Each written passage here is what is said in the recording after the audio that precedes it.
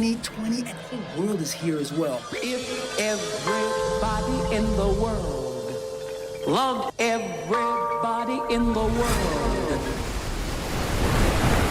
what a glorious world this could be. It's the culture, the music, the artwork. It's the people.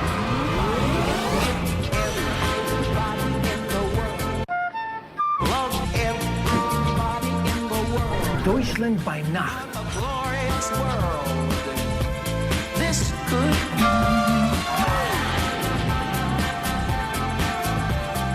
I was just looking for myself, and then Expo came, and it makes me emotional. Come on and join us. A new world is just beginning, and it's right here at Expo.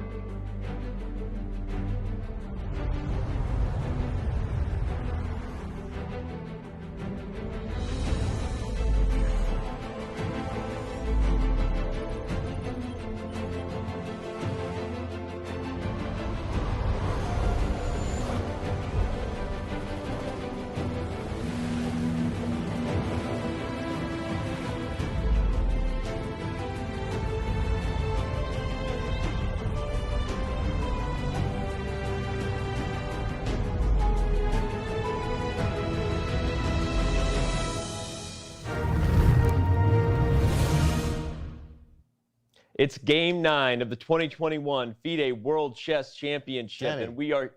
Danny, who is that guy? Who's that? He didn't come in with you guys? No. We're going to be right back.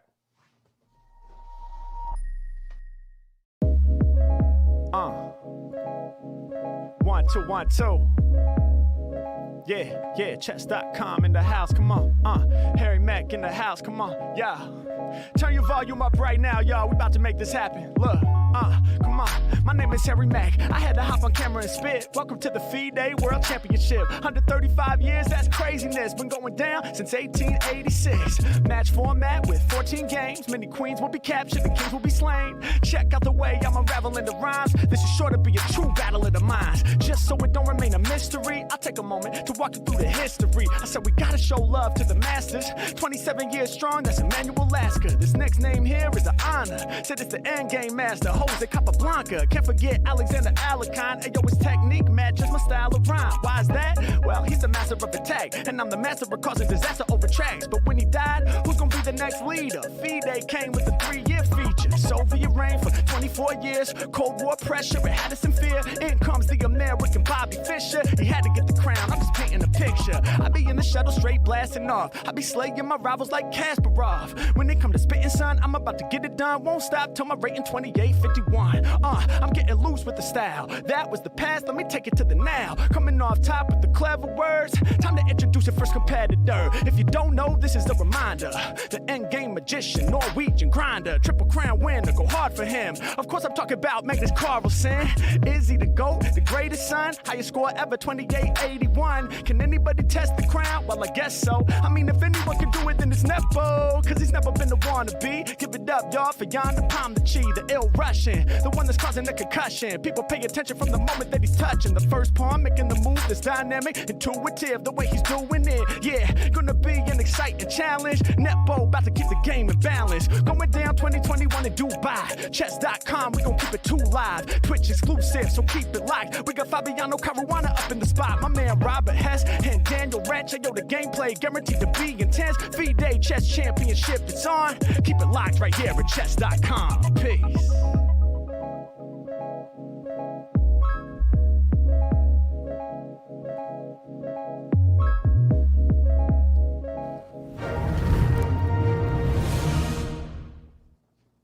Welcome back, everybody. For those of you with us, don't worry, the unknown person on the couch has been escorted out of the building, and the show will continue on here.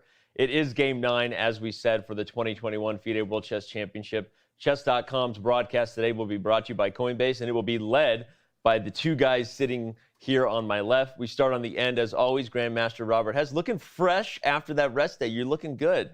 I feel rejuvenated. Good. Just hoping that Jan also feels the same. Bobby, no cat shirt today. No cat shirt. No cat shirt. I think I was overplaying the cats a little bit. You overplayed the cats a little bit, a lot like how you overplay the Goblin Barrel right now. We need to talk about that. Yeah, let's talk about it later. I woke up to a rather suspicious text yesterday.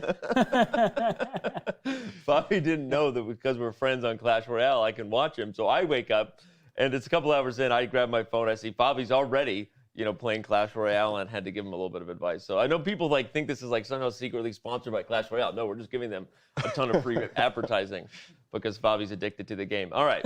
Well, speaking of being addicted to the game, all of you that are with us bright and early, at least on the West Coast, must be addicted to chess or you wouldn't be here. And this is the time where we remind you of all the drama that was the previous game, our second decisive game in 5 years in regards to the Classical World Chess Championship happened on Game 8. It came in some ways, some odd fashion. It clearly has put the challenger against the wall, and it has us all wondering what he will come up with here with the first move in Game 9. But this is our last moment where we take a look back and see all the drama that was Game 8.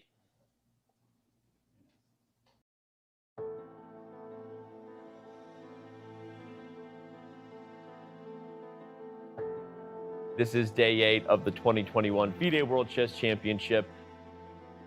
We have E4 on the board. And he's sticking with it. Bobby actually was predicting this exact opening.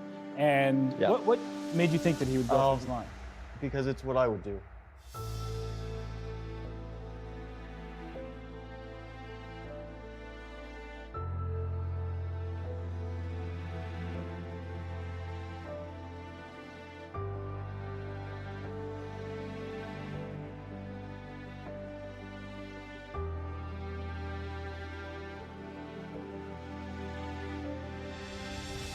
Whoa. So wait, Queen A3? Probably I didn't defend in the best way, but it becomes really unpleasant, and I guess, frankly speaking, it's hard to defend after such a blunder. I suspected it was a mistake. Like, I thought it was just a blunder, but I had plenty of time, so I thought I'll double check to see what he's intending, and turned out it was nothing. Where is Jan? I mean, he might be throwing water on his face right now and regretting B5 at this point. Magnus Carlsen thinking at the board in a winning position. Jan Nepomniachtchi not at the board. Understandably, at this point, doesn't want to sit there and look at his lost position, but unfortunately, it may not matter. He knows he's winning, but he continues to calculate rather than just make moves with his hand. He continues to use his brain. He's focused. He's locked in here. And I mean, this is really great stuff from the world champion.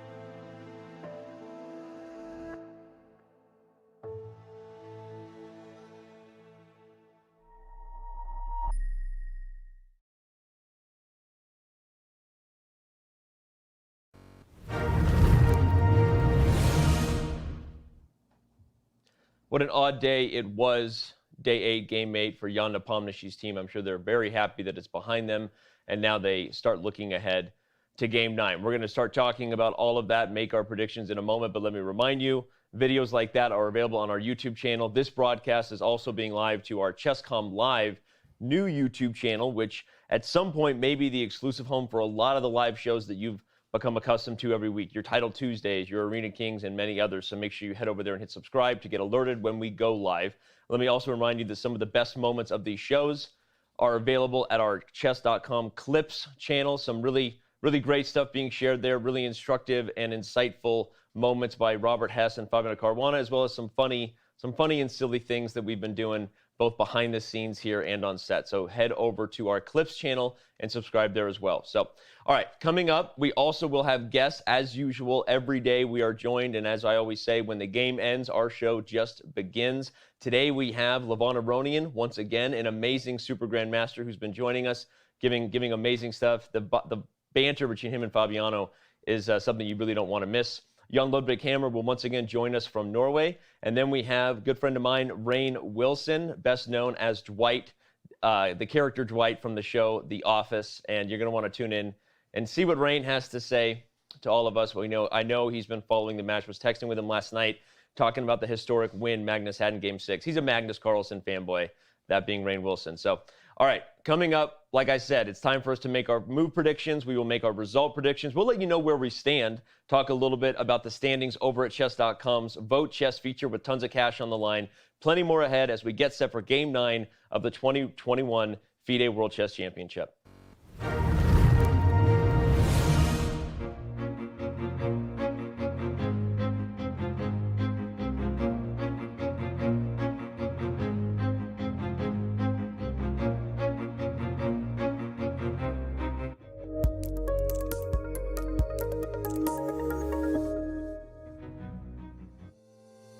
How many brilliant moves have you played? When do you play your best chess? How many games have you won by castling in the endgame? How many opponents have you played from New Zealand? And most importantly of all, how many Botez gambits has Alexandra Botez played? Find the answers to all of these questions and many, many more at chess.com/insights. Our new tool that lets you dive deep into all of the fun and instructive data behind your chess. Try it today.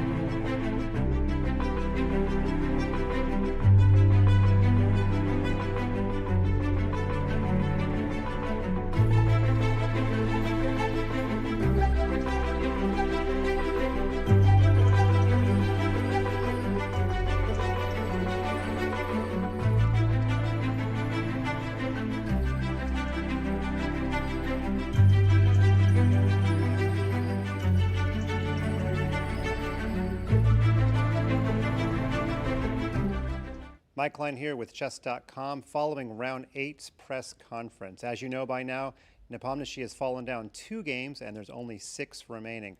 One of the interesting aspects about this press conference was how much Magnus still believes in the butterfly effect. Recall a couple of rounds ago when he was asked would he change anything in his career, and he basically said his career's turned out okay, and changing anything might affect where he is at the moment.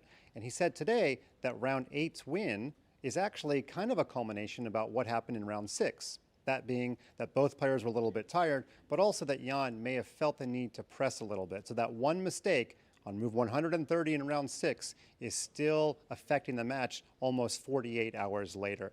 In fact, the players also had a couple questions about whether or not they were okay with the schedule, and Magnus, true to form as always, he said, yeah, it's more difficult on me, and yeah, I like it that way. So as if the man needs more challenges in his life, he's actually like, come on, FIDE, throw something at me. I can handle pretty much anything. For Jan, well, a lot of internet chatter was praising him. Of course, B5 is nothing to be praised, but for his reaction to the media, he's been dutifully coming out. He doesn't need any convincing to talk to me or the other media after the round. He was a professional. He was, self-effacing after the game and said he was, played barely even like a grandmaster. But again, he keeps on saying, match is not over. I'm fine psychologically. And finally, Maurice was like, well, you must have planned for this, a contingency in case you were down 2 games, and he's like, nope, no, didn't plan for that. And I think you can't at the top levels. You can't plan to be down because then you admit that's a possibility. So we will see now. He does have to regroup. He has to plan for it now. They have a rest day to figure everything out, and we're going to see what they come back with on Tuesday.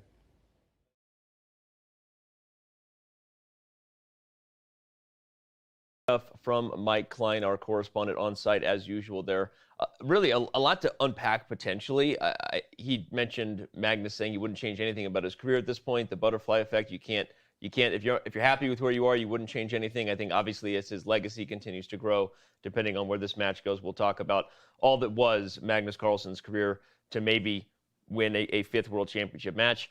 But he also talked about Jan's composure, right? Despite being where he's at now. We've talked a lot about how much is he maybe convincing himself to maintain that composure and how much of it, either way, is him really maintaining a classy and a humble attitude despite being in a really tough spot, Robert. Yeah, though, at the last press conference, he had this air of thinking it might be over rather than just being humble. Yeah. Right? He seemed like a defeated man. He apologized for his game, which made everybody sad because you don't want to hear that from such a fierce competitor who is at the top of the game that he loves and plays. So convincing yourself is difficult when you're down 2 games of Magnus Carlsen, but it all starts here. He has the white pieces. Yeah, he's in a tough spot, but he needs to apply pressure on Magnus Carlsen right now. Otherwise, it's really going to be too late. I want to get into the pressure he needs to apply and make all of our predictions, but last thing I grabbed from Mike's video there for you, Fabi, is the contingency plan comment. Let's be honest. Did you have a contingency plan, a backup plan? Hey, this is the game plan. Should we lose a game, this is what we might switch to. You don't have to tell us what it was necessarily, but was there a backup plan in place by you and your team? Yeah, there's a general plan if you're down in the match. Okay. There's really no plan that I can think of that would make any sense if you're down 2 points in the match. As a wise man once said, everyone has a plan until they get punched in the mouth. Right. And 2 points is a lot. Like, you can try to prepare different openings, but I think it really all comes down to the game today. Yeah. If he's able to put pressure and win the game, then he still has a chance in the match. There's still plenty of games to go for -1. But if he can't make anything of the white pieces again, it's starting to look really, really bleak. I think that in general we've seen that Jan is going to stick with his openings. And I wonder if flexibility is a better approach. But also, it's difficult because then you have to be extremely versatile in all openings. Yep. And while that's one of Magnus's strengths, it's less clear if it's one of Jan's strengths. Well, let's dive into that then right now because we have our House of Staunton board right before us. A new board, by the way, so shout out to our sponsors who brought us this, and we'll get some close-ups of that later on in the show. But a brand new House of Staunton board before us for us to make our first move predictions. Remember, you can go to chess.com/Staunton and use the promo code chess.com to get 15% off. They make a great holiday gift for the chess lovers in your life. Chess lovers, what do you think Jan's going to play? For sure E4, because otherwise he's stumbling in the dark. He's not sure what Magnus will play, so he's going to go with E4 again. Yeah, I agree with E4. I suspect, and I hope it's not the case, but I suspect we're going to see another anti-Marshall. You know what I would love to see, I think everyone would, is something like an Evans Gambit. I'm so glad you didn't say King's Gambit, because so many people were talking about that. I'm like, don't do that. Don't even agree with any of that. No, the problem with the King's Gambit is that it's a terrible opening. Yeah, so that's a good point. Well, the Evans Gambit is not a bad opening at all. Yeah, for those who don't know the Evans Gambit, we're talking the move b4 here, which I would love to see that. It's probably the best early gambit that White has in the e4, e5 lines.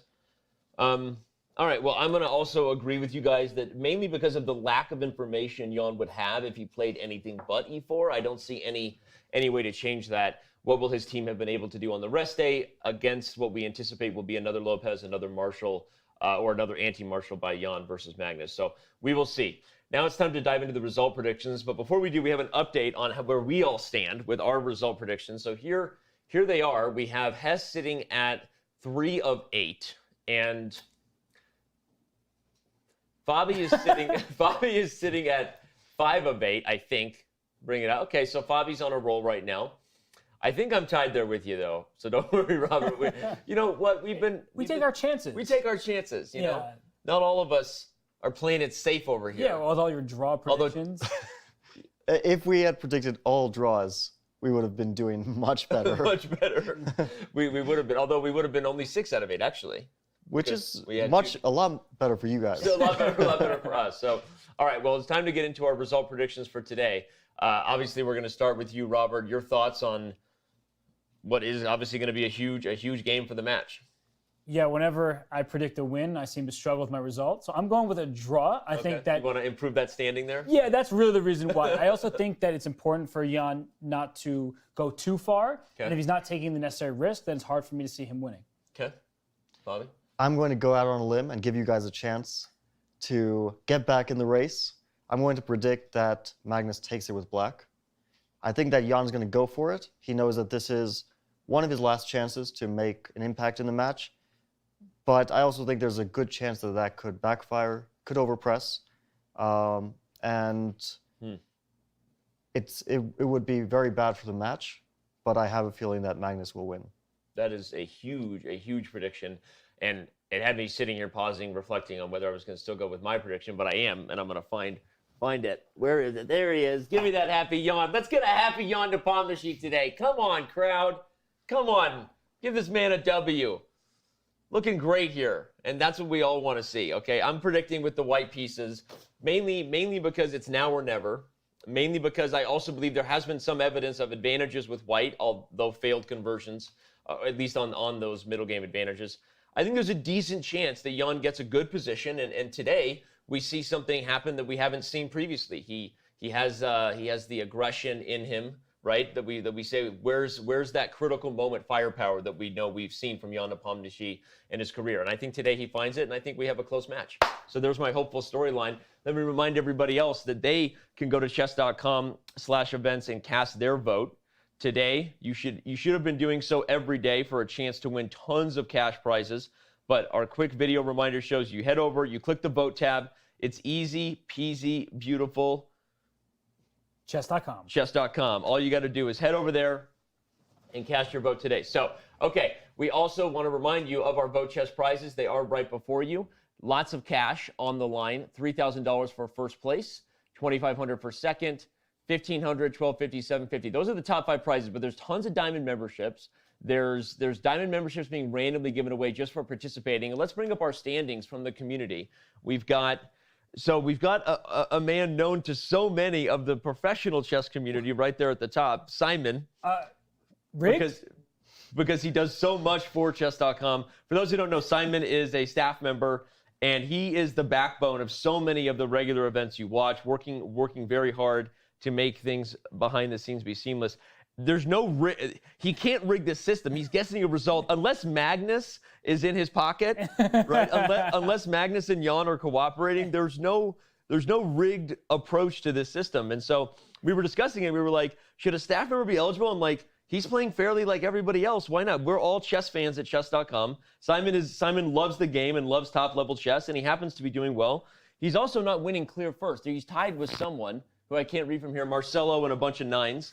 And then we've got a whole lot of other members that are not too far away. So Remember, those are the top 5 who right now would take home some large cash prizes.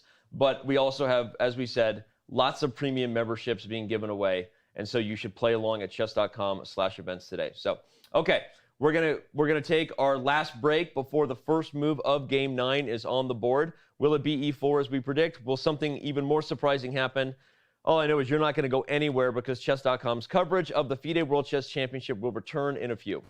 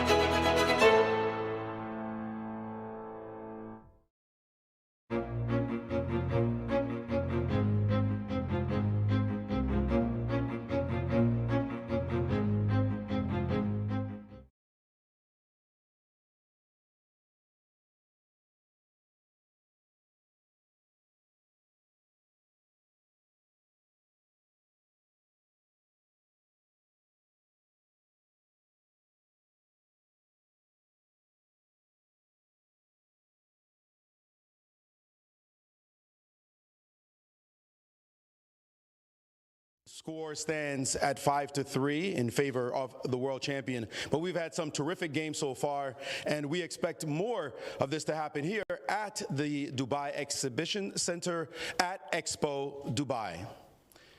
Introducing the players. First player playing with the white pieces from Russia, Jan Nepomniachtchi.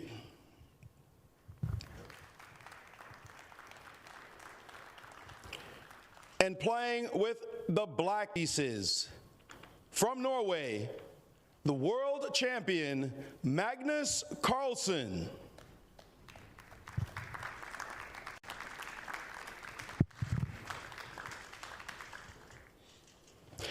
We have some special guests with us today. First, representing FIDE, the Deputy FIDE President, Bashar Quadli.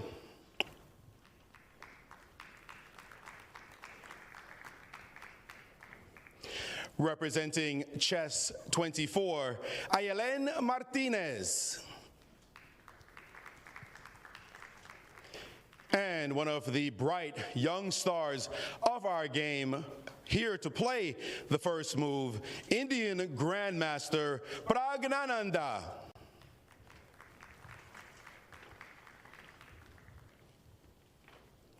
Please make the first move.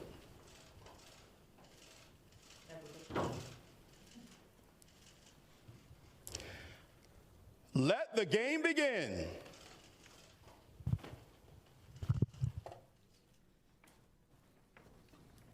Oh my. I'm not sure what's more surprising, the haircut that we see on Jan or the first move.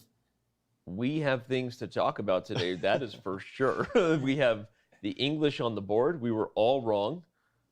We have a fresh-looking cut for Jan Nepomniachtchi, the man bun of more than 3 years, I believe. Knowing how long he's had it. 4. 4 years. More than 4. Okay, yeah.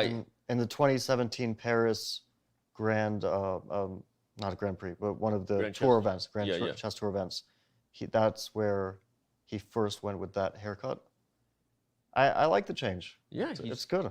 Well, I mean, this is one of those funny, okay, like this is a storyline we know in sports. I mean, there's all kinds of superstitions that athletes, whether they admit it or not, follow. There's literally No Shave November, an entire month, which, okay, has a different purpose and cause, but you get it, right? When actors are on, or sorry, when athletes are on a roll, they often don't like to change things.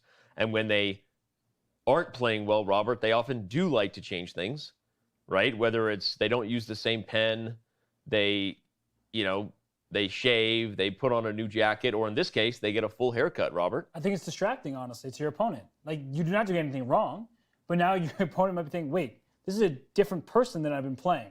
So we can, of course, read more into this than is necessary, but I do think that Jan probably needed a fresh start in what's remaining of the World Championship. And for Magnus, you have to put everything else aside because it is distracting, but more importantly, we have a new opening on the board. Yeah. And Jan playing c4 and g3, we've seen Magnus go for Catalan positions. Now it's Jan's turn, and he's shaking things up. I like it. Well, I liked c4 as a choice, just because he needed to make some change. Mm-hmm. I really didn't expect it. I thought he would keep going for the anti-martial, trying to hammer him there. I'm wondering, after e6, g3 is a bit of a surprising choice, because after e6, the most natural way for him to continue would be knight c3. Mm-hmm. If we just back up, this is not very relevant for today, but instead of g3, if he had played knight c3, okay. Magnus also showed his intentions that after knight c3, he probably wants to play d5. Yeah, and transpose. And after d4, Magnus loves these types of Carlsbad structures that we can get. He's played, for example, the move a6 countless times. But it makes sense also for Jan not to go for this, because if he's going for closed openings, he would have to worry about an enormous amount of possibilities for black here. For example, c6 would be super annoying theoretically for him.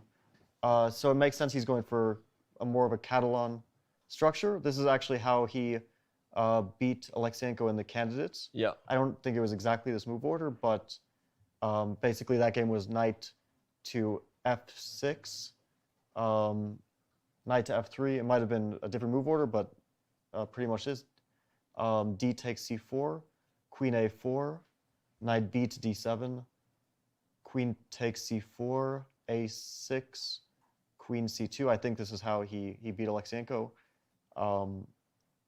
because Alexeyenko didn't know the line as well as Jan did and got quite a bad position from the opening. So of course, Magnus will have something in mind. They've only played 3 moves. So he's thinking after bishop to g2. Yeah. He can actually take on c4 immediately. He doesn't have to play knight f6 first, but white will play queen a4, and I don't know if there's much independent value from this. Black has a huge amount of flexibility in this line. Like, any move is possible. Black can play c6, knight d7. If we include knight f6, knight f3, then bishop d7 is one of the main lines. Like knight f6, knight f3, d takes c4, queen a4, bishop d7, queen c4, c5. So black is super happy to get this this sort of Marazzi structure, and the bishop will naturally come to c6 if white doesn't play knight e5. Black would love to solve the issue of that bishop, right? The typical problem of black's light squared bishop versus white's light squared bishop in the Catalan. And knight e5, they play queen to c8, and we get a position where white has a bishop pair, but black has healthy development. All the pieces are naturally developed, and a slight space advantage because of the c5 pawn.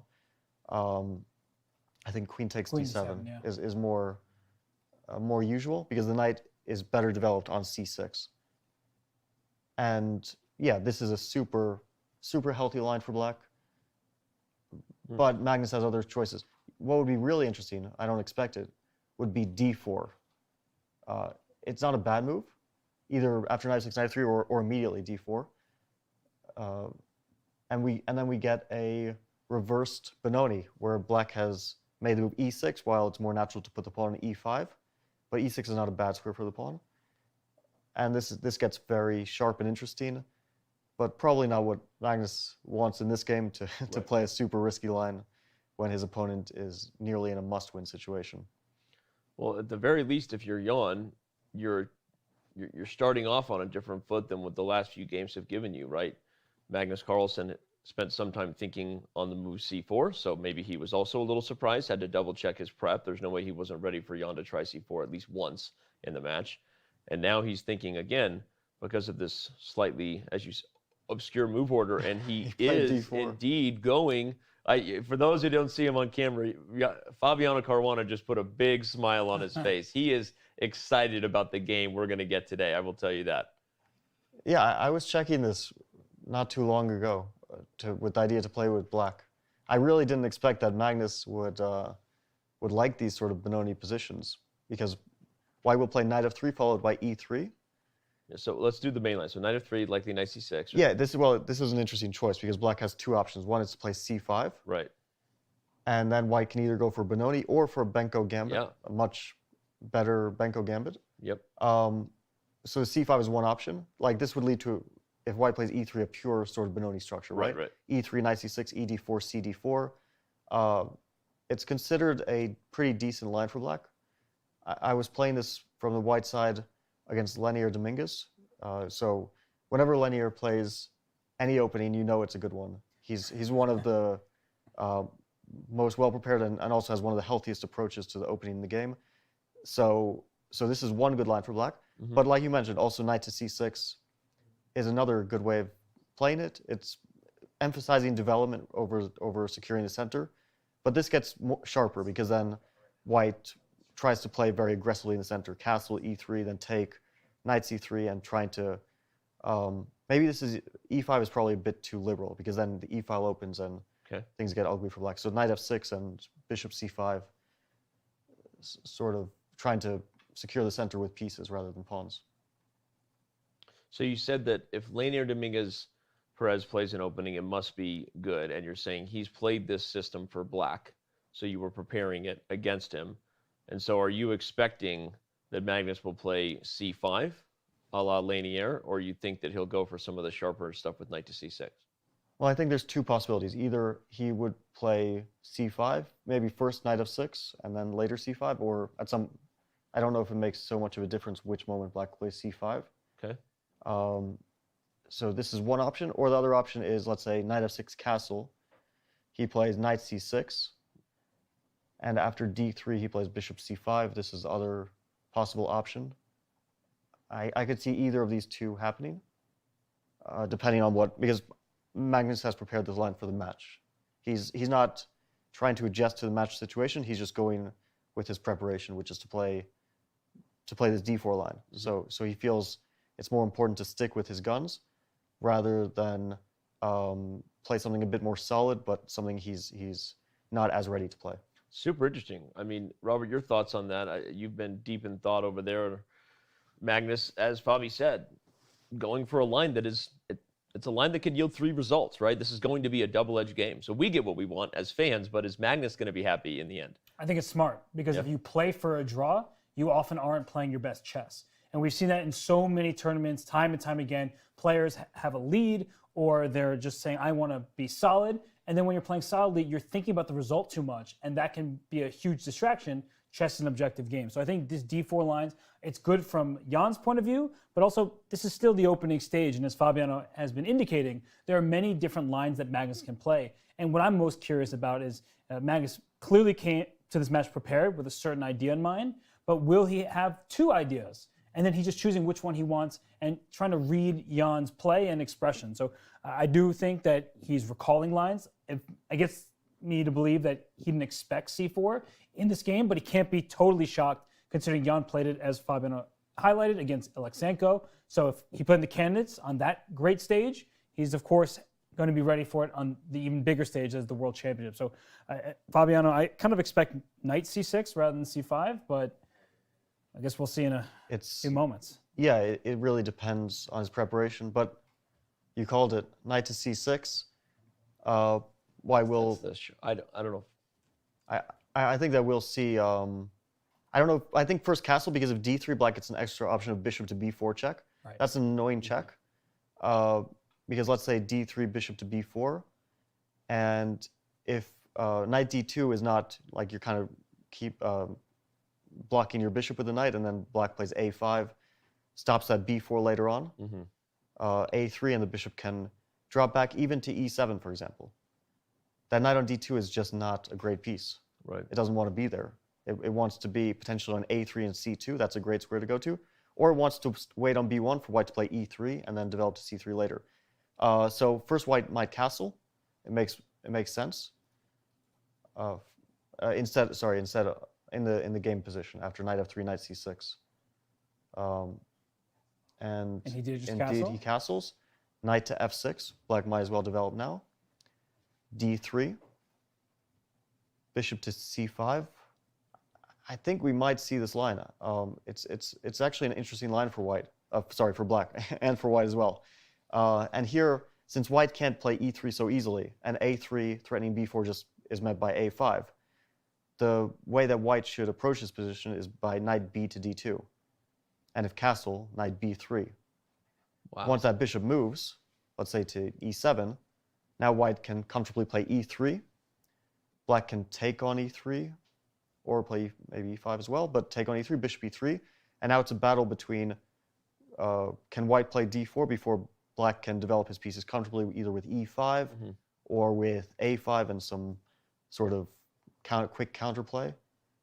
So yeah, this would be an interesting fight. The Soviet chess school would not be super pleased with this idea, but shows modern chess understanding there.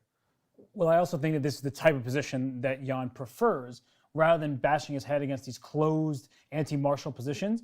There's a lot going on here. And the bishop on g2 is clearly much better than the bishop on c8, and the bishop on e3 currently is better than the bishop on e7. So you have your pluses in this position that are both notable and obvious. And so I think that can make Jan's life easier as he tries to figure out a plan. And we actually just see Magnus play the move bishop c5. And this is all standard opening fare thus far. And the really important point for Jan is deciding where to go with that knight on b1. Because as Fabiano was just highlighting, d3, knight to d2, that makes perfect sense, given the bishop on c5 can quickly be targeted and kicked back. And alternatively, you sometimes go knight a3, which Fabiano also mentioned, and then when you bring your knight to c2, you're just putting all of your attention in the center, and black never really wants to take on a3 and hand white the bishop pair. So yeah, Jan's thinking here, but he's in familiar territory. I am really excited about this opening because it's such a sharp line. No matter what white does, the tension will stay in the position. And when I was looking at this, I thought this is maybe too risky to play in a rapid game with black. And here Magnus is playing in a World Championship game. So he must believe in it, which is super interesting, I think. It's also in this sort of match situation when Jan is certainly happy to get a fight. Right. It seems interesting that Magnus is also not shying away from a fight. I mean, will you agree with Robert's assessment that you think if this is what he prepared coming in and he believes in the position, but that's different when you're in a position where, okay, like winning chances with black are great if the match was still even. Here you're up 2 points. Do you agree that this is the right decision for Magnus? Yeah, it's what I would do. I would stick to my pre-match preparation. Yep. And especially if Jan I get the feeling Jan is familiar with this line. If Jan is not familiar with it, then it's just a great choice because it's difficult for white to figure out all the details of this complex position over the board. But Jan, I'm sure, has some familiarity with this. The fact that he played this c4, g3 development in the candidates suggests that although it's not his main opening, he still knows the ins and outs of it, and he's not going to be caught off guard by this somewhat rare line that Magnus is choosing. The question is, how deep has he gone in his preparation, and how reliable is Magnus's preparation in this game? This is going to be exciting, regardless of what happens here today. Maybe Fabiano's crazy prediction that Magnus Carlsen gets a victory as black ultimately proves once again prophetic. Fabi the prophet. Obviously, Jan is at the very least, though, Robert, getting something that he's not going to be unhappy, I think, with the chances that are creating this game. Whether he executes or not is another discussion. Yeah, no, this is, as I was saying, the exact type of position you want. Yep. You need to win the game. You're getting a flexible position. The tension remains. And you have clear pluses, as I mentioned earlier. So the bishop on g2, that Catalan bishop, that's going to be nagging for black to deal with. Because if you look at the bishop on c8, the best way to free up that bishop is to make the move e5. But e5 has other drawbacks. Because when white eventually plays e3, opening the e file, and it's not like just because you help your own light square bishop, that doesn't take away the fact that white's light square bishop is extremely good. And so it's a very flexible approach. I do feel like e5 is a good idea in many of these positions for black to go with, but it's all about timing because black hasn't castled, black hasn't fully developed on the king side. So if you take too much time, then white might be ready to strike while your king is still caught in center. Well, let's dive into whether e5 is a possibility right now. But before we do, let me remind everybody that should we get another decisive game, chesskid.com will be free once again for 24 hours. We've had 2 days of unlocked premium over at our Scholastic Extension site. So if you're a kid, go back to sleep if you're in the U.S. Or actually, no, you should be at school right now. Why are you watching this if you're a kid? But if you have kids, maybe that's something to give a try too. All right, Fabi, we keep mentioning e5, right? On a structural level, we know this is, if black could play this move and then several other moves, right? Develop the knight, get castled, even a5 to stop b4, it's a no-brainer. Point out the immediate problem with this. It might have other problems, but b4 here. Okay. If knight takes b4, you traded a central pawn for a flank pawn, not good for black. If bishop takes b4, same thing, knight takes e5, knight takes e5, queen to a4. The bishop and king are both under attack, and if knight c6, white takes on c6, queen takes b4. You might think, well, you lost that g2 bishop, so the king is weak. But black's king is also potentially weak because it cannot castle.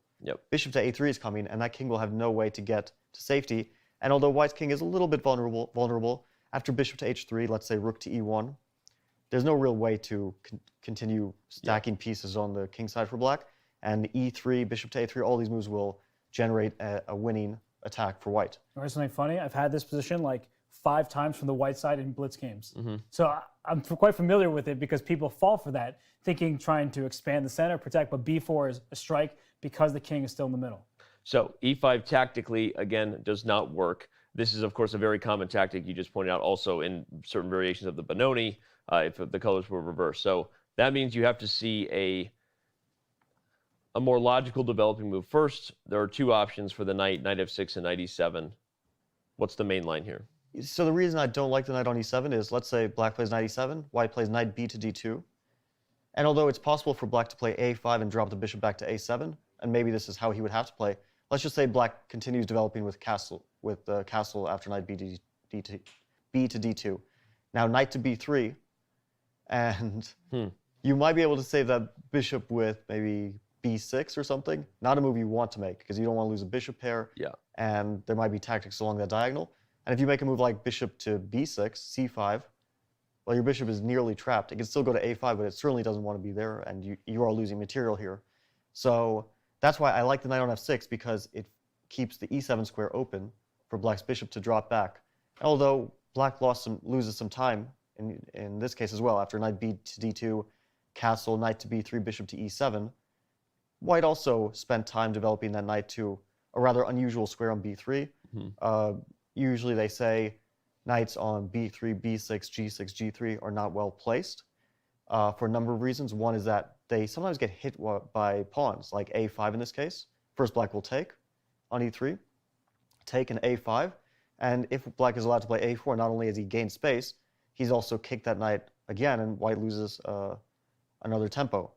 And the other reason they say knights on b3 are not great is because if black plays b6 at some moment, then that knight gets restricted. Here, specifically, it probably loses material because of knight to e5, or even maybe it's not the material you want, but knight f to d4 is even better, because after knight f to d4, knight takes d4. Yeah, knight takes d4, knight c6 is coming. This looks really bad for black. It's instructive because, again, for those who didn't appreciate the Soviet chess school reference I made earlier, typically, as Fabiano just said, a knight on b3, Robert talks about this a lot, is typically dominated by a pawn 3 squares away. And this is the opposite of how knights thrive. Knights thrive behind pawns, where they actually double up on every square they attack, and they can help support space. So this is typically frowned upon positionally, but again, the modern chess approach is that tactically, black can't hold down the center, which makes the knight's future on b3 a little more dynamic than just the positional consequences of blocking your own space. So I like that. I'm selfishly, once again, I'm learning on the couch here next to you two guys. And something that's really important in this position, if we just throw in knight f6, is that the knight on b1 and the bishop on c1 are sort of fighting for similar squares. Because the bishop doesn't want to go to g5. You don't really want to trade off for that knight on f6. If you were quick and you're knight bishop g5 and knight d2 in one turn, then that would likely be worth it. But you don't get that. So it's not something that white wants to go with bishop g5. And if you go elsewhere, say bishop f4, you're kind of walking into an eventual e5. Like once black castles, put a piece on the e file, and you push e5. So that's why knight d2 to b3 is a little more flexible. You actually carve out the e3 square, as we've been showing with the bishop. And the reason why knights on b3, b6, g3, and g6 are typically so bad is because they can be dominated by the pawn, as we've been talking about, but also they tend not to move because they're sort of on the rim without fully being on the rim. So they don't have as many squares as they do in the center, and they struggle to come back into the game. So the knight on b3 is a weird square, but in that particular line, it's actually quite a good square because it can hop into c5 or d4, and that actually gives white quite an initiative. So I actually wouldn't mind that knight d2 to b3 maneuver, and I think Magnus sees it coming, and he's trying to figure out what he should do in response. We see Magnus super focused on the board. Is he taken back by c4? I mean, you guys, we've talked about, there's no way he wasn't prepared for Jan's English coming in. Jan has played it. Obviously, Jan has beaten his head maybe against the anti-martial for the first time. I mean, sorry, for the last time. This might be a sign of what Jan plans to do with the first move for the rest of the match. But how much do you think Magnus is trying to recall preparation versus trying to figure this one out and make sure he's not being tricked already? Well, this has to be a line that he's prepared. You don't play this way, especially in a World Championship match. You don't play like this without preparing this in advance, knowing that this is your line of defense, and also being ready for knight b to d2, knight to b3. So yeah, I think he's just thinking about his prep and the position. He knows that he has plenty of time, and in general, he likes to take his time a little bit in the opening.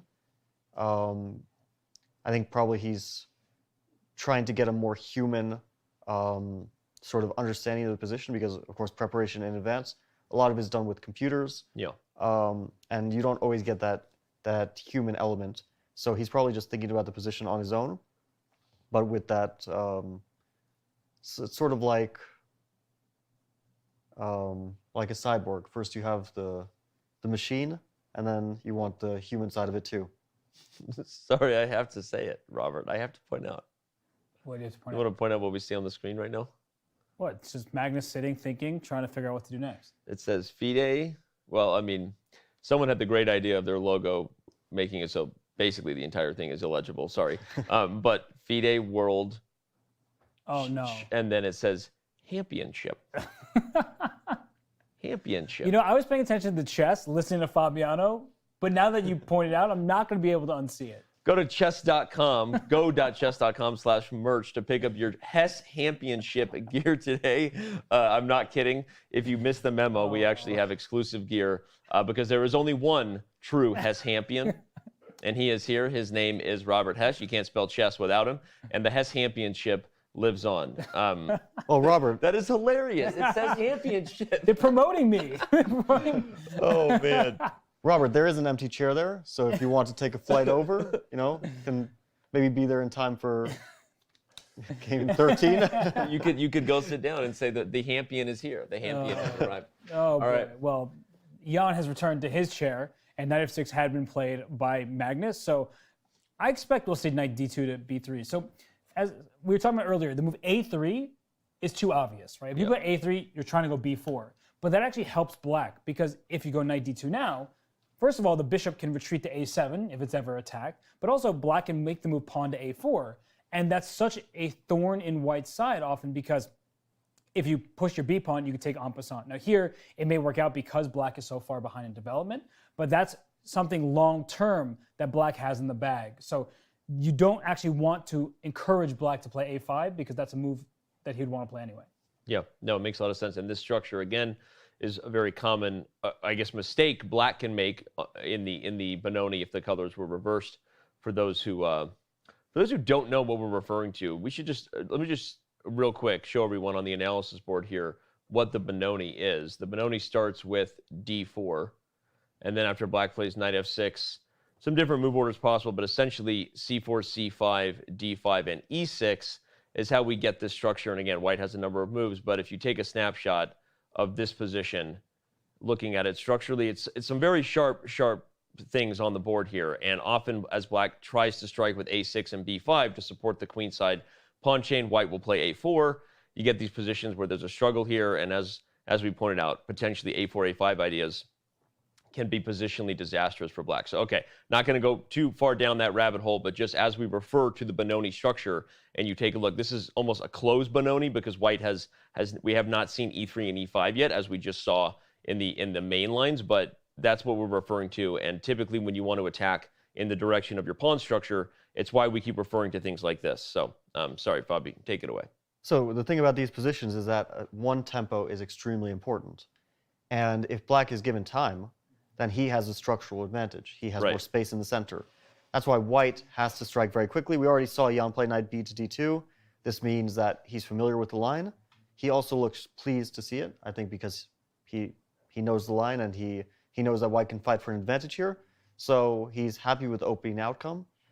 It's still going to be an opening battle because Magnus is, Jan is not the only one prepared. Magnus also has his preparation. He has something in mind here, for sure.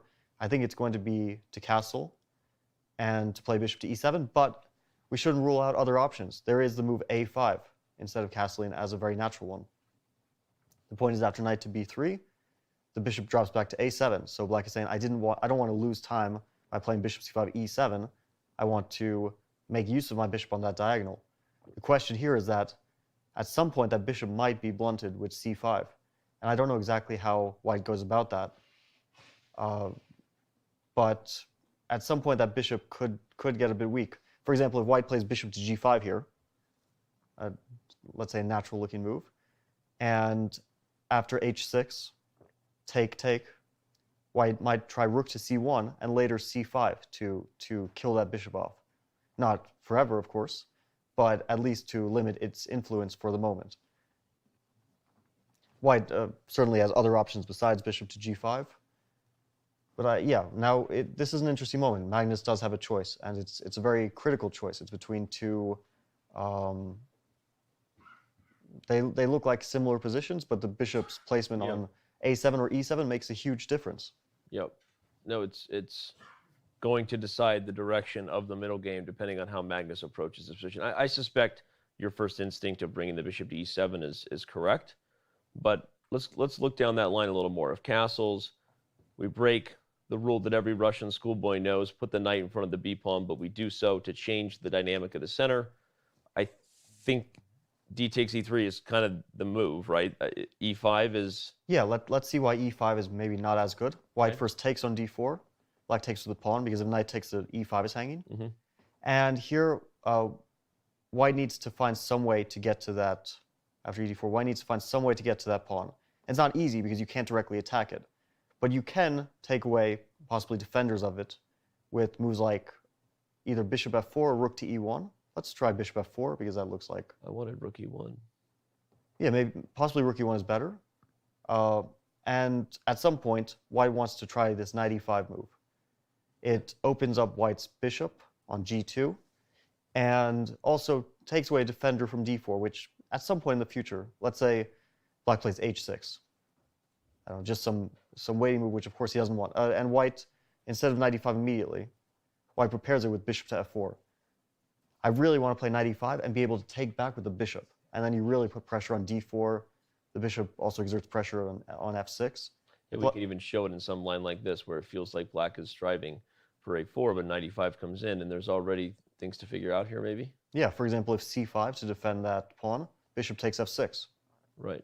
You can't take back with the bishop because the pawn on c5 is hanging, and you can't play g takes f6 because your king side gets destroyed, so you you don't can't take it back, is what you're saying. You leave it, free piece. Okay, well, at this point, we're not at gonna this go that level, far. you might as well resign in that position. No, but it's really interesting to show, and it shows that the transition of e3 for e5, meaning this structural change, it gives you exactly a look into what white's plan is there, and this whole knight e5 plan is rather strong.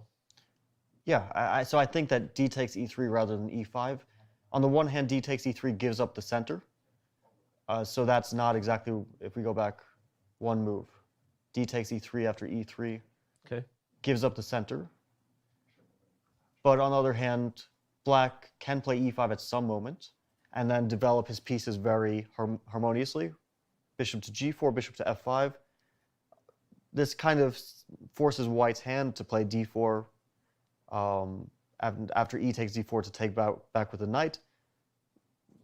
Yeah, and then white, it's a symmetrical structure suddenly, but white claims the slightly more active pieces and the bishop on g2 potentially barreling down on b7 or just in general on that long diagonal. And white might say, well, I have a slight advantage. It's not the end of the world for black, but certainly you'd rather take the white pieces in this position. Yeah, and there's some easy moves once you get there. That's the thing. Yeah. People see pawns getting traded, pieces getting traded, oh, it's just equal. But those aren't actually equivalent trades because as we were looking down that line, white was having the more active pieces, not just the bishop on g2. In fact, I think the biggest advantage, if we just show that one more time, so yeah, bishop e7, e3, takes, e5, d4, and let's say we trade knights on d4, and black plays c6, because you're shutting down the bishop with a little pawn chain over there. And in this type of position, white's knight is much better than black's knight. And white's rooks are about to be connected, while black still has to develop the bishop from c8. So it takes some time for black to fully gather himself in this position, and that could be all the time that white needs to get, a queen c2, knight f5, or queen moves rook d1. So these positions are full of like little moves that can have a big impact, and it's not just completely level, even if the material is the same. In fact, even more than knight takes d4 in that line that we just went through. Although knight takes d4 is a perfectly fine move. Oops, wrong knight takes d4. Sorry, different line. Yeah, castle knight e3 take d. By the way, we have a5 on the board, which is why I was backing up. But go oh, okay. No, that's... you can finish your thought here. Yeah, we're not going to get just a small thought that even better than knight takes d4 is bishop takes d4. because that bishop on e3 is potentially hanging to knight g4 if the bishop stays on e3. So on d4, it's not hanging to anything. And then white can play queen to b3, put the rooks in the center, and black's queen is potentially under attack. Like the open lines in the center are very annoying for black. So perhaps those ideas are why we're not going to see that. We actually see now that both a5 and knight b3 have been played on the board. And all right, well, either way, you know, the stage is set here. Fun little historical fact. Bobby Fischer was also down 2 games in his match versus Boris Spassky in 1972. He came back to win that match. That must be the last time someone was trailing by 2 games and came back to win a world championship match. Yeah, because Kasparov was down 5 games to Karpov, but that match lasted forever. And Kasparov eventually won games 47 and 48, and the match it was postponed. Stopped. Yes, so other than the epic Kasparov-Karpov match, often referred to when we refer to formats that don't work anymore. I'll take formats that don't work anymore for 200, Alex. Gary was down in many matches, in fact. Against Karpov. Against Karpov, but also against Vichy. Yeah. In 95, he was down after 10 games, I believe, by 1 point. It was only 1 point, though. Only 1 point. Yeah. Only 1 point. I don't remember a 2-point deficit, but there's a lot of examples of a 1-point deficit being reversed. For example, Kramnik in 2004 against Leko was down 1 point with 1 game to go. Yeah. And he won that last game on demand and retained his world championship title. Yep. And there's one case of an almost comeback. Veselin Topalov against Vladimir Kramnik in 2006. He lost his first 2 games in the match, and he was leading later on in the match. Of course, that had the very controversial game forfeit and that whole mess. Toilet gate? Toilet gate. But for those who don't know Toilet Gate, do yourself a favor and Google chess Toilet Gate. Goyle. Shout out to Crabbe and Goyle, most underrated characters from Harry Potter. All right, moving on. Moving on, we have empty chairs, so we have liftoff. We know our matches have begun at the FIDE World Chess Championship as soon as the chairs are empty. That was a great save. Okay. All right, but okay, back to it. So the last time we believe a world championship was won by the person who was trailing by 2 games was Fischer-Spassky in 1972. Jan is trailing here. And Karyakin quoted right now watching this game live says that this position is going to be complicated. And that's exactly the type of position that Jan needs to get to in order to have a chance to win. So, obviously it's our job to cover this match until it's through. And so we're going to be talking about these storylines without any hyperbole added unnecessarily here. But I do believe that this is the type of game that the people wanted. That's the haircut that people wanted. And Jan Nepomniachtchi at the board is what the people want. So let's go. Well, he's about to leave the board. As soon as you say that, he's gone. But he has made his move e3. Yep. And he's still within his preparation. So maybe he doesn't want to look at Magnus. Maybe he's doing all his calculation separately because these top chess players, they're always thinking about the position in their head. And after e3, we're left with a situation where it's quite forcing. Right? d4 is under attack. The black king is still in the center, and we keep talking about lines with pawn takes e3, bishop takes e3, and so on. Black can throw in an a4 move at any point. I wouldn't rush that decision, but Fabio, as I look at this game here, I feel like Jan has to be thrilled. Like, look at Magnus's clock, and the position is opening up. Yeah, but I'm sure that this is still Magnus's preparation. The thing is, we might still see the line that we were mentioning. If black plays d takes e3, white takes with the bishop, and I don't think a4 immediately. A4 may be an option, but I think it would be a bit rushed at the moment. Are you ever going here, or is here always the best? It's potentially a pawn stack because knight c5, I think black's only idea could be knight to g4, and then knight takes e4, knight takes e3, f takes e3. Looks like some sort of pawn sacrifice. But I think that rather than this, Magnus is going to castle after bishop takes e3, and we'll see a line that we already mentioned by a slight transposition. a5 first instead of castling. So we very well may get this anyway. One important thing I think to mention is that after d takes e3, which is likely to be played after e3, why does white not take with the pawn? And it's not an easy question to answer because there's no tactical problem with this. But if black simply, for example, castles here, then white really wanted that bishop developed on c1. And although white has more pawns in the center, and usually we say that's an advantage to have. Funny, you'd love to just if you could put the bishop here, this looks like just an awesomely fun position to play. That would be great. The bishop on c3 would be beautifully placed. Combined with the f-rook and everything, but... Yeah, but on c1, it does nothing, and it can't develop to d2 because d3 is hanging, and it can't develop on that diagonal because if white plays e4, then suddenly you have a hugely weakened structure, which you don't want. You have a giant hole on d4. Yep. So this is the reason why white in general should play bishop takes e3. Yeah, okay. That's good stuff. Good stuff. Okay, so takes, castle's likely still the move, right? There's no e5 again before you're castled. I think it's a move, but you don't have a friend, not because I'm curious. I know, I don't think it's a bad move. I just think well, that... then maybe I am. Yeah. that black will accept a slightly worse position after d4. And I've been accepting slightly worse things my whole life, so... I'm not going to be the top. Oh, that was so good. No, but you put yourself in a very dangerous situation. Okay, d4. I hope your wife isn't listening. I said it and winked at you. That was to imply that I have a Fabiano here. Honey, that was not toward you. So I didn't want to say it. Okay. Oh. My commentary marriage is throwing my actual marriage under the bus right now. All right, d4, go ahead. I don't know how to continue now. Woo! Stuck between this odd couple. You never thought you'd be here, right? So yeah, d4 would probably lead to a slight advantage for white. I think that black can castle comfortably because instead of e5. Because after d4, if white were to play that, well, here you run into tactical problems. a4 to start with. And then if the knight goes to c5, it might be taken on c5, leading to doubled pawns. Black may even throw in b3. Sorry, not b3. a3. But a3 at some point. So white would have to seriously consider the implications of these doubled pawns on the c-file. On the one hand, he gets the two bishops. On the other hand, well, black gets an extra pawn on the king side, a king side majority, and it can start playing e5, developing the bishop. We get a very complicated position here. So I'm wondering if Jan would more likely go for that, or he would play a slightly ugly move instead of d4. The move is a4. It looks super ugly. You create a huge hole on b4. On the other hand, preserving this knight on b3, not getting kicked around more, is some sort of, there's an argument to be made for that. And white says, I don't care about the b4 square. I only care about playing d4, queen e2, rooks in the center, and taking control of the center.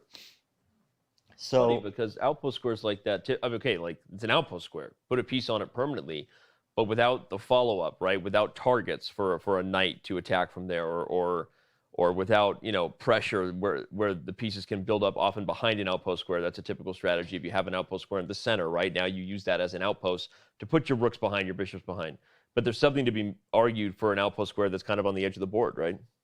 Yeah, I think an outpost like b4 is especially useful because we don't have to consider squares as holes, but as places that pieces can go. And the knight on c6 is a bit awkwardly placed, but now it has a beautiful home on b4. So that's, if there were no pieces of blacks that could go to b4, well, it wouldn't really matter if it's an outpost square because black can't use it. But here, of course, white has to seriously consider playing a4 because it is such a serious weakening that black can use to improve his pieces, specifically the knight. Yeah, a4 is one of those decisions. Obviously, you can't take it back, and it gives black that square b4 permanently. But I guess the claim is the knight on b3 is useful there. I keep thinking about these positions where even if black plays a4, then knight on b3, at least until black tries e5, can go to the d4 square. And those trades on d4, it could leave white still with a better position, similar to line 5 I was talking about earlier. So let's say black castles. And just to sort of make the point, let's go rook e1, just to show what happens after a4. Knight b to d4. And if you take on d4, and I take, say, with my bishop, I'll stay with the bishop. Okay. Where look at the control that white has over this position. Like this bishop on c8, it can go as far as d7, and that's as far as it's getting. And knight e5, of course, will be the move to respond to it with. So white's pieces are better, and black doesn't have any sort of pawn pushes that make sense. And this pawn a4 can potentially have wandered too far. where later in the game I can attack it, or your rook is tied down to its defense. And white does have this amazing bishop on d4, just controlling a lot of the board here. I love that. It's really an interesting position to see that the d4 square, normally occupied by a pawn, might actually be better left open for white, right? Yeah, that's one of the arguments to be made for delaying d4.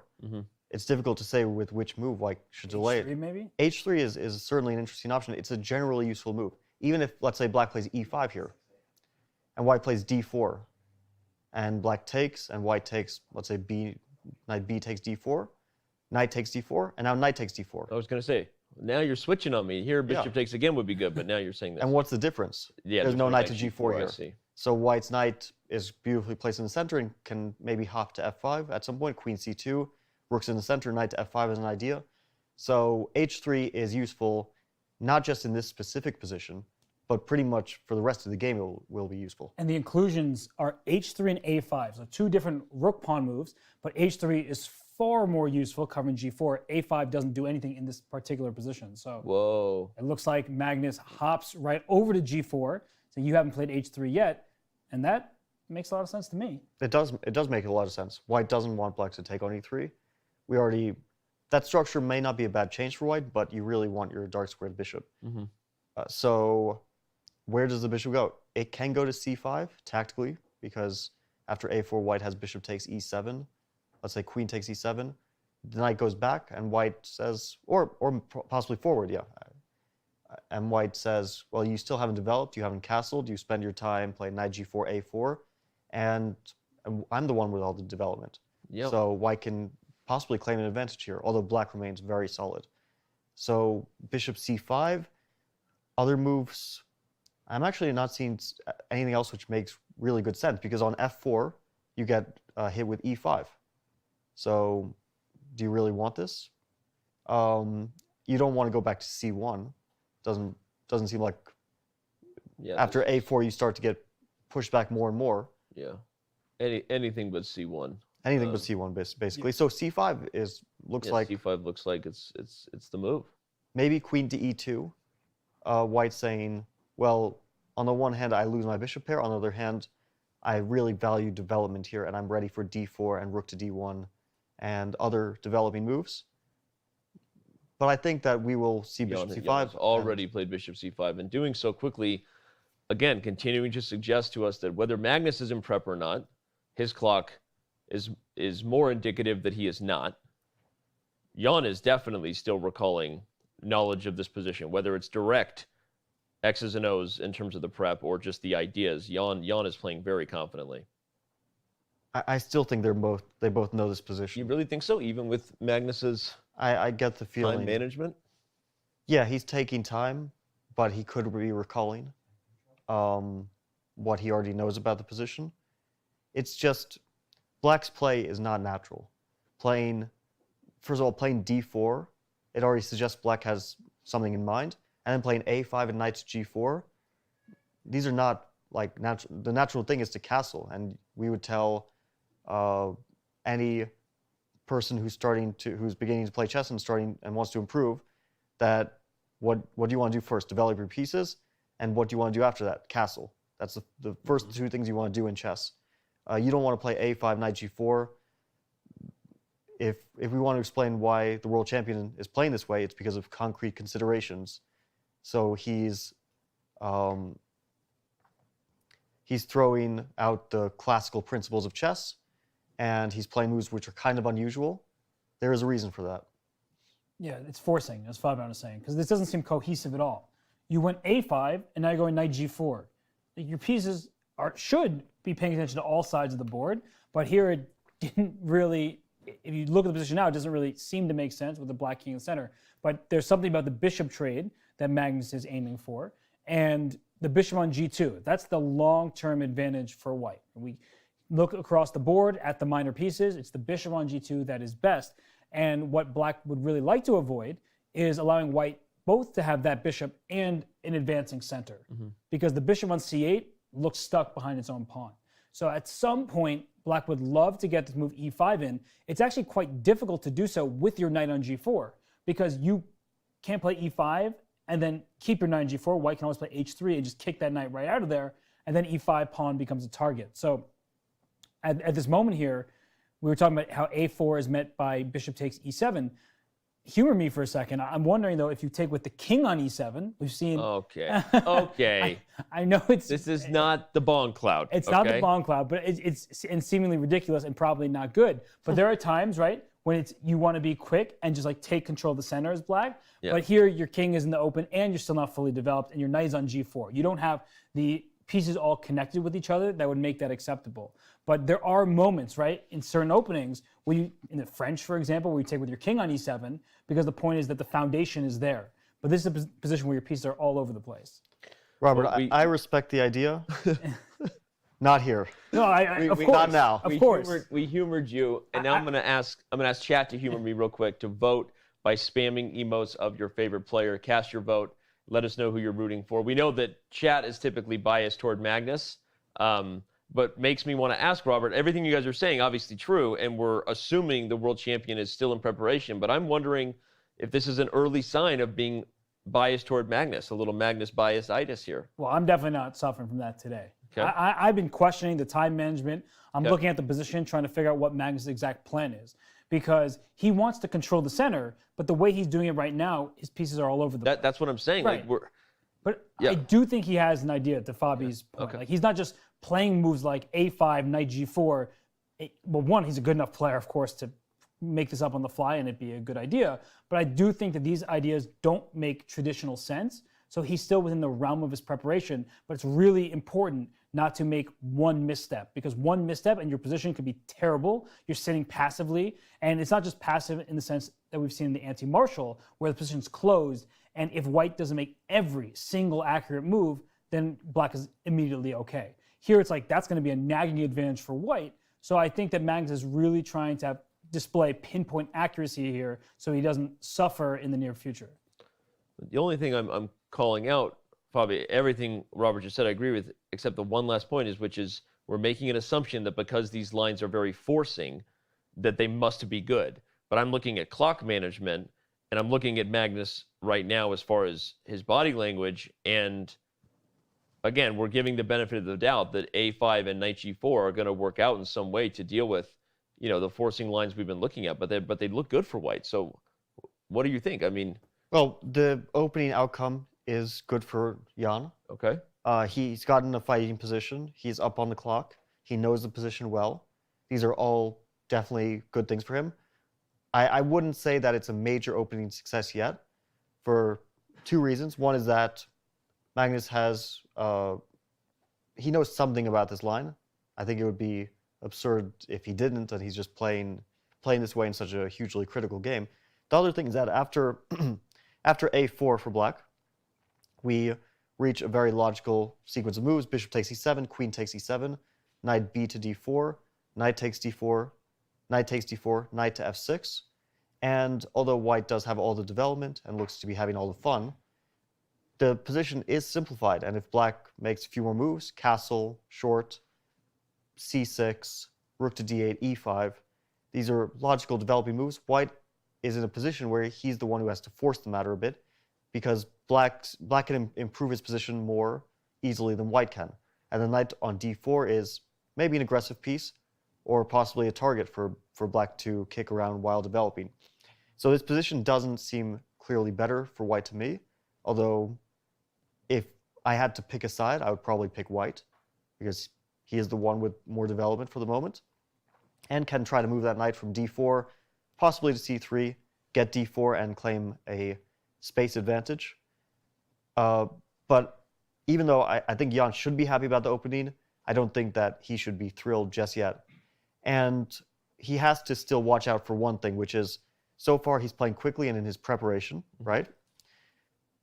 But he needs to, sometimes it's difficult to adjust when you're playing very quickly, and I've made this mistake many times before. I'm in my preparation, I play quickly, and then once I'm out of it, which inevitably happens at some point, I'm not able to adjust and slow down. And we've already seen this slight weakness in his play, maybe even more than a slight weakness, that sometimes he rushes in critical moments. He's a player who, with enough time, can figure out pretty much anything. He's strong enough to almost never make a mistake if he has the time and the discipline to do so, but he still makes mistakes because he tends to rush. So that's one thing he has to watch out for. I'm sure that he realizes this this slight deficit in his play, and he is going to be more disciplined in this game. So it'll be interesting to see how Magnus approaches this. Besides A4, he can also, make a move like short castle. There is something to be said for at some point developing in a harmonious way, and I don't know if Black necessarily has to castle here, or if he even should castle, but he should think about it at some point, getting that king out of the center so that he's not dealing with White's initiative.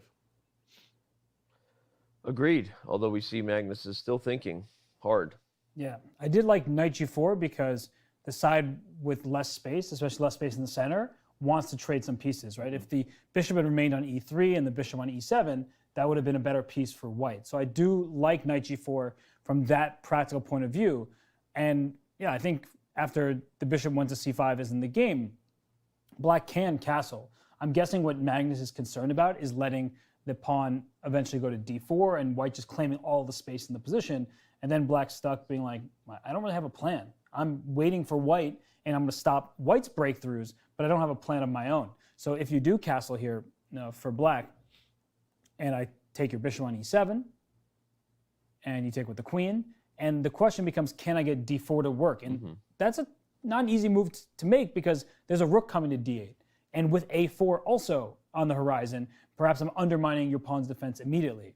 And Robert, are we looking at the same possible tactic here? Yeah. I don't think it works, though. You don't? I don't think it works.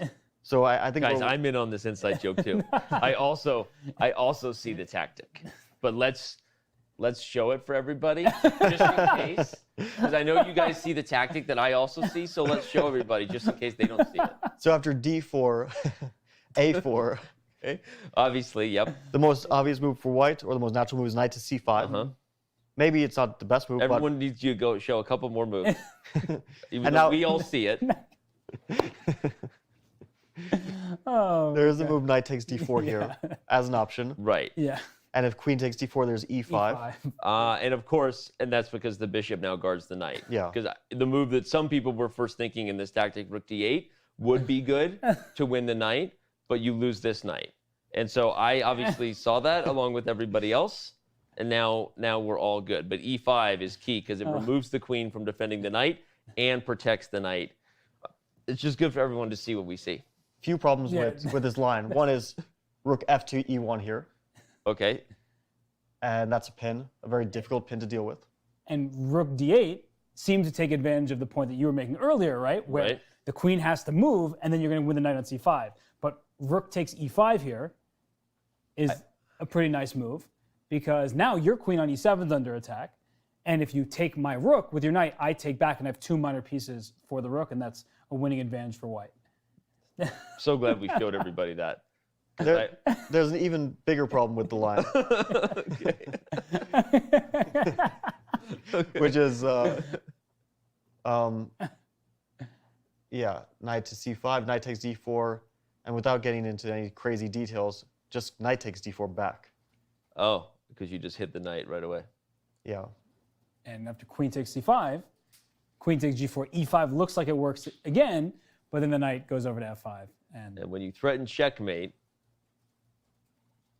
you play smart chess. So there we go. Okay, that was awesome. Okay. That jokes aside, that was, you guys both turned to each other. You've got this whole tactic you're seeing, and I'm like, I want to begin on this too, but I have no idea what you're talking about. All right, Magnus has castled, not a4. We're back to, we're back to the board if we're Jan Nepomniachtchi.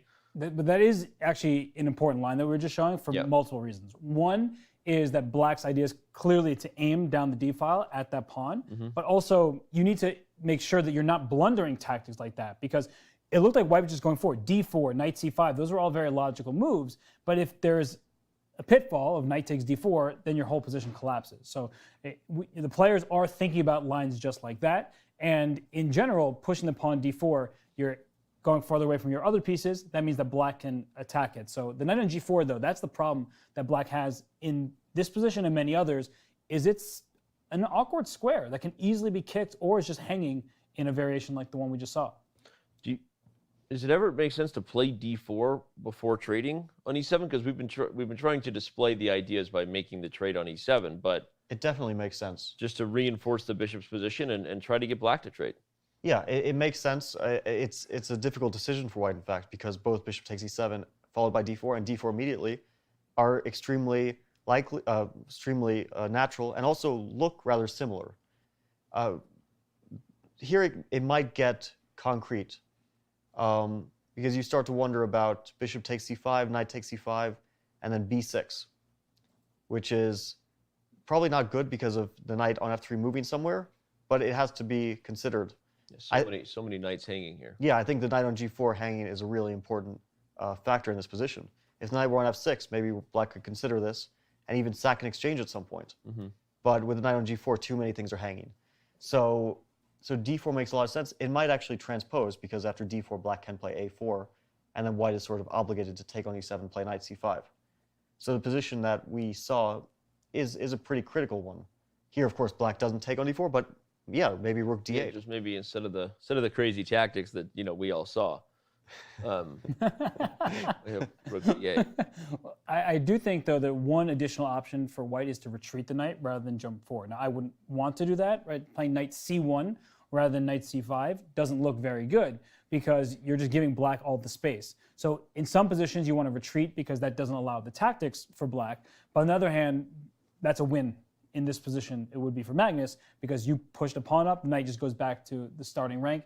That's a little bit of a slow measure, and then black has time to finish coordinating and developing. Yep. Yeah, it feels like white should go forward. If knight c5 isn't working tactically, then he should start to consider other knight moves. But if he can play knight c5, then he should do so. And one interesting question is, okay, black has rook d8 as an option, but also a very natural move is a3. And I really like the following move for white here. Normally you would play b3, but instead of that, more aggressively, I like b4. And if I take If take, then rook to b1. That knight can't take on a2 because after queen d2 it gets trapped. So black's knight has to retreat, probably to c6, and now white regains the pawn. Maybe white can, I don't know if white should throw an h3 or not. Let's say white keeps the knight on g4 as potentially hanging, plays knight takes b7, and with a rook on the 7th rank, this looks like a strong initiative for white. So a3 might tactically not be so good for black. That knight hanging is so important on g4 because even in a variation like that, it gives white some tactical tries that black has difficulty meeting. So yeah, a3 is really a move you want to play as black if it forces b3, but as Fabian just showed, b4 is really clutch. I mean, it's a tactical variation.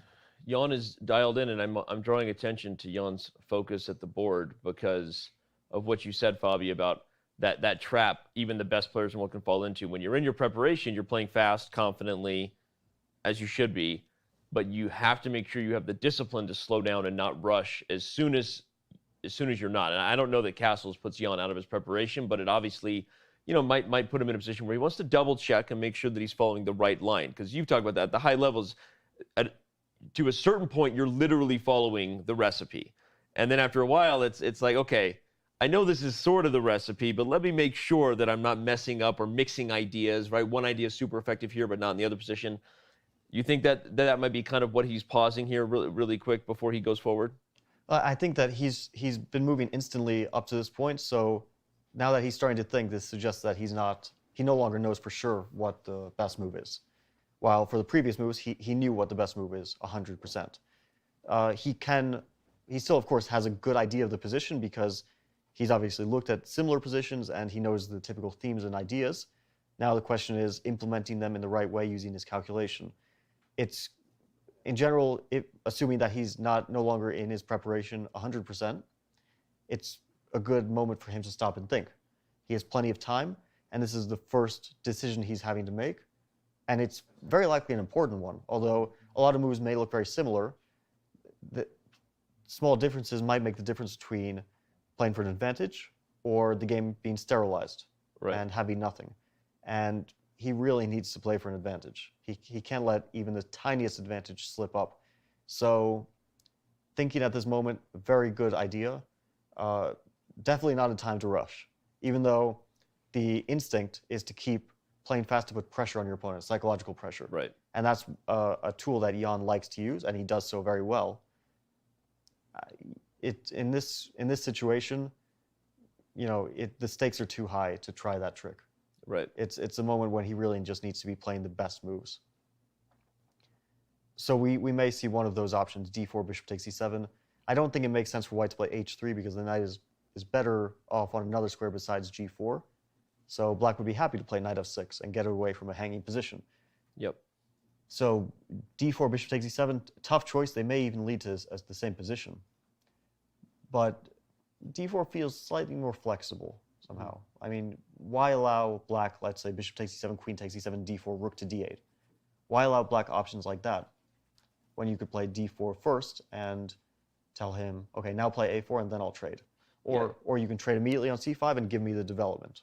And you've highlighted a few times, and so has Robert, that while a4 is an effective idea for black in a lot of these awkward Benoni knight type of developments, it's also a drawback, right? There's a risk the moment you put the pawn there in any line where the knight ends up on c5, the pawn is a target here or on a3, right? Absolutely, it's a target, and that's why the instinct is to play a3 to get rid of that target. But sometimes the right thing to do is to counterattack, because although you don't want to lose the pawn for nothing, it is still a flank pawn. So if black can get some sort of counterplay, for example, rook d8, then it's worth trading the pawn. For example, here knight takes a4, knight takes d4. Knight takes d4, e5 might be a tactic. It's worth trading off the a4 pawn for the d4 pawn. Here black has to consider, what about rook e1 again? We noticed that that pin might be a serious problem. But there might be options like this. What a wild type of position this would be, but it does continue to lend credit to the idea that white should sit on this position and play d4. Yeah, it's another position, the one we're just analyzing, where even if it's a one-for-one trade, we saw the evaluation bar go up because white's pieces are harmonious. Black hasn't fully developed. So there's a knight on g4, the bishop's still on c8, back rank problems. So that's a really good variation that shows that you may see a tactic that gets you a one-for-one trade by material, but actually the A pawn and the D pawn, the D pawn seems more valuable. It's in the center, but the position opens up and only one side has everything coordinated well. I want to go through a super concrete line because I think it's important and some of the things that we might see. So let's say d4 here, a4, bishop takes e7, queen takes e7, knight c5. The move that comes to mind now is e5. If knight takes a4, then black happily plays e takes d4 and says, well, you got your a pawn, I got my central pawn. And that you can't take everything. You can't take everything because a4 hangs in the end. So after e5, the best move for white, I think, is probably, instead of knight takes a4, is rook to e1. And now, we already mentioned this tactic from a transposition. Knight takes d4, queen takes d4, right? The same line that Robert mentioned, rook d8, rook takes e5, white. The same line that we all mentioned. That we all saw. we all saw this line. Yep. Okay. So here white wins. So after rook to e1, I'm looking at rook to d8. Right. Answering a pin with a pin. Now, white needs to do something. That tension in the center is sort of unbearable for the moment. So white plays knight takes a4, taking the pawn. And now the move that I like is queen to b4. Looks like black wasn't looking that direction at all. But now after queen to b4, everything's attacked. a4, c4, white plays b3 to defend all those things. And now e takes d4. Black has again regained a pawn. We're still left with this hugely complex situation because black's pieces are scattered. White's pieces are sort of scattered, but he has a more compact position generally. And white may still be playing for an advantage here. Well, but it's hard to say.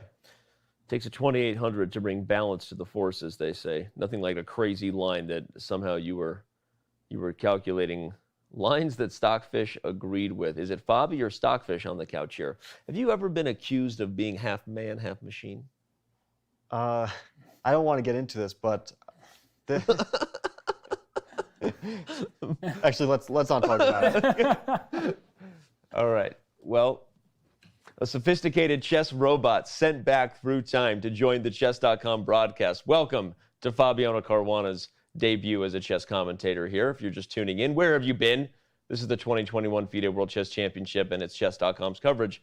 Robert, you're busy calculating away when Fabi's spitting out lines. So I know you got some to add here. Yeah, just these variations are very sharp and they're forcing. So if you play d4, as I keep saying, there's no going back from it. And in this variation we're just looking at with a4, bishop c5, knight c5. Oh, sorry, bishop e7, queen c5. Yeah, this variation. Apologies. And e5. This is exactly what Jan is thinking about right now. Like, because there's nothing you can do once you reach this point. And now you're trying to figure out, okay, so rook e1. We've been talking about this rook d8 move.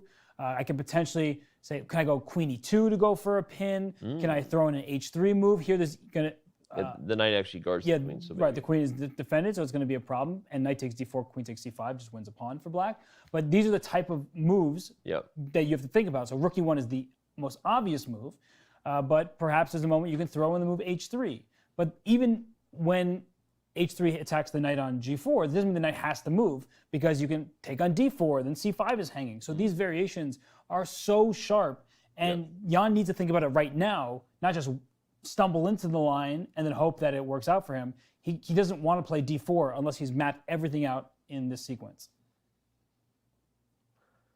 Fascinating stuff. We see a Jan Nepomniachtchi fully focused, maybe for as much time at the board as he's had in any other game in the match. Again, it is a storyline, not to overplay it. Obviously, we know Jan is the type of player who thinks actively about the game in his head, even when he's wandering around. But we see him there with a fresh new haircut. It has been one of the sideline storylines today. He did show up with a new look, and maybe it's a new dawn, a new day, a new life. Thank you, Michael Bublé.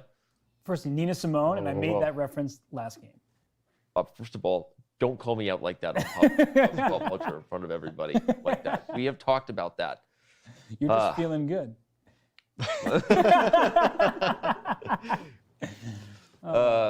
Is that also Bobby, Michael? are you still happy to be here? How are you doing? I am feeling good. Okay. I hope that's also not a Michael Bublé song. Well, he did sing it. It doesn't He did mean, sing it. Doesn't mean Yeah, it was the original. I was just giving a shout out to Michael Bublé. Sometimes his voice fills the airwaves of my house, you know. Especially during Christmas time? Yeah. Especially during Christmas time, right? So he was on the brain. Who haven't you met yet? That's the real question. That's true. Let me remind everybody that in about 17 minutes, we'll be joined by Hou Yifan, four-time women's world champion, joins the show at 6 a.m. Pacific time. So don't go anywhere. Fabiano and I will be joined by Yifan and continue to break down the games as we do daily when she joins. So can't wait to have Yifan on the show in just a little bit. All right. On a related note, this is a question for both of you guys. Terminator 1 or 2, which is better? I think this is one of those really rare cases where 2 was better. And there's like 3 movies where I put that. One of them is Godfather 2. The other one is Terminator 2. See if you can guess the third. Toy Story 2? That was a good one. First of all, that might also, but no, I think Kill Bill Volume 2 was actually Kill Bill Volume 1. I'm a 1. Kill Bill. Yeah. Okay, actually, yeah. I watched the whole trilogy again the other day, and 2 was better than I first gave it credit for in hindsight. But okay. Die Hard 2, definitely not the one. No. Hans Gruber for the win. For sure. I had chess thoughts, but now I'm stuck here. Die Hard 3, though, a good return to form. Yes. Okay. But Live Free or Die Hard? No. Nope. Not the one. Nope. It wasn't even called Die Hard 3. It was Die Hard with Vengeance, right? Die Hard with Vengeance, yeah. Samuel Jackson. Oh, well. Yeah. I had another question for you, Danny, Yeah. now that we're in pop culture reference. Yeah. So, they asked who let the dogs out? Yeah. Who lets the dogs in? To begin with? No, or just in afterwards. Yeah, who got them back in? Yeah. Yeah. And just in life. Who gathered the dogs in a completely humane and appropriate way and get them all in really great, safe, loving homes? Yeah. That's an important question. It's not as sexy as the original, you know? That's the sequel. Who gathered the dogs and put them in safe homes humanely and... Okay, well, Jan is thinking here. We've looked at a lot of the forcing lines, and the Russian, the challenger, is back against the wall. He's down 2-0 if somehow you missed the weekend's set of historic games. And some people, maybe were away for the weekend, and Monday came and they were at work, and now they're here catching up. So it is 5-3. the world champion leads the match. Yeah, it is a good, like what Jan has done so far. I really like everything. His new approach to the opening, his play thus far. Although we I think can safely assume it has been preparation, and he's gotten a fighting position. The only thing is, I really do feel like Magnus still knows the position, even though he's taking a lot of time. I don't think that he has stumbled upon this variation over the board. It would be a very strange choice, you know? Yeah. Like there's some lines where Black can play sort of on autopilot and accept a slightly worse position, but without a huge amount of risk. But here, Black takes a lot of risk. Yep. This is a line where if there's one wrong step, you know, Black is looking at a terrible position where White has a center, Black has scattered pieces, and Knight on c6 is awkwardly placed, and Knight on g4 is potentially hanging in so many lines. Yep. So I still get the feeling Magnus knows what he's doing. Also get the feeling though, with a poised and focused Jan. I mean, he obviously understands what's at stake. None of us have to remind him, right? I mean, I think he knows it's, for lack of a better put it, you know, it's now or never, right? So if you're going to get an advantage out of the opening, you've had them in a couple of the anti-marshals. This one cannot slip away. But you know, we keep highlighting lines centered around the move d4, and I'm trying to figure out how White can play for an advantage by not going d4. Now, on one hand, you keep away from certain tactics, and you don't let Black have an easy way to trade off pieces and things like that. But then, what's White's plan from here? Your bishop on g2 looks good, but what's the follow-up? The knight on g4 will come back into the game eventually. So ideas with quiet moves, maybe just playing like a rook e1 type of move, it does make sense to me. But it's hard to, when you need to win the game, to play just a quiet move like this, because you make one sort of slow move, and all of a sudden Black has finished the development and equalized completely. Also, tactics time again. Okay. Rook to e1, a4, bishop takes e7, queen takes e7, knight b to d4. It doesn't want to go back, so it goes forward. Knight takes d4. Or, do I first play knight takes d4? Oh no, there's actually queen to c5 is a huge move here. The rook left f2, undefended. That's a bit more mundane than I wanted. I was looking for knight takes d4, knight takes d4, knight takes f2. But first of all, may not be very good because of queen to f3. Might be a lot of fun if but the idea was take king f2, queen c5, and with a nasty pin. Queen c5, king e3, e5, and I don't think this is how you should play a world championship game. World championship game. Okay, good. But yeah, queen to c5 here is very strong. So that might be the very concrete reason why White, can't make a quiet move like rook to e1, because then you would have to play knight b to d2, and you're supposed to be going forwards, not backwards, if you want to play for an advantage. Well, in d4 also, I mean, we've looked at a lot of these moves. It makes sense, right? I mean, you reinforce the position of your bishop on c5.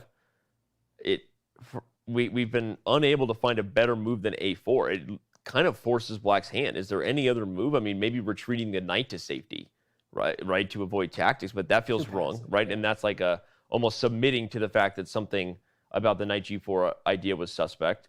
So I think a4 has to be played. And then it comes around to us pointing out why d4 was better than just taking the bishop voluntarily at first, because now when you come here, the a4 pawn is a target because you induced this move. And we're in these very concrete lines where I think your move e5, Fabi, makes the most sense. It does make the most sense. I'm wondering after e5, rook to e1, rook to d8, because White has a lot of freedom here. Yeah. And although Black does, for the moment, threaten knight takes d4, because now after knight takes d4, there is just queen takes d5, and there's no queen takes d4 because it loses a queen. Yep. So White does have the move h3, but as Robert pointed out, knight takes d4 still works. Very important, of course, because if the knight was forced to retreat, Black would lose e5. And here, knight takes d4, queen takes c5, Black ends up, just up a pawn. So instead of h3, there must be some move here that we haven't really considered yet for White. Yeah, Knight d3 is not completely out of the question because there are pins everywhere, right? The d4 pawn is pinned, the e5 pawn is pinned, And here, I guess you could probably just take on d4. And But I could take e5 too. It's yeah, but this can't be impressive. It looks like a trade which favors black, at least in his search for equality. Yeah, because you're walking into a pin. So what would be the move here as we look at this position? The knight on c5 is tender. The d4 pawn is pinned. I keep wanting to come back. Yeah. I'm having this crazy. I'm having this crazy thought, but I didn't want to suggest it. No, but I had the thought before too. I swear I was also thinking at this time I'm not just trying, to not be on the outside looking in of your guys' constant inside high-level chess jokes. So what's the point here? The first point is if knight takes d4, knight takes d4, c5 is no longer hanging, and if rook takes d4, queen takes d4, so white ends up a piece due to this pin. So b4 is just directly defending c5. Other point is if knight takes b4, white can play knight takes e5, maybe among other moves. H3 first maybe is even. Maybe h3 first is just crushing, in fact. Yeah. Because then the knight goes back, and then white can play knight takes e5 with a much better version. Wow. Eval bar happy. All work and no play. Eval bar happy and Magnus less happy. Magnus unhappy. I've got a fat head for that. And the third point after b4 is if a takes b3, white can play knight takes b3. You could also take this way too, with the queen coming to a1. Yeah, but then there's still the same tactic where knight takes d4 and queen takes c5 will. Okay. Okay, yeah. But knight takes b3, the knight sort of went forward and then backwards, but it was sort of hanging on c5, and here it defends d4, and white just wants to play d5. Yeah, next move. Space advantage, kicking the knight, everything looking very good for white here. And h3 is about to come, so like black is in some danger of just tactically losing a pawn. Yeah, for sure. He's in a lot of very concrete tactical danger now. Maybe he has queen to b4 and some sort of, concrete measures to try to create counterplay, queen b4, and then if d5, there's queen takes c4. We have liftoff, by the way. So but then queen to knight f to d2. Knight f to d2 on pins and guards. Protects d5. Yeah. We have liftoff in that d4 has been played, as we predicted. It maintains the tension on c5. For all intensive purposes, a4? I'm not sure it's forced, although it's the most natural move, but it's also a very difficult decision to make because black could potentially lose that a-pawn, and he's relying on the sorts of very sharp tactics that we've been looking at, but one small miscalculation and you end up in a bad position. I do want to say one thing. Let's say that black's knight were on f6. Let's say that white had played the previous move h3. Knight to f6, d4. Now a move I'm thinking of is b6. Because if bishop takes e7, I'd probably knight takes e5, knight to e5 wins there. Then knight takes e7. Okay, so the reason why it doesn't work is because this was the win. Okay, good to know. Yeah, knight to e5. But your point is proven because the knight on g4 is no longer hanging, and that was the line you were gonna say that. Yeah, here the knight on g4 isn't hanging, and black is probably doing relatively okay, but not very relevant for the. But I guess it points out. I mean, the eval bar inadvertently reminds us just how dangerous b6 is because these tactics are a serious problem for black, and. It seems like black can never really play b6. Well, it comes back around from me saying I don't know that there's any other move besides a4 here. Yeah, you are very likely right that a4 is the best move for black. We're not seeing anything more logical. I mean, you can play knight f6, but then you accept a passive position, and that's not what Magnus wants. So he's for sure looking into these lines after a4. Yeah, every other choice is extremely passive for black. Bishop to d6. That's what actually I was going to recommend that, but it felt slow because like by playing bishop d6, you're keeping the status quo, but it feels like you're giving white time to. Yeah, it's an interesting move though. It both supports the eventual break of e5. It frees the e7 square for the knight. It also frees the e7 square for the queen. So in theory, you're trying to coordinate, right? Your army in the same way we've talked about, but you're. Yeah, the only question or possible downside of this move is if white plays bishop takes d6, it only makes sense to play c takes d6 now. And do you actually like this structure that we got? It looks like black has sort of gotten more stuff in the center, more central control. On the other hand, that queen side is a bit weaker now. The b5 square as a whole, the b7 pawn looks kind of lonely. So it's not clear if this is a good structural change for black. And white doesn't have to rush bishop d6. As soon as you play a4, I can then play bishop takes d6. Yeah. So white has a turn to decide. Play like rook e1. Yeah. Right? You can also make the move you've been saying, put the queen on one of these squares so the d1 is available. Although there might be a tactical issue in some of these lines with the d4 pawn. After bishop takes c5 then could be a problem. But then the b7 pawn, knight on g4.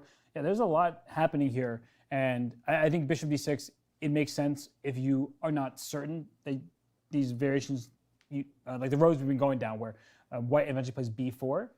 But this looks like an interesting try for Jan. I mean, what Fabiano was saying, with the pressure down the d file, maybe an eventual queen b4 if white's not careful. But I do think that from Jan's perspective, this is everything you could have asked for from the opening. Are we ready to call it an opening win yet for Jan Nepomniachtchi? Or maybe, oh, okay, a4 has been played. It is on the board as our I think camera. It's an opening win, assuming one thing, that Magnus isn't prepared for this position. Which sounds crazy because he's taken like 50 minutes to get here. And why would you take so much time if you know the position? But it's still a possibility. And if that is the case, then, well, then it's going quite well for Magnus. But the position seems like white is the one pressing for an advantage. Jan is, of course, happy to get a sharp position, and the time situation, Jan is a bit up on the clock. All of these factors are in his favor. So we might actually get the lines that we've been looking at, because knight c5 really suggests itself. And I think Jan should go for it. He's pretty much got... Yeah, there's only, I mean, okay, knight c1, knight d2. We're just going to pretend that those moves aren't allowed. Retreating not allowed. They're not allowed in this game. Not allowed in this game, Jan. In case you're thinking about it. No, but jokes aside, we'll see knight c5. I mean, and so we will have been looking at what is potentially the most critical line to come here. Yeah, I think we will see knight c5, and I'm guessing a3 is not working out so well, so we may see e5, rook e1, rook to d8. And I'm wondering if b4 is just a brilliant shot there. Okay, let's look at that line again. Knight c5, e5, rook e1, rook d8, and b4. If this is what we've looked at already, again, the obvious tactics. If the knight takes b4, you win the e5 pawn. Either right away or h3, they both look great. h3 first looks amazing for white. You can't take d4 now that the knight is protected, because white simply takes twice here, and in the end, the queen is hanging due to a pin. By the way, indeed, we do have knight c5 on the board. And if en passant knight takes, this is probably the best for black. But again, it seems like a logical improvement for white because d5 is hard to stop. And this bishop still doesn't even have a natural developing square. Yeah. I guess f5. It could go to f5, but then you are going to get hit with h3, d5. Mm-hmm. And if you move your knight from c6, which is not obligated because there's still a pin. But, I mean, can you really Can move? I just take here? Knight takes c5. Or just knight takes c5. Yeah, I was going to say, can I just... Yeah. That's... So actually there, and of course e6 is probably bad in other ways, but again, d5 is coming, and d7 is again not a move that not a move that we would really consider here. So let's see queen to b4 here. d5, knight to a5. But white probably just plays h3 and collects a pawn. Maybe first take on a5, then h3, and then collect a pawn. Either way, white emerges much better here. Yeah, there's no real compensation that black has to speak of. So this is not working out. This is potentially a very, very dangerous situation for the world champion. I don't think we're ready to say it's the most dangerous one he's had since game 2. There was also some potential for Jan, as everyone remembers, in game 5 when he did not play. Game 5 when he did not play c4 as white in that Spanish, but and game 6. Yeah, game 6 as well. He lost the game, but he of course had his fair share of chances. Yeah. I'm really. But there's something different about the nature of this game. Is it the fact that we didn't have the marshal, right? Where it's a foregone conclusion that Carlsen knows those positions maybe better than anybody in the world, right? So it's not a marshal. It's a weird AF position, weird as Fabi, as we say. It's a weird Bobby isn't weird though. Thanks, No, Danny. AF is what the cool kids have said, and I just feel like it means really cool. I don't even know what it means. So, It is the type of position that he doesn't have to work so hard to get. When the anti-marshal, it's solid, it's locked up. If he wants adventurous territory, you're not getting it from that opening unless you do something that really can be uncalled for. Here, it's just the nature of the position. So I definitely think that Jan is happy to be at this point here. He's up 15 minutes on the clock, and we keep looking at these variations where Black hasn't found a path to easily equalize. Even once you strike with e5, open up that light square bishop, there's still some issues down the e file. If White can then push through to d5 later and use that pawn to remove the knight on c6, and that knight on g4. And what's it doing there? It went there to kick the bishop out of e3, and it was an objectively a good move. But now that's the piece that Black is struggling to deal with. There is a move knight g to e5 here, which I don't think is very good, but it is possible. It doesn't lose material immediately. Knight takes e5, knight takes e5. Yeah, this would be amazing for Black if White, of course, should not take on e5. White has, for example, queen to e2. Or queen c2 hitting. Yeah, hitting a lot of things, which Black is not happy about. So, but if you want to deal with that knight directly. All right. I feel like e5 is just the move. I mean, what else do you have? Maybe a3, b4, and something there. Yeah, but we looked at that and. Yeah, I'm just wondering if let's have a closer look at that line. a3, b4, knight takes b4, rook to b1 feels correct. Not of course forced, and knight c6, knight takes b7. I was wondering about, for example, rook to b8 here. Is there knight a5? Here you can take on d4. But there's maybe knight to a5 that forces Black. What a wild to play move. bishop to d7. Just have to show the obvious tactics you take here with a tempo on the queen with check. And it's not over. The line continues a little bit. Yep. Queen to d6, for example. Queen takes b1. Queen takes c6, and now the final nail in knight g, or both of them are completely winning. Knight g5 is checkmate. Just slightly better. But a piece up is also a pretty decent advantage. So yeah, but it wasn't, after knight to a5, it wasn't over. We should probably continue with that line a bit because it's probably not what Black wants, but it's certainly a critical variation. Knight to a5, bishop to d7. It defends both c6 and b8 in one move. And I wonder if there's some tactics like, let's say, rook takes b8, or first knight takes c6, maybe more accurate. Bishop takes c6, rook takes b8, rook takes b8, d5. What, e d5, knight d4. But then after bishop d7, Black is still hanging in there. So, well, maybe even more than hanging in there, because this a3 against a2 pawn is a huge long-term advantage.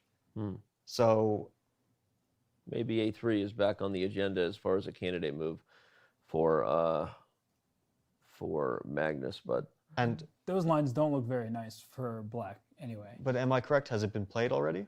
A3 has been played. It has been played. Has been played. So a3 is officially on the agenda. Well, also on the agenda for us is Women's World Champion Hou Yifan. So we're going to take a very quick break, but before we are joined by Yifan, we will also be announcing today's daily trivia question. Remind you that you can play along on Twitter. All you have to do is quote tweet the answer to the trivia question. The first couple members of our community to do so will win a 1 year, not 1 month, diamond membership. That's a good membership to have. So play along, quote tweet the answer to today's daily trivia question, which is about to be brought to you right now by Jonathan Korbla at the break. Remember, Jonathan Korbla is the voice of our daily, also premiering daily documentary series, Chess, a Reflection of Us. If you haven't been sticking around for the post-game show and seeing this awesome video series that takes you from the beginning of time in chess all the way through the current World Chess Championship cycle and where we stand in the current state of things in the chess world. It's pretty awesome, and we're pretty proud of it, so we hope that you're checking it out daily. All right, as we said, Hou Yifan is joining us just on the other side of this break. Don't go anywhere. Chess.com's coverage of round 9 of the 2021 FIDE World Chess Championship continues.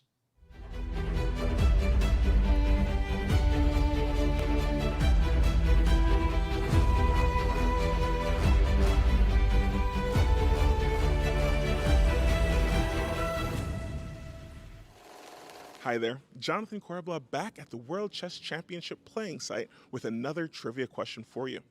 In 2016 and 2018, Magnus Carlsen successfully defended his World Chess Championship in rapid tiebreaks after drawing in the classical time control. How many challengers were able to draw in the classical time control against the champion?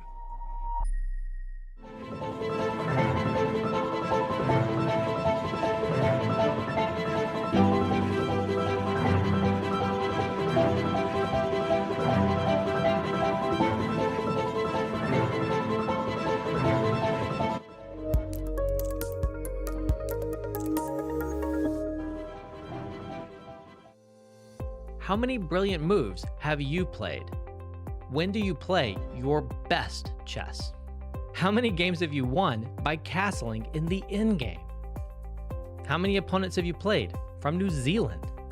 And most importantly of all, how many Botez gambits has Alexandra Botez played?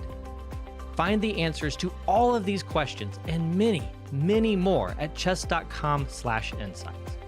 Our new tool that lets you dive deep into all of the fun and instructive data behind your chess. Try it today.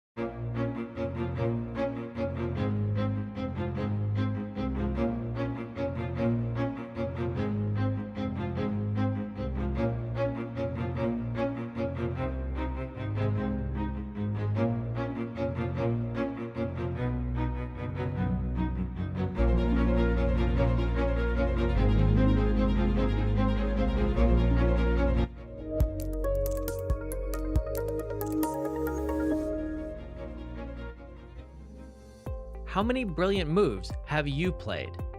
When do you play your best chess? How many games have you won by castling in the endgame? How many opponents have you played from New Zealand? And most importantly of all, how many Botez gambits has Alexandra Botez played? Find the answers to all of these questions and many, many more at chess.com/insights. Our new tool that lets you dive deep into all of the fun and instructive data behind your chess. Try it today.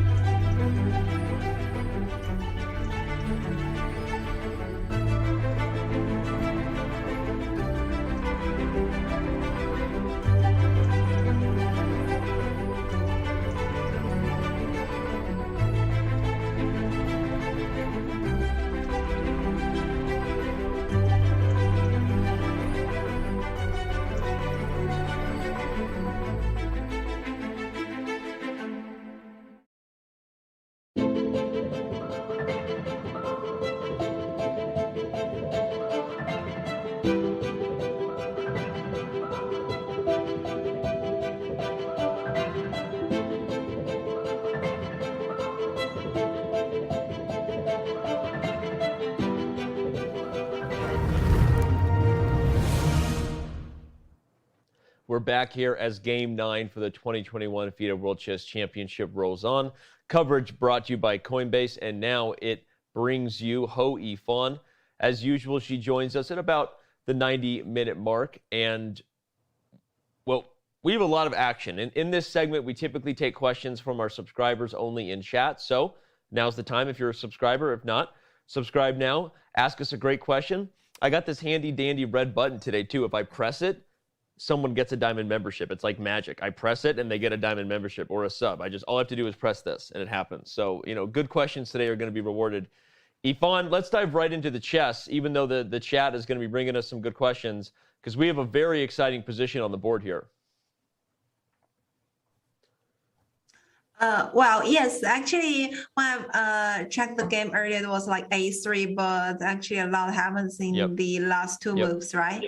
because all these a3, ba, rook d8, I guess these three moves are kind of very crucial decisions so far. Knight b3 already kind of regular. Yep. Yeah. Yeah. So when we went to the break, a3 had literally just been played.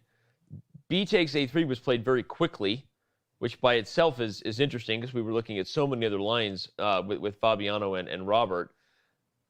And rook d8 and knight b3. So Fabi, since you were kind of leading the way, let's dive here. I'll let you give your assessment and maybe ask Yifan her next thought on the position. Yeah, we were mainly looking at b4 instead of b takes a3. In fact, we didn't look at any other move. Yeah. Besides besides b4. Yifan, what were you thinking when you saw the position after a3? B4 or to be honest, I also didn't consider BA, but I guess instead of BA, actually there are also other options which is similar to BA3. No, actually not. We cannot defend on B2. Yeah, but B4 just seems more attractive compared to BA3 since, for example, if knight takes B4, did you discuss something like H3, knight E5? If that's the idea behind the sacrifice? We didn't consider H3 and knight E5. That's interesting. We were looking at rook to B1. Okay. But H3, it looks very interesting. H3, knight F6, knight E5 might even be stronger than rook to B1. Because black can't put the knight on C6 so easily. And rook B1 will come next move. Yeah, your H3, knight E5 idea might be even better than what we were looking at, Yifan. We were looking at a more forcing, or actually yours is plenty forcing, but we were looking at this move, rook b1, based on the fact that obviously knight takes a2 does not work, and if the knight retreats, white can immediately regain the b7 pawn. Okay, maybe it's a bit crazy, but after h3, can black play knight to h6? In this position? Yeah, I just want to not allow knight to e5. And the idea is knight e5 is meant by f6, I assume? I guess so, although it's not very... Seems crazy, but maybe. Kind of ugly looking, but there might still be rook to b1 after knight to h6, so white always has that option up his sleeve. Maybe h3 was indeed a better... Actually, wait, h3, can black play b6? Wow. This would be crazy if this had happened. Well, B6 is a great move, yeah. Can we try knight d3? Yeah, knight d3.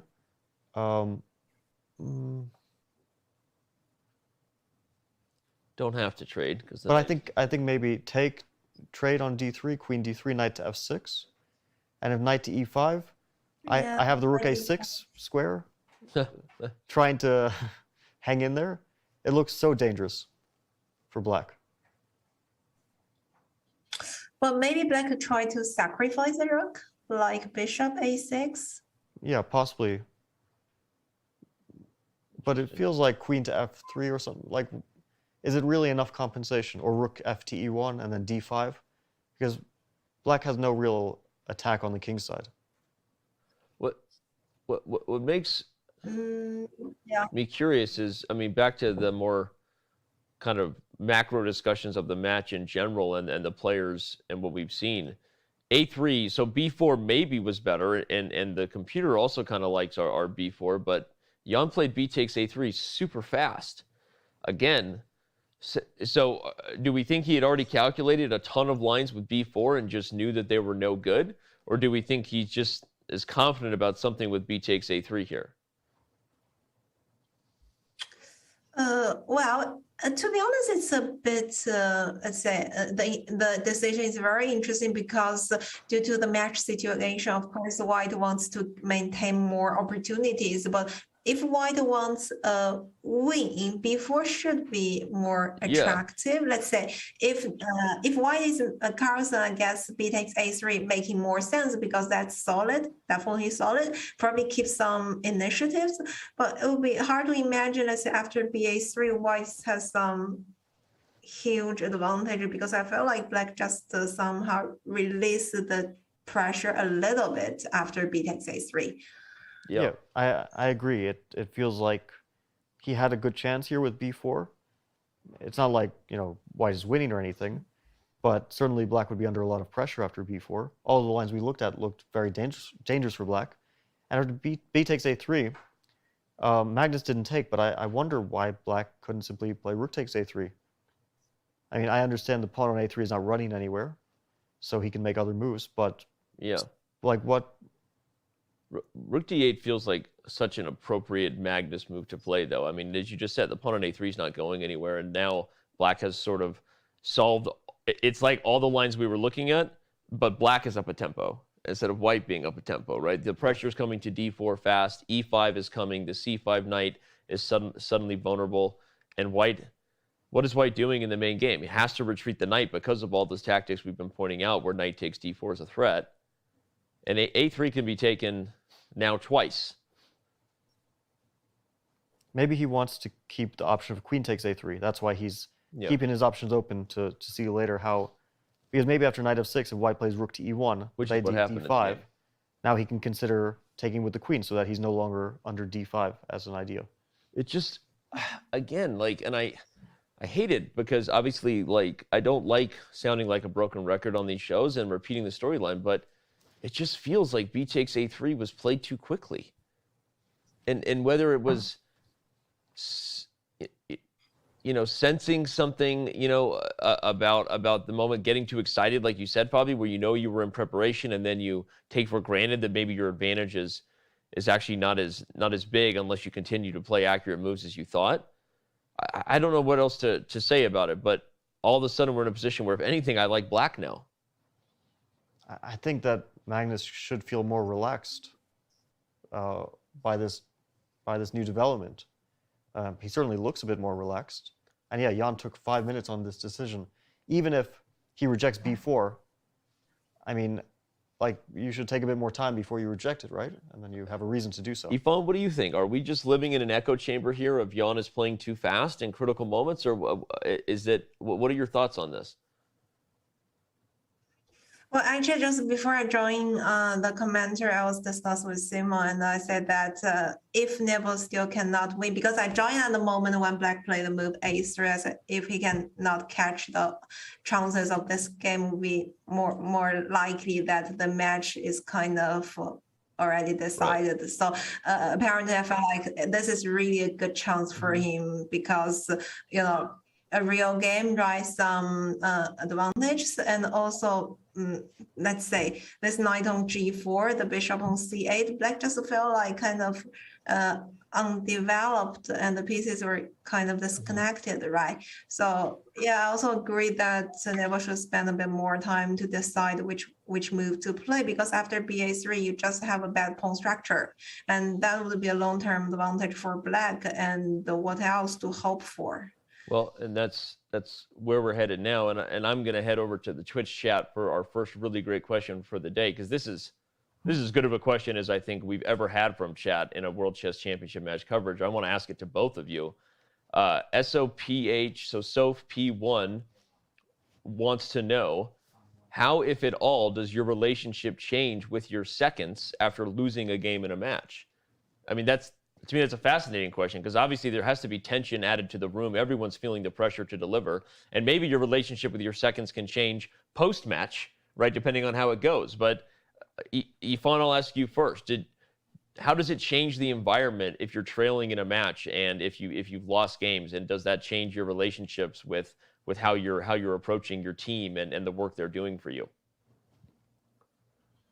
Not really. I mean, due to my experience, although there were some situations, for example, even the result of the game were kind of affected a lot by the preparation, but I still didn't, really allow such feelings or emotions to affect this relationship within the team, because first of all, the most important thing is that the team has the same goal. That is definitely for sure, right? So when you understand that everyone is having, let's say, the same aspects approaching the same result, you should not, let's say, allow your personal feelings that might be affected by the game to your team. So in the meantime, I understood that sometimes it's unavoidable that you may have some feelings due to your performance or even your, somehow your playing. But I think I was trying to find other ways to let these feelings go apart from saying directly to your seconds, because, it's not so easy to build a team, right? And then you bring your second to the World Championship match. You should not, let's say, kind of ruin this relationship because you lost a game. That's not the end of the day, right? So I was trying to even talk to friends or maybe these people that who are not highly related to the skill-wise, and also trying to talk with your maybe best friends. I guess that's kind of the way I deal with it. But I definitely understand, because sometimes you feel like, okay, so why you prepare this thing, right? So if we could think more, we could change our strategy, maybe another result. But on the other side, I was also thinking, okay, so even we got a not very good start, but did you really catch every possibility you had later in the game if you also made some mistakes by yourself? So why you blame, or let's say, this kind of feelings to other people? Interesting. Okay. Well, I mean, your mindset and demeanor sounds like the most, the calmest, healthiest way to deal with it. I wonder if every dynamic between a player and their seconds is as calm and healthy on an emotional level as yours. Fabi, what are your thoughts on that? No, I agree with Yifan that it should remain professional above everything else. Right. And for the seconds or coaches, they need to know how to deal with a player who's upset, and that's a very personal thing. Every player reacts differently to the emotions of losing a game, especially at these stakes where it makes, it's a life-changing thing, right? The difference between being world champion and missing out on your chance, which for many people is a one-time chance, right? Right. So there's that dynamic. The coaches should know how to deal with that so that they don't exacerbate the situation, or so that they can put the player in a good mindset again. Of course, the player shouldn't be brash and blame the loss on their seconds, because in most cases it's due to the player's mistakes. I mean, the player takes all the responsibility of the decisions at the board, and the only thing a second could be taken to task for is if they made a huge blunder in preparation. I still think that it's the player's responsibility to double and triple check everything. So if there's some, losing line that's recommended by a second, that's of course their mistake, but you can't blindly trust all the analysis that's presented to you. Yep. There is a good example of this. I think the best example, the Kramnik-Leko match from 2004 Brissago, when Kramnik and his team of seconds prepared a line of the Marshall, which they thought was promising, but it was a bit rushed. They prepared it during the match, and it ended up being a losing line. I think it's one of the only cases. Well, and almost lost the match, if not for Kramnik's last game win in the Carol Con there, Yeah, he lost the game without any chances. Yep. Leko took the lead in the match, +1, and that lead extended up until the last game. Yep. And from what I understand, and there was a book written about this, about Kramnik's 3 World Championship matches against, three at the time. Three at the time, I should say. Because later he played another match against Vishy Anand, but against Kasparov, against Leko and Topalov. And from what I understand, he was not too pleased with his seconds jobs. And I don't know the full story, but I assume that might have factored into his considerations later in keeping his team or not. Right. It's interesting. Well, I think it's a great question regardless. So I'm gonna press the button here and give Soph P1 a 1-year diamond membership. I feel so powerful. Do you want to press the button, Fabi? Does that mean I'm also giving another diamond membership? Yeah, to whoever you want. Press it. Should I? Be careful. Okay, whoever gets the diamond, someone else gets a diamond membership. That was kind of scary, Danny. What? That was kind of scary. That was kind of scary. All right, that was great answers too from Yifan and Fabiano. We have a couple moves on the board.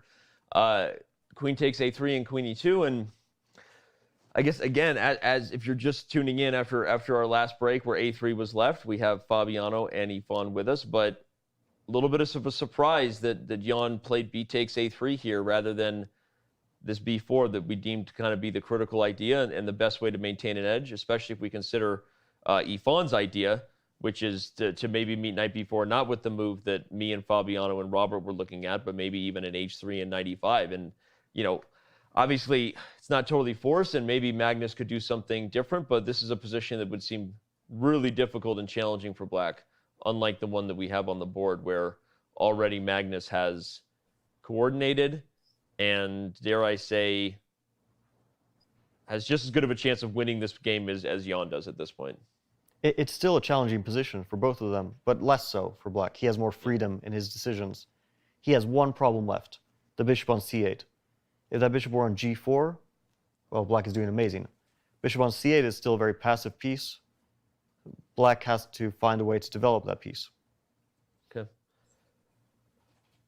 So maybe bishop d7 here, since he cannot play b6. Yeah, bishop d7 with a tactic, we should point out. Okay. If knight to c5, again, there's knight takes d4, knight takes d4, queen takes c5, and black is up a pawn. Yeah, and there's no bishop takes b7 because the knight is hanging. And again, this has been a common theme all game, that whenever this knight is on c5, whether the queen was on e7 or now a3, you always have to watch out for this tactical removal of the d4 pawn. But Yifan, what does black respond to after knight to e5? How does black deal with that? Because that move looks very dangerous to me. I was also considering, so probably bishop e8, if he wants to keep the bishop on board, and if we trade on c6, just a bishop takes. Not sure if this pawn structure would be a disaster or not that much. Maybe it's okay, because the a pawn, the pawn on a2 is a big weakness. It's difficult for white to move because his pawns are also very weak.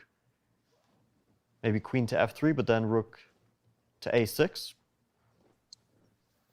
Then maybe c5. Queen to f3, c5. Ah, that looks interesting. D takes c5. It's a fascinating shot. If you can't take with the knight because of the queen. Black just has compensation. Some move like h6 here, or black is down a pawn, but white's structure is really messed up. That's a nice little positional shot there, Yifan. c5. So this bishop d7 move might just be simple chess. Oh wait, we have h4. H4 and h6. Sorry, in the corner. Those moves were so subtle I didn't notice right away that Magnus had played h6, and Jan immediately responds h4. I don't know what that changes. Black can still play bishop d7. It doesn't seem to have changed very much in the position. Oh, maybe there's one difference. Bishop to d7. Let's try that out on the board. Knight to e5, bishop to e8. Maybe Jan can go crazy, g4.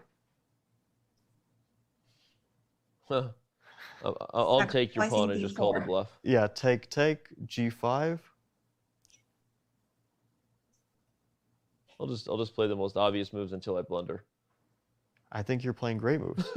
Just like play the obvious response moves, and it just, I mean, I believe me, I'm as behind an unsound G pawn push as any guy. Okay. I love them too. I love them, but in this case, I think that Jan is totally bluffing, and well, not Jan in this case, but me. Oh, but you, yeah, okay, sorry, yes. We shouldn't blame Jan for the bad moves I suggest. Well, if the position changes that much, it might actually be a bad sign. I have not used the T word yet. You said it the other day, the tilt word. But if I see G4, I will say that I think we're fully there at this point. But I don't think G4 is happening. Yeah, no. Okay. You know, it is happening. More great questions from chat. So, okay, you talked about the relationship with the seconds, maybe not changing, but some really instructive and kind of insightful stuff there, especially the callback to the Kramnik-Leko infamous loss in the Marshall attack. Here's another question from Ranger Danger 1. How does the preparation change, though? So, okay, the relationships with the seconds all being the same. Fabiano talked at the start of the show, Yifan, about the fact that there is sometimes a contingency plan. Maybe not for being down 2 games, but being down 1 game, let's say. In your World Championship match experience, Yifan, how did your preparation ever change if you were trailing, or even if you just lost a game, you lose a big game? How does the preparation change at all back with the seconds? I cannot recall a great example from my own experience saying that there's a huge change that's talking about opening directions. Also, it could be found in the game that I almost keep the same main line, but that mostly happened because that the line did not facing any serious challenges. Let's say even I got some problems in the opening, I still try to insist on the same line and try to fix this issue and make some tiny improvements. Now I remember that in the year of 2011, actually I faced difficulties in every different line, but I still try to keep the same one until the end. So maybe that's not a wise decision. If I could be more, let's say, well-rounded in the opening choices, that means I could play different openings. By that time, so probably I would think about to change one, but back to then, I wasn't, let's say, that capable to handle so well. So I have no other choices. But I think, it's not a bad idea sometimes if you switch at certain critical moments, both psychologically and also technically. Got it. That's interesting. You're too humble in your answers. I ask you questions, and you think of all the ways you should have done better. But you did pretty well in your career. So I'll just say that.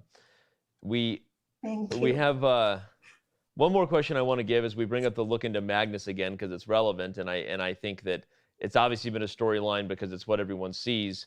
But we'll just cut right to the chase. Do you think there's any correlation with Jan being down 2 games and his performance in the match with the fact that he really has not been at the board very much? Is there anything to that, or is it all just kind of the drama of the media, so to speak? Well, I think that's just kind of for entertaining reasons because, every player has their own playing styles and habits and preference, right? And for Jan, I guess, or I remember that he just liked to walk around and think about it. Doesn't mean that when he's not in front of the board, he's not fully concentrated. And also, I see the picture of the playing venue. It's just, you have not many other things apart from being focusing on the games, especially in such an important event. But it really depends. For example, I knew some players, if they did not, let's say, sit in front of the board, if they walk around, somehow they cannot think their play. But I think both here, the 2 players we have, they are kind of similar. Okay. We're talking about whether walking or whether sitting in front of the board. Interesting. All right.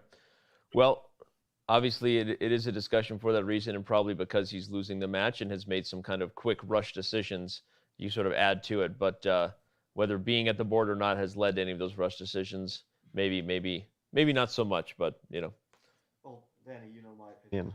I don't want to make results-oriented analysis, but I think that Jan pretty much never being at the board and making very fast decisions is a sign that he's not fully concentrated, and that might be because the tension of the match is both difficult to handle and unusual for him. It's his first match, so he might not quite be used to playing with these stakes for the first time.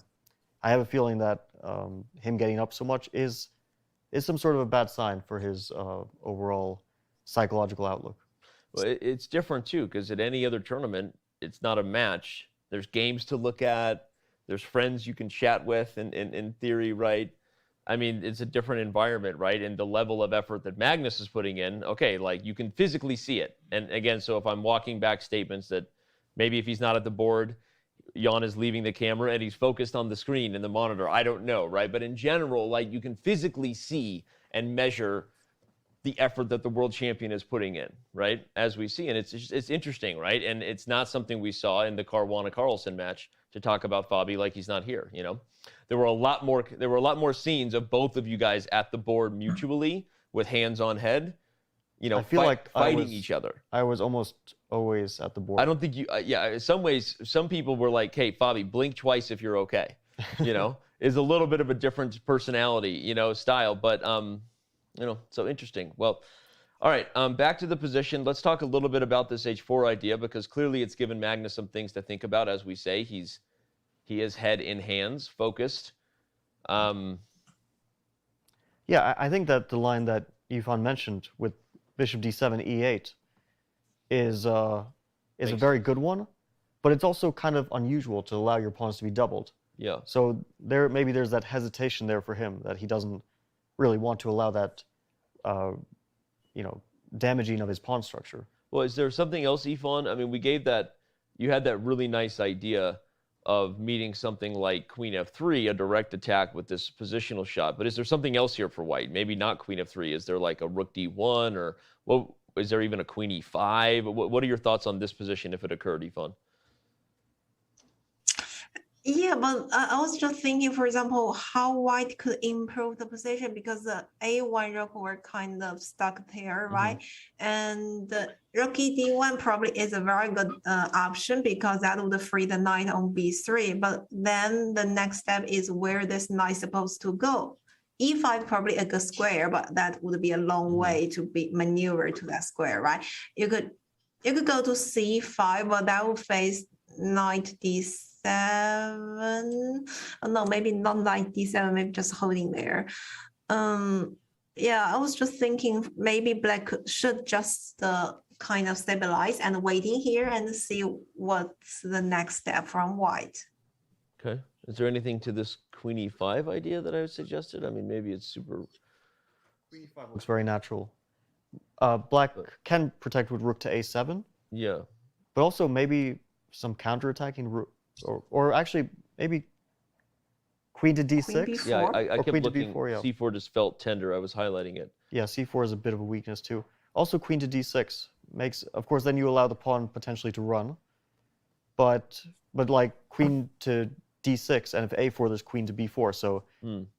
So you can't run with the pawn so easily. And you know what black would really like is to put a rook on a3, because a rook in front of the pawn is better than a queen. Queen is not a great blockader. Interesting. I like this idea of bishop d7.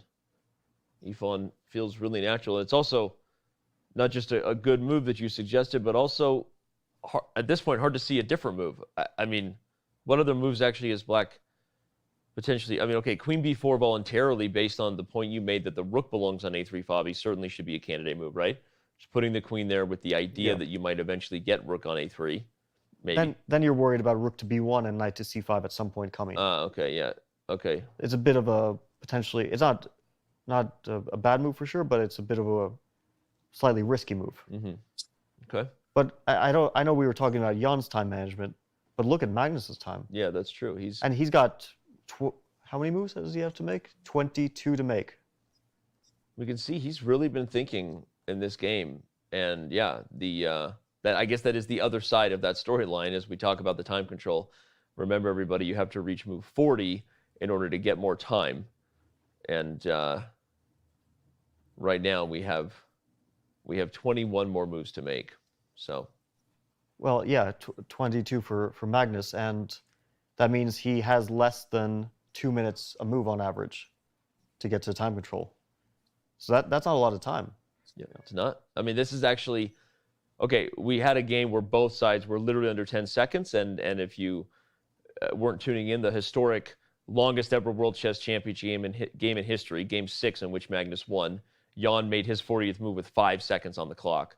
But in this game, 20 more moves to make, 21 more moves to make in 35 minutes is about as much time pressure as either player has been in, and bishop d7 right on cue is played by Carlsen.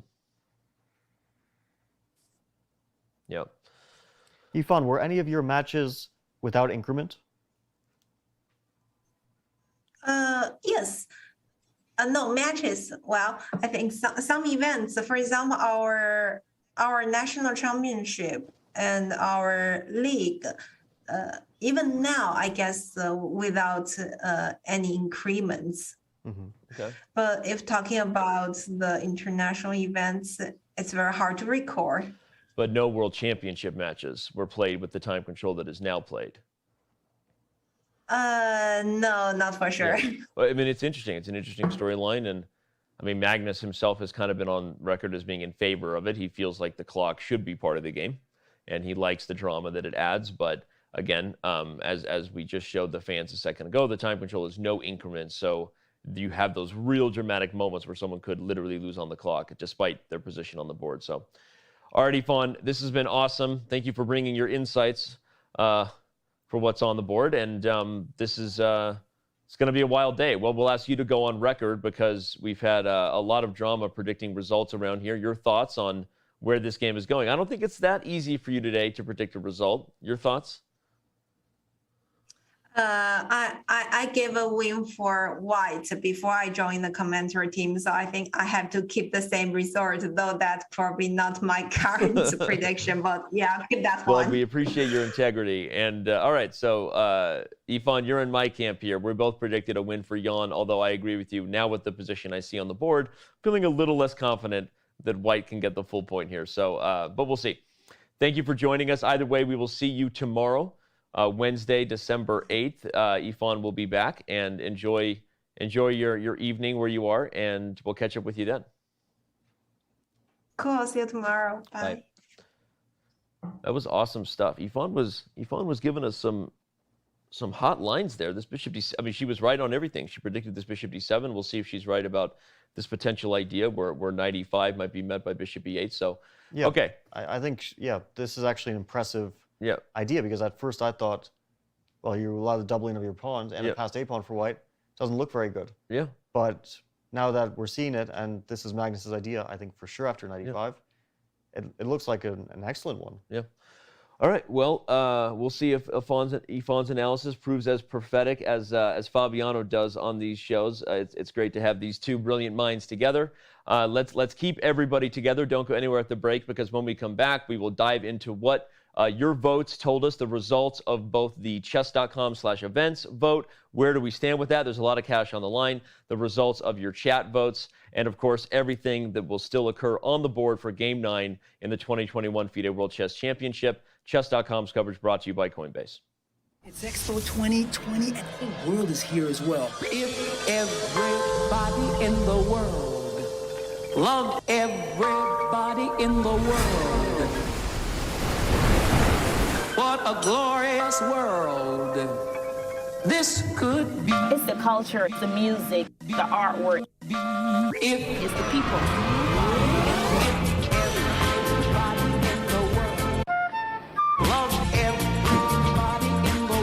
Deutschland by Nacht. A glorious world this could be. I was just looking for myself, and then Expo came, and it makes me emotional. Come on and join us. A new world is just beginning, and it's right here at Expo.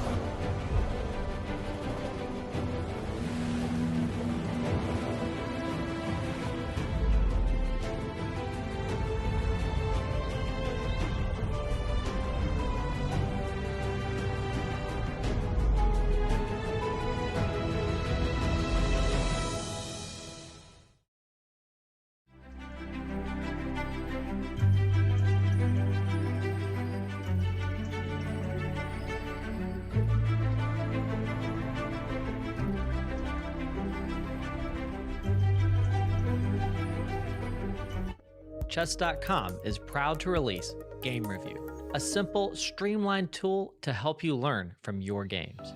Immediately see your accuracy and your opponent's accuracy and how many brilliant and great moves were played. Then select Start Review to dive into the game. Learn about the opening and get helpful stats on your performance. Retry mistakes to learn and improve your accuracy score. See why moves are played thanks to the coach's feedback and click Show Line to see helpful engine recommendations. Play a game, start review, and try it today.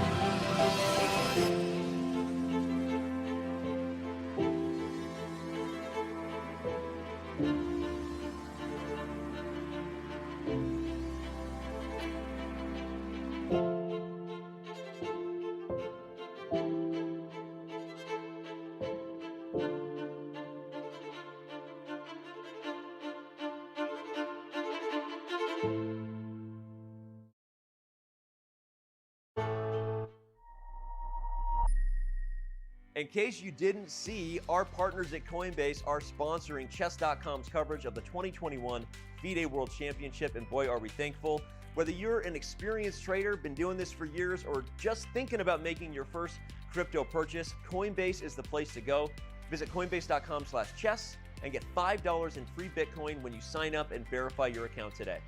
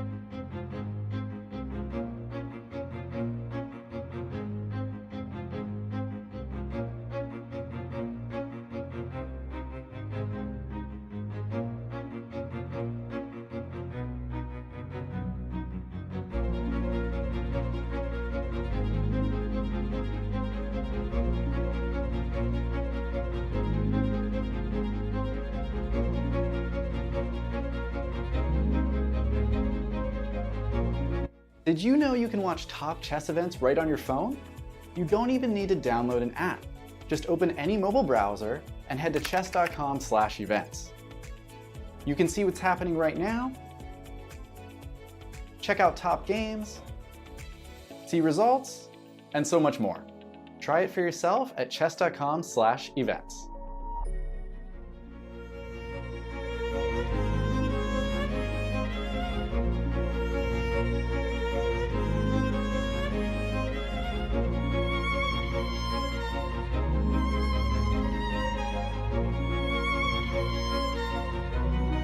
Chess.com is proud to release Game Review, a simple, streamlined tool to help you learn from your games. Immediately see your accuracy and your opponent's accuracy and how many brilliant and great moves were played. Then select Start Review to dive into the game. Learn about the opening and get helpful stats on your performance. Retry mistakes to learn and improve your accuracy score. See why moves are played thanks to the coach's feedback and click Show Line to see helpful engine recommendations. Play a game, start review, and try it today.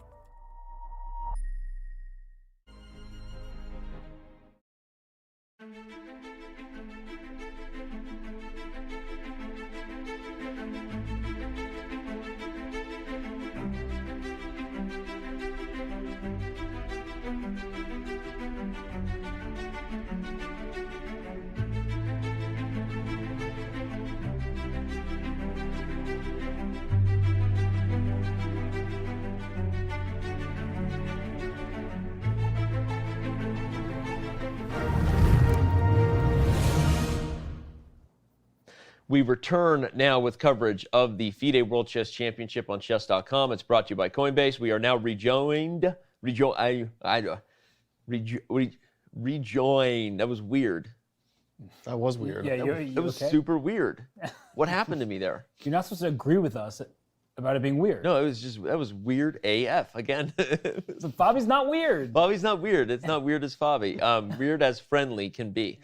We are joined by a couple of friends of mine, Robert Hess and Fabiano Caruana, and we are ready to jump back in to the position as two moves have been played since our last break.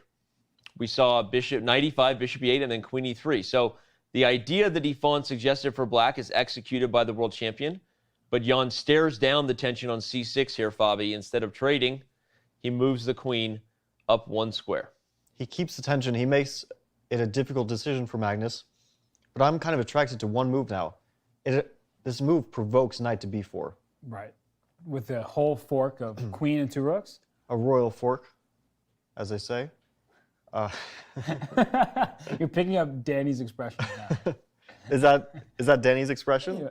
One, if you will, as they say. Mm-hmm. That's not a good sign.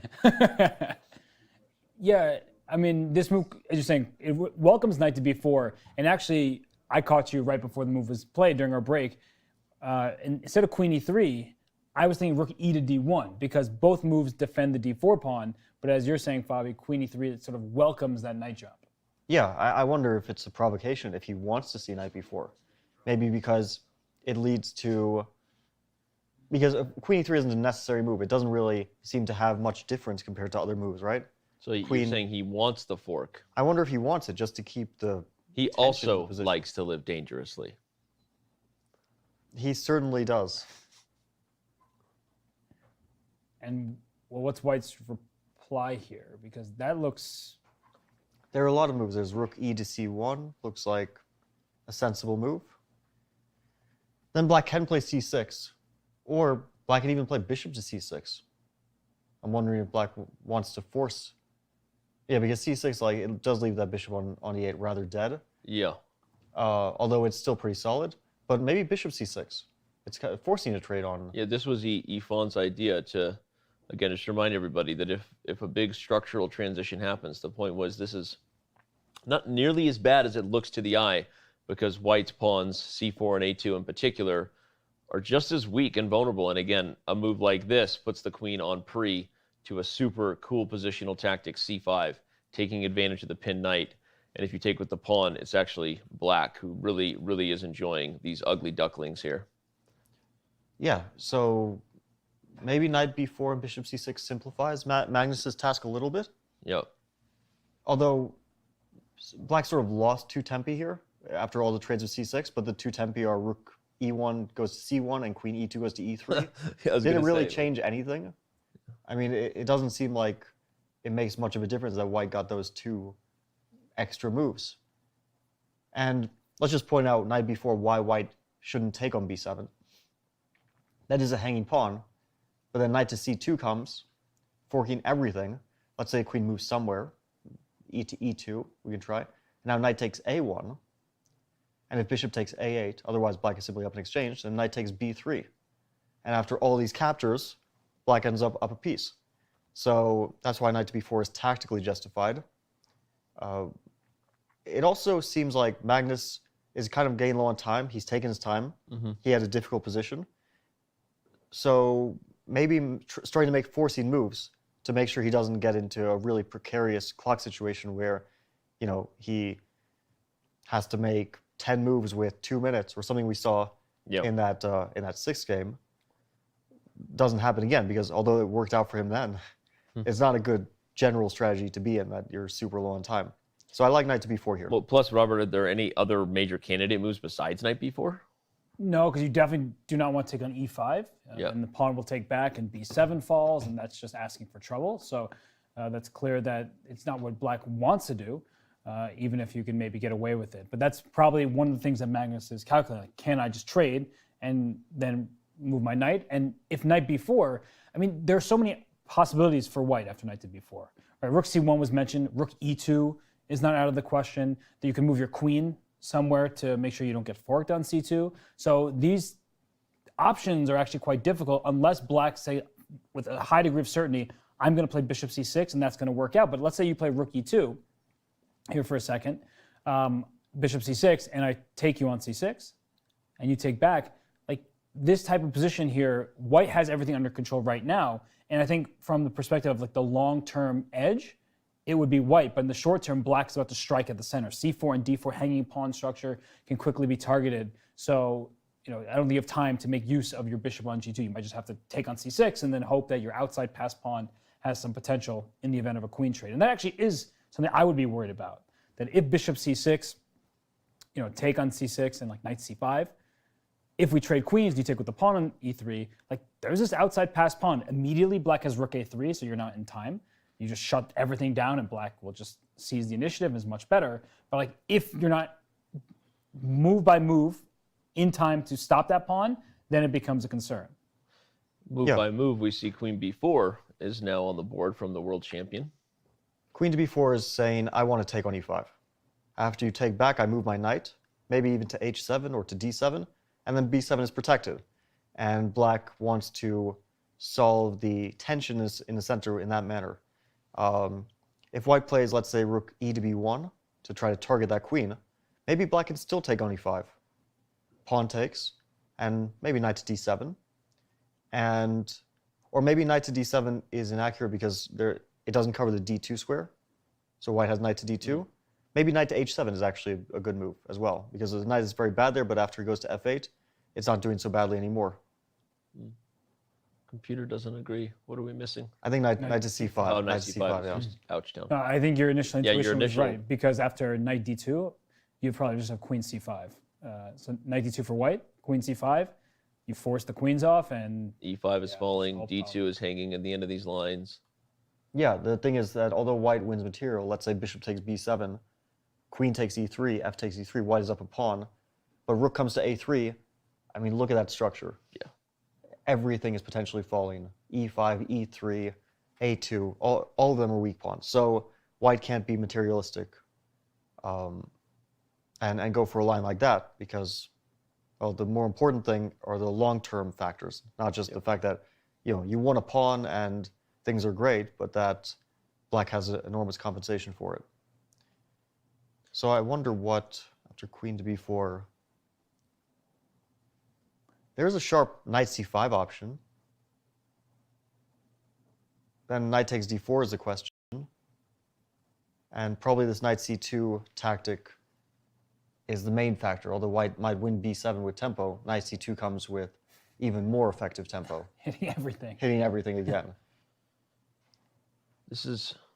We keep talking about the short-term features of this position, guys, versus the long-term features, and I know that there's been pros and cons throughout, Robert, highlighting, okay, like long-term, white has maybe one of the most dominant pieces on the board, but also long-term with the structural change, who has more weaknesses from A2 to even the D pawn to the C pawn? It feels like, I don't know, it feels crazy as it is. Fabi's prediction that the world champion might even win with black today. There's just so many little things about this position to me that could go wrong for white. Yeah, I mean, the one idea that I'm now considering but should not pan out is bishop takes c6. You almost never want to part with your bishop, but because the queen's on b4, like after bishop takes c6, I would like to follow up with knight to c5. Because the queen on b4 doesn't have too many squares. I am somewhat concerned about a rook coming down to a3 and chasing the white queen, but if black were not in time to, this rook a3 move is kind of a saving move in many of these variations, that black would be in big trouble here. A rook's coming to b1. The knight on e5 protects c4 while attacking the bishop on c6. The knight on c5 takes away the queen's a4 escape and attacks b7. So it's like one move away from being really powerful. And in fact, that's actually kind of why I would prefer my queen on e2 and my rook on d1. Like, he went queen e3 when I had mentioned to Fabio during the break, rook e to d1, because I just thought that it gave white a little bit more flexibility and asked black some more difficult questions. Speaking of being one move away, though, I thought you were going to highlight the other really powerful threat that white has in this position. If black does nothing, some random move with the knight on c5, it's white to play and game over with a move like knight takes f7, right? Queen takes and then queen e7 check? Well, the king would escape up rather than back. Yeah, I think the main threat in that wow. position. I did not. That's why the eval bar like black. I did not see that. Yeah, I think the main threat in that position after knight to c5 is rook e to b1. Yeah. Because that queen is suddenly potentially trapped. In this case, it's actually trapped because queen a3, rook to b3 traps it. Okay, but this tactic, knight takes f7, has my eye. I guess it doesn't work. Knight takes f7 is always something to consider, for sure. Once the bishop leaves e8, that's very important. Yeah. Even once there's a full trade on c6, bishop c6, even immediately, black has to calculate knight takes f7 at every move, and so does black. But, of course, Magnus, seeing this idea, will probably never allow it under good circumstances. But the very important thing, and the reason Magnus played queen b4, is the move we've seen in so many lines now, rook to a3. Mm-hmm. If white takes on c6 with everything, knight takes, bishop takes, pawn takes, this might be a better version for black, because let's say white protects that pawn, like rook e to c1. Now black plays rook a3. I'm already thinking black is the one who's very slightly better. For sure. Because the queen was doing a decent job on a3 blockading, but far better is the rook, because it also attacks a2. White suddenly has to be in a defensive position to defend that, to protect a2, maybe queen e2, but then we're already looking at a very, very shaky defense for white, and certainly no chances for an advantage. So I like the move queen b4 because it's looking towards the future, and we see rook e to b1, which we mentioned as one of white's most clear-cut choices, right? The most direct way of playing. Although the main line we looked at is the queen can laugh in the face of danger here on the b file with a trade in knight d7, and where's the discovered attack that matters here? The queen is totally safe. Maybe knight to d4? I'm thinking more important than the c4 pawn being defended is I want that knight to be active, bishop takes b7, and knight c6 is coming. And that already looks like that rook on d8 is trapped. Rook to a4, knight c6. It's funny, you don't think of a rook trapped in its own camp, but after rook to a4, knight c6, the rook has nowhere to go. White wins. So I think the queen c5 move is important again. So instead of taking the pawn on c4, maybe queen c5 here, which threatens e5.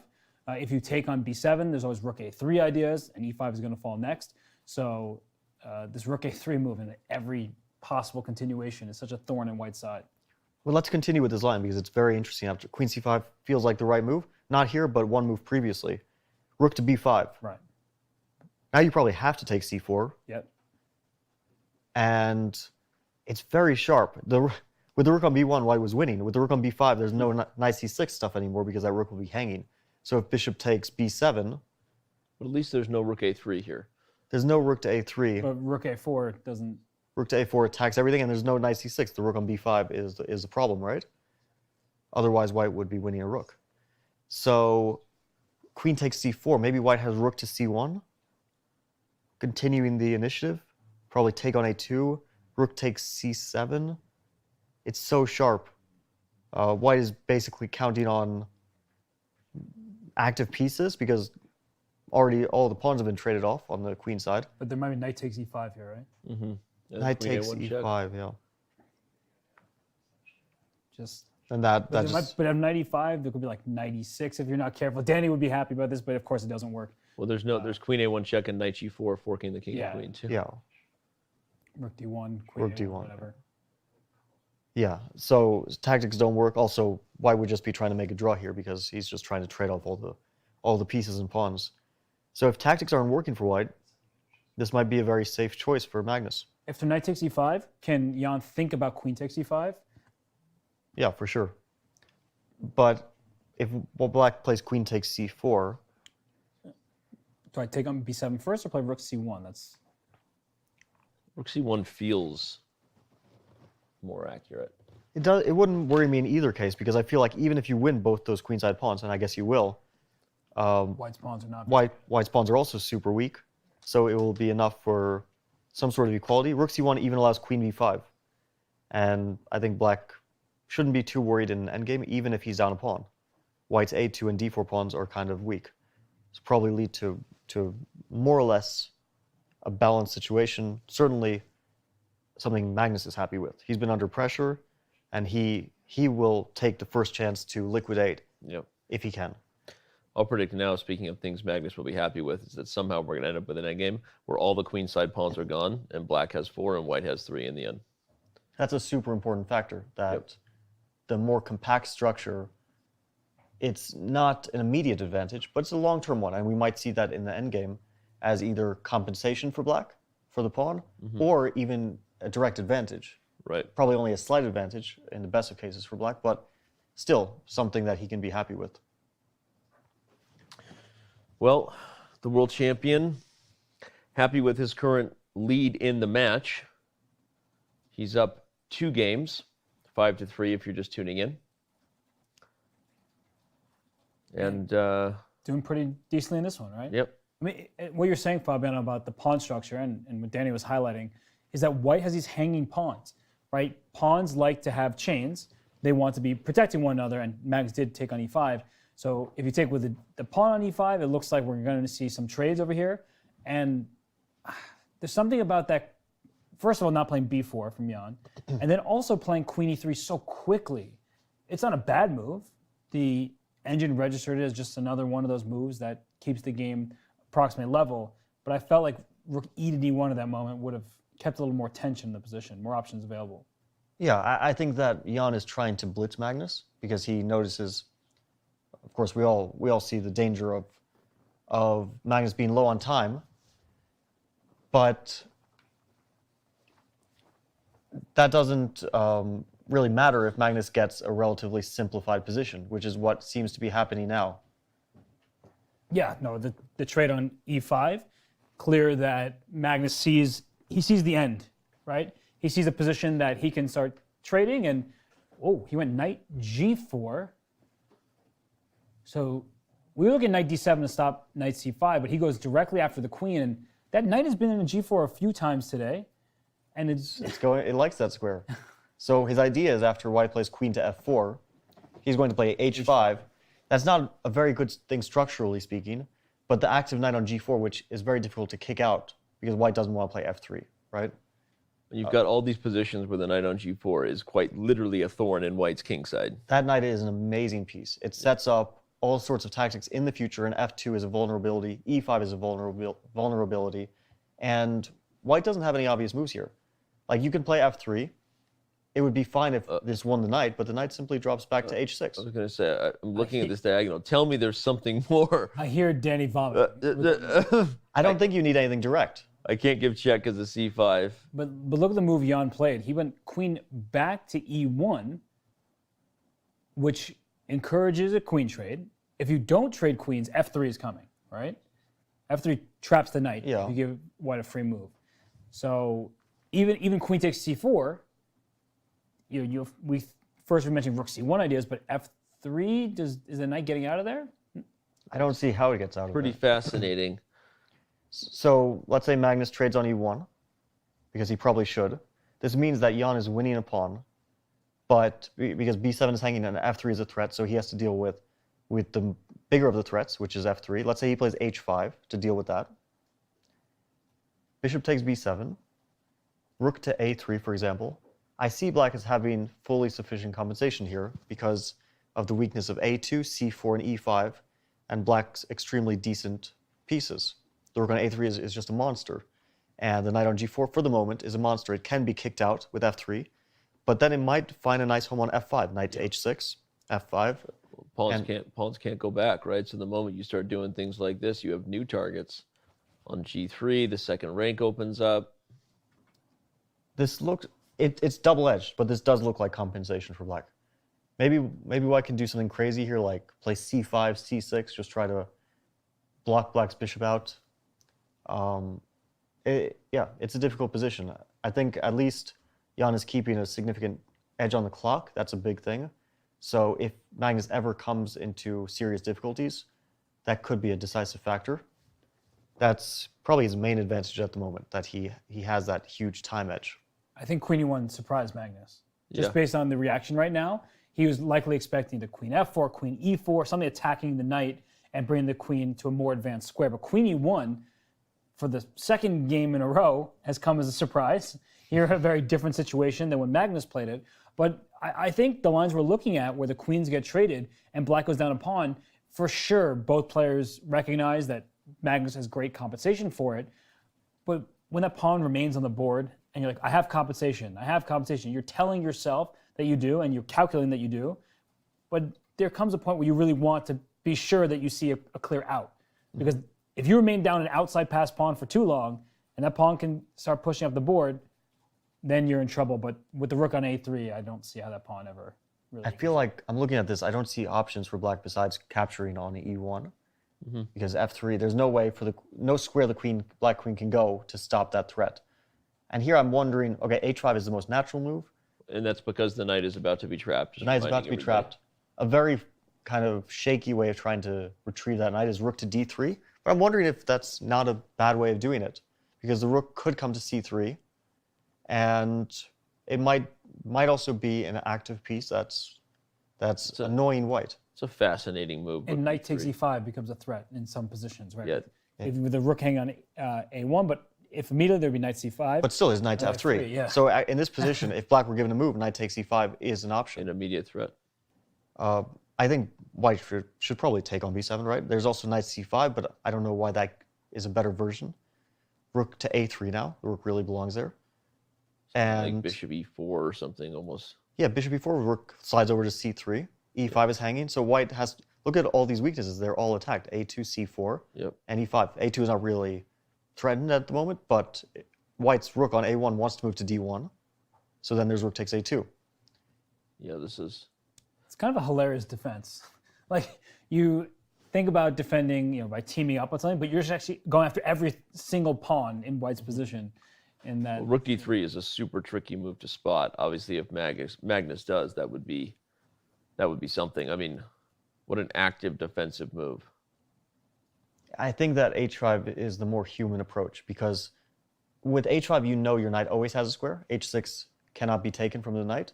With rook to d3, there might be some tactical lines where e3 is not available, right?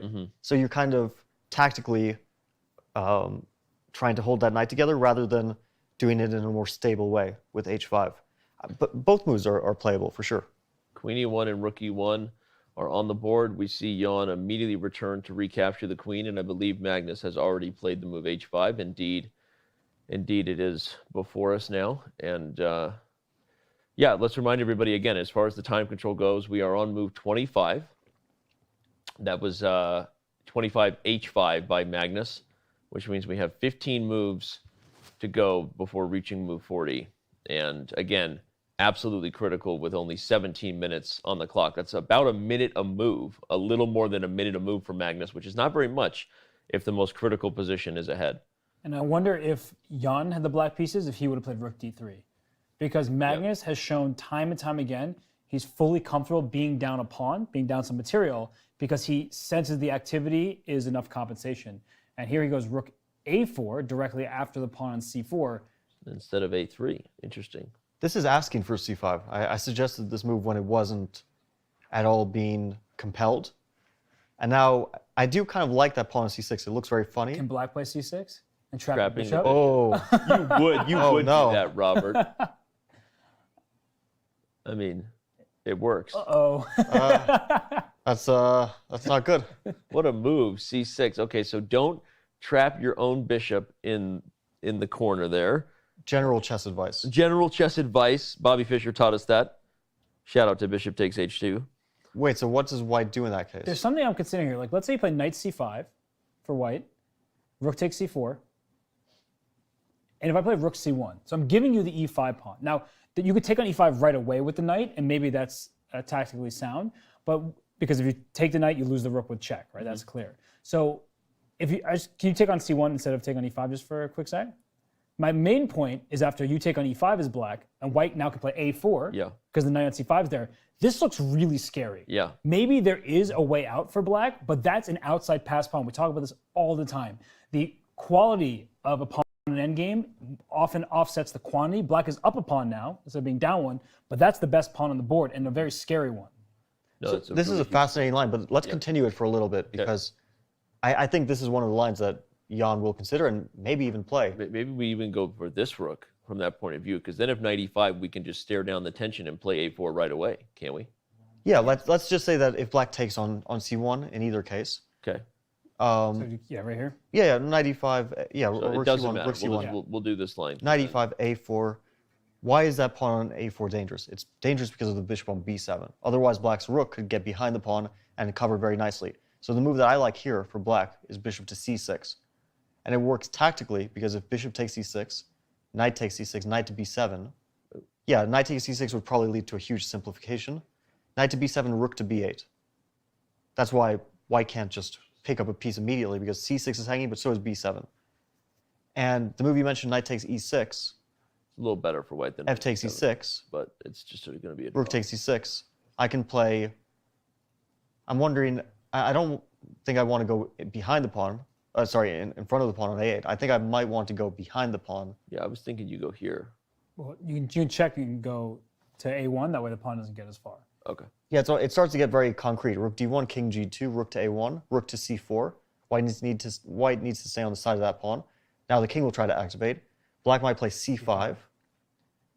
But then there's rook... Yeah, first of all, that's a tricky... Take and take here. That's a tricky endgame. Yeah, that's actually not the easiest endgame to draw. I don't even know if it is drawn. Yeah. Okay. It's such a weird one. Like, 3 against 2 is almost always a draw, but split pawns like that, not very ideal. And also c5, maybe king to f3. But maybe black's king gets to the center in time there. So this is also dangerous, So right? rook a3, I guess? You just want to cut the king off? Rook to a3 looks like a good move, cutting the king off. And then if king to f1, rook to a2, exactly. you keep cutting the king off. But these are the type of endgames you need to know as well, theoretically speaking, because if you give the h pawn and the c pawn, that's bad. But if you give the e and c pawn, we know that should be a draw. So it's a really fascinating line. And actually, there are some positions, if we even just go back a few moves, so when black played bishop c6, like white doesn't want to trade all the pieces. So there's a time and a place to even make a move like, it doesn't work here, but maybe like f4, right? Like giving up the bishop, taking the knight, just trying to keep that pass pawn alive. It's not going to pan out. Black is going to be up a pawn in that variation and will be able to corral it. So just to keep that in mind, that we don't necessarily have to trade bishop for bishop. Sometimes you want to take the knight rather than the bishop trade. I feel like if my pawn was one square further, I'm looking at ways that I can sacrifice the exchange just to make sure that the a pawn runs. But doesn't. I think that is an idea in some lines. Yeah. Here, the rook is in time to go to protect from behind. I think the move f4 does kind of make sense to me. By the way, we have the move c5 on the board, so not knight c5, but pawn to c5. But it's losing. Wait. That's losing. Oh my God! Did he just blunder? Yeah, he did. C6. Oh my God! Oh my goodness! And he just might not see it as a possibility. We were talking about c5, white playing c6, and then it mentioned c6 for black, and the bishop's trapped. Yeah. Oh my God! And Magnus is scowling because I think he sees it. Yeah. Oh my. Oh my gosh! Yeah, that's. I would say it's shocking, but I kind of suggested the move. So well, you suggested I can't be critical. You suggested it several moves ago, and it's not your game, and you also didn't have 54 minutes on the clock when it was your move to think about it. I'm blown away by this blunder. Yeah, Magnus obviously sees it. Look at him. He's like in disbelief. He's going to play c6. Okay, but at this point, I think we can say that this is a match of rushing.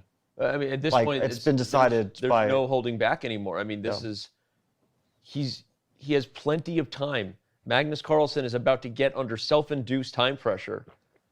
There are multiple other moves on the board, and if c6 is played here by Magnus, the world champion is going to win with the black pieces. And we can all start looking at our mid-December with a schedule that's opening up rather rapidly. Time to go skiing, boys. Oh my goodness. I mean, Magnus, you just saw his reaction, right? He looks like, this can't be. Like, I must be missing something. And you sometimes trust your very highly rated opponent. You're like, oh, if Jan did that, he can't be missing this simple move.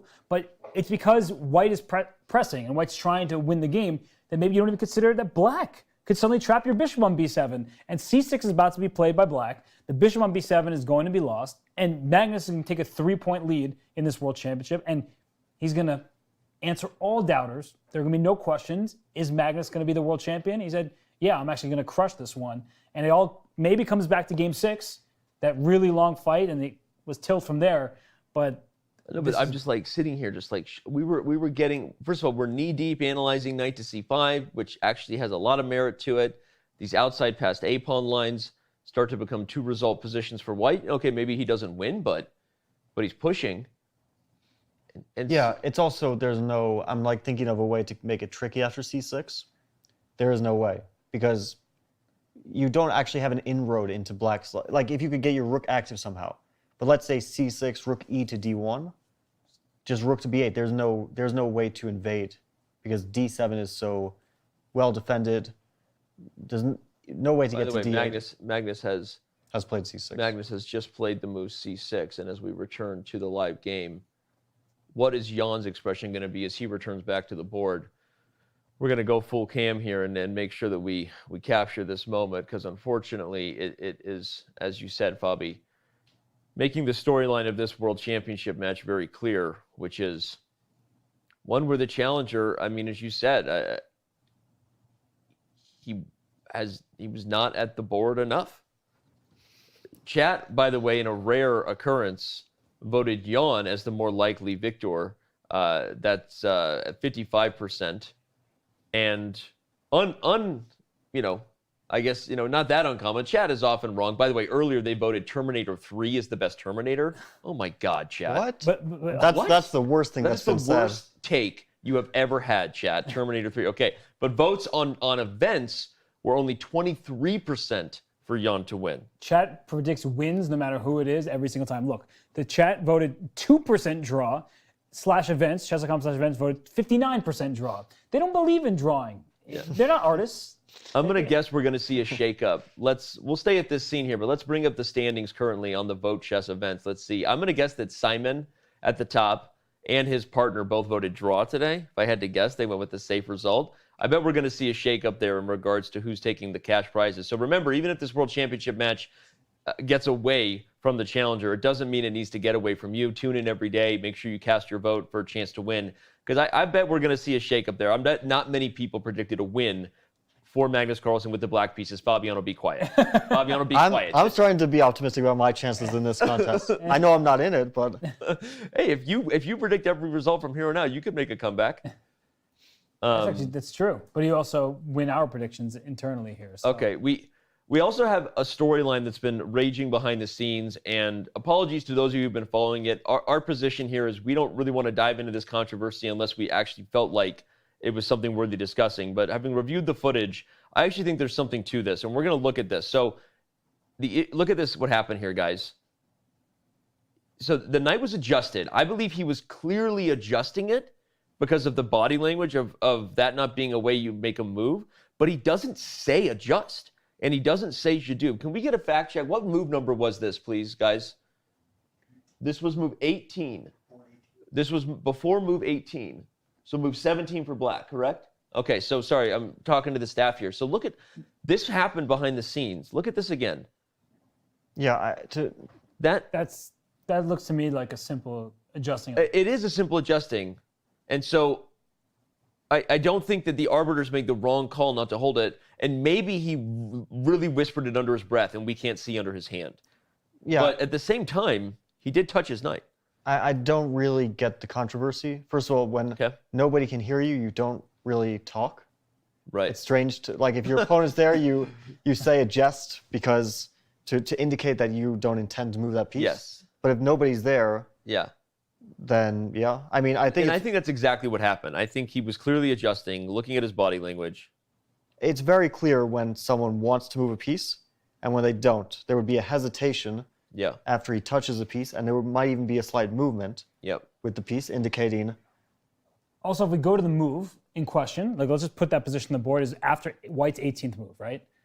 Here, there's no way he's moving his knight. There's knight's already on f6. And the next move, the queen takes a3, queen e2. The knight's not going anywhere. You would never even think about moving the knight. Right? It was move 17, but wherever it was here. No, I agree, but some positions, you are thinking about making a move, and then you're like, oh, wait, maybe I should do something else. Here, there was no way that he was moving the knight because it doesn't make sense. And every single line we analyzed had nothing to do with that knight f6. So I think the controversy is manufactured. I understand that some people, they want to follow the rules, which is great, and you need to adjust the piece. But when there's nobody there and you're in this weird glass box and Jan is off in his rest area, well, you can just like... No, let's bring up the video one more time because I agree. And that was what I said when I first saw it. I was like, body language of chess players, we instantly know he was not touching the piece here to move it. He was clearly, he turns it with the intention to adjust it. And the fact that he lifted his hand, I immediately saw the video and go, okay, he was adjusting the piece, realized as soon as he did it that even though he didn't say anything, he's on camera. So the hand gesture is like, hey, letting everyone know. Like he does this and goes, hey, I was just adjusting. Right? So he's like telling the camera, even though no one can hear him, I was just adjusting, right? For those who are watching, because I think what you said is true, Fabi. He didn't say adjust, and you wouldn't say adjust unless your opponent was in front of you. But the moment he did it, he realized he's being watched by tens of thousands of people across the world and lifts his hand as a way to say, like, hey, everybody, don't worry, I was just adjusting. Yeah, I think this is normal. There's no controversy here. You know what is controversial? The position. I don't think it's controversial at all. The position is not controversial. It's controversial because it's impossible for us to not be discussing a storyline now of like, oh, man. I mean, I could see Jan coming back to the board, and he probably won't resign in this turn, but... I think the reason he's not at the board right now is because he's looking at the monitor and going, what the did I just do? Yeah, he doesn't want to be at the board right now. Yeah. This is a terrible moment for him. It's also such a preventable one. I mean, the match may have been out of his hands, pretty much. It was certainly a steep hill to climb, but the game was not going badly for him.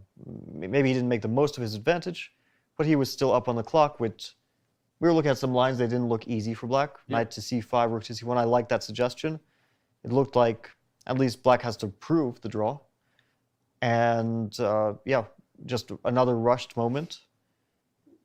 I mean, this one is, you can't argue. He's trying to blitz Magnus, and he ends up trapping his own bishop instead.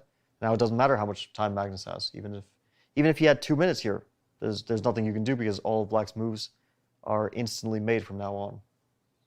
Yeah, and it's actually tragic that, considering the early stage of the match, it was a huge fight between these players.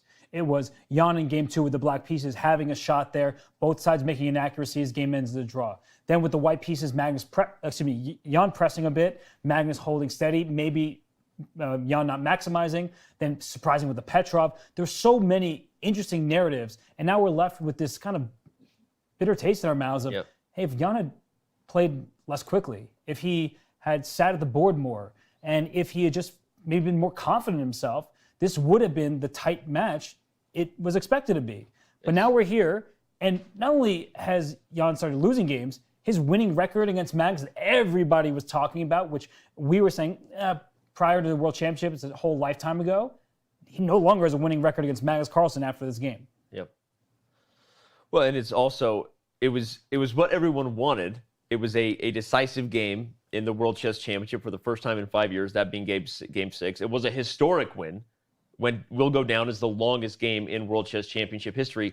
But in hindsight, it was also apparently the straw that might have broken the camel's back, because it was such a clearly a game of a momentum changer for the match, right? Since that win in game 6, we have seen a completely different Jan Nepomniachtchi, even though in that game, we all talked about the fact that until the game was lost, perhaps with this sort of careless queen e4, it had still been a very good game by Jan Nepomniachtchi, maybe one of his better games. We were applauding it, right? His decisions to play fighting chess with g takes f6 and so many other opportunities that he had in that game. And so just what a whirlwind this has been, right? A match that, if anything, through the first 5 games, we could argue that the challenger had more opportunities. Whether he capitalized or not, he had more opportunities to get wins than his opponent did.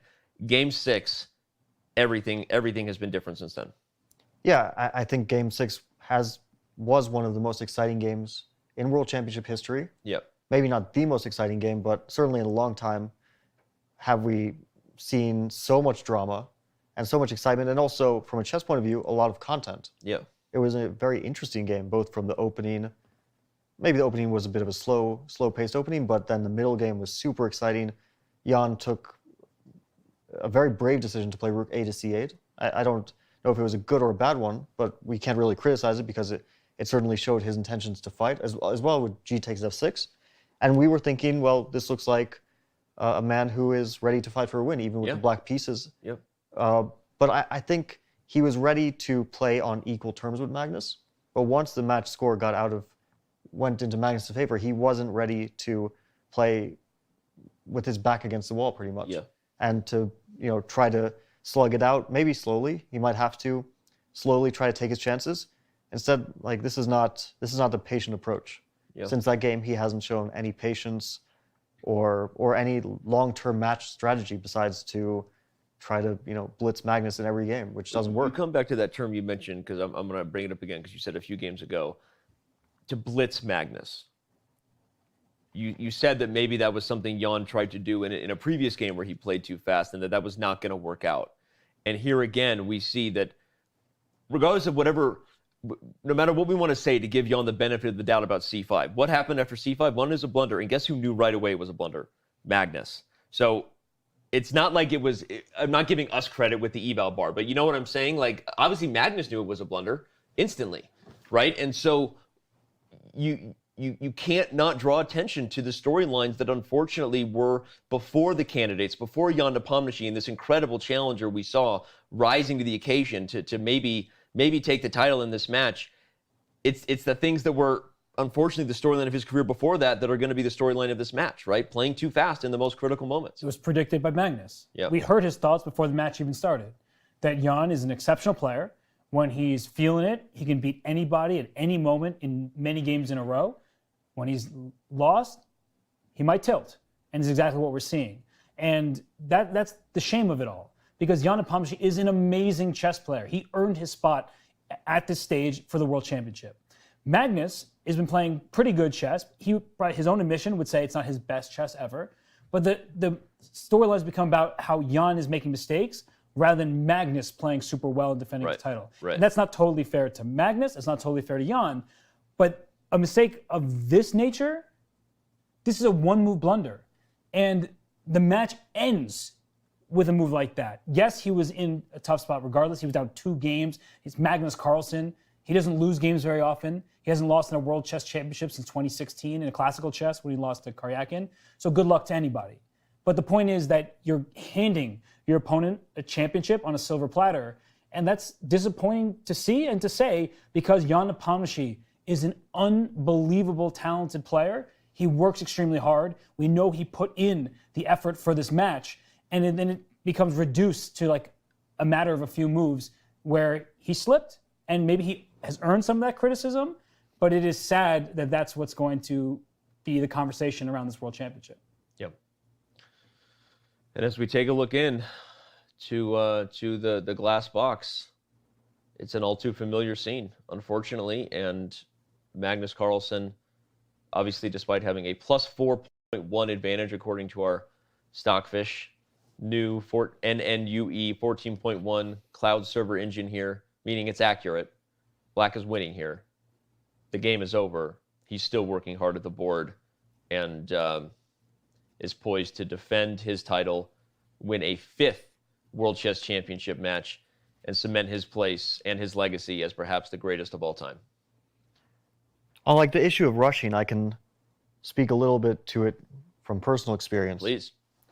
Because one of the reasons I felt that I didn't play particularly well in the candidates in 2020 and 2021, the same tournament, which is split up into 2 parts, is that why? What happened?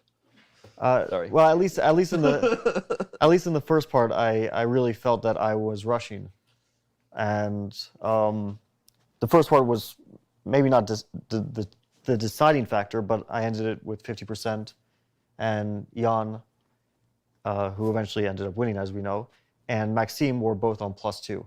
And although it wasn't an insurmountable lead, it was pretty tough.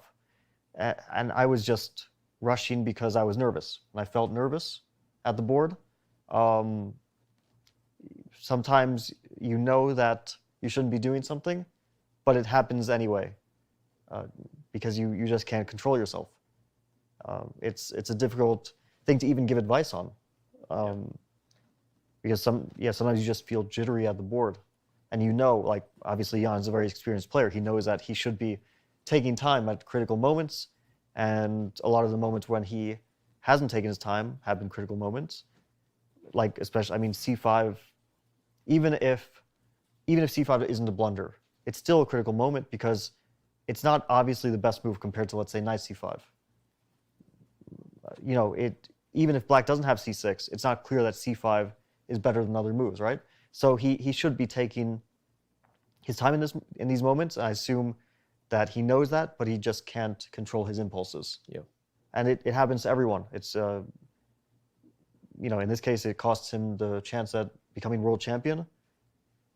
You know, hopefully it's a problem he can solve in the future. We did learn that Fab's not a robot. He said he was nervous. Yeah, that was a question posed earlier. I mean, I know the circumstances, jokes aside, around the first half of the first ever candidates event that would ultimately be postponed due to a global pandemic. There were reasons to be nervous. There were reasons to not feel like yourself. Was there anything else to that? Was there anything going on with you at the time in terms of the X's and O's of chess that had you feeling nervous? No, from a purely chess perspective, you felt in a good spot. Okay. I just come off a tournament win in Weikanze. Yeah. And my rating was not the highest it's ever been, but it was higher than I'm used to. Yeah. And so, like, from a purely chess perspective, you know, things looked to be going very well. But once I got to Russia, and even the tournament kind of started well for me. I drew the first game and won the second. And from there on, it was just so many missed opportunities or terrible mistakes due mostly to rushed decision-making. Mistakes that, you know, I felt like I didn't have to make. I knew better, but still crept into my play at least like 3-4 times that led to games being either not won or lost. So this is tough. I mean, we're sitting here now. It's been almost 20 minutes. It's been it's been almost 20 full minutes since Jan Nepomniachtchi's blunder and his absence from the board. And again, you know, you made good points that even if this isn't a blunder, people make mistakes. They make blunders. It was still a critical moment, given the match situation, given what you know is true about these opportunities, how slight they are. It's not clear what the best move is. And so to make that decision in such a hasty way comes back to the term that you said. It's almost like he was trying to blitz Magnus rather than beat Magnus, right? And unfortunately, the storyline of this match, again, as you said, Robert, other than Game 6, that doesn't take anything back. It was a historic win, right? Other than that, Game 8 and this game and Game 2, right? You could argue a little bit of Game 5, right? The storyline is Jan beat himself, not Magnus beat Jan, and that sucks. Yeah. That hurts. And Game 6 was historic. We all were here for a 10-hour broadcast, and people all over the globe were paying attention, tuning in, and it was a really wonderful game. That said, within that game, there were moments where haste made waste. where Jan, despite having a good position, he made that quick move. And that's been a theme throughout this match, where people point to move 130 as the losing move for Jan in game 6, because queen e6 technically was the move that lost the game. But as we discussed many times, that queen e4, that was just an unnecessary slip, made a decision too quickly, and then he was on the back foot the entire rest of the game, and he couldn't quite fend off what was a very difficult position. So, yeah, we're going to talk about it time and time again. Unfortunately for Jan Nepomniachtchi, he's probably away from this game because he knows as soon as he resigns, and here he is. That, that's that. And there it is. He laughed a little bit, but he's not actually laughing at all. Yeah, no, this is highly unfortunate. Because otherwise you cry. Yeah. I thought about the critical moments of this match, and a few came to mind before this collapse, of course. And the first one was c3 in the second game. Mm-hmm. I know Jan he didn't seem disappointed after that game, but that was a chance. Like in hindsight, and we were talking about it then. We were like, you're not looking too disappointed, but this could prove. In hindsight, having checked the game and analyzed the game, and knowing what the objective evaluation was, that was a huge chance. That was his biggest chance in the match by far. Yep. His only really winning position that he had. And then the second one is queen to e4. Even though it's not a move that maybe changed the valuation even, it turned what seems to be a game that was just a draw, like heading to a draw. Moments away from a draw, just repeating moves pretty much, to now we're playing for the next 3 hours. Yep. And it's unclear if he's going to draw or not. We were unsure.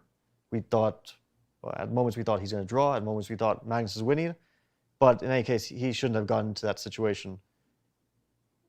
Yeah. His last chance is to play rook e4 here, but then rook to a7. I guess we could put it on the board because White has very few ways to try to extricate that bishop. Rook to a7, rook to b4 protects the bishop momentarily. Rook to b8 attacks it. Bishop takes c6. It looks like rook b4, bishop e8. You got an exchange, and you even have 2 pawns. But then final blow is rook takes b3. With a pin, a takes b3, rook a1. Black is up a rook. That concrete line is enough to spell disaster. Obviously, we see some interesting comments about it, although I think it's being said slightly in jest that Bobby Fischer trapped his own bishop against Boris Spassky in the 1972 legendary match. Was down by 2 at some point, came back to win it. I'm just going to answer that with saying this is different. Right? This is different. And 3 games is bigger than 2. Well, that was only after 2 rounds. Fischer was down 2 points, but it was after 2 rounds. Yeah. They still had a long way to go. This is 3 points with not very many to go. Yeah. There's 5 more games. Going plus 3 and 5 games is, borderline. I wouldn't say impossible. Nothing's impossible. Borderline impossible. It's impossible. Yeah. When you say impossible, all I hear is I'm possible. Positive thinking. Wow, the therapy session that we showed everybody yesterday, it's helping you as well, not just the top chess players, right? Oh man, yeah. Like I told Georg, we come to these shows with empty hands and open hearts to learn, and that's what we're here to do. Agreed. Well, I don't know what more Jan can learn from this game. He looks dejected. I feel for him. Yeah, this is hard. As sharp as our criticism has been, it's no fun to see somebody in such a painful moment. So, I think he's a move or 2 away from resigning this game, and you can't lose with the white pieces. You can't do that in a World Championship match. Magnus did it against Karyakin and then bounced back, but you're already down 2 points, going down 3, and we did like the way he started this game too. Yeah. B takes a3, another rushed move. Yeah, that was it was the rush move. So, again, it's obviously Jan, the respect he deserves as a player and a challenger goes without saying. And we have been saying it a lot. And I personally thought that this match coming in was going to be a very close one. And I looked at Jan at his best and what he was capable of, and thought that this might be a uniquely different challenge for Carlsen. Unfortunately, the storyline became that not Jan at his best, but some of the things Jan has done throughout his career at his worst, particularly rushing critical moves, was what happened. And there's unfortunately, no argument against that at this point. And that's hard, especially because of how much respect you have for a player like Jan Nepomniachtchi, and how hard it is to see a player at the highest level struggle when you know how much this meant to them.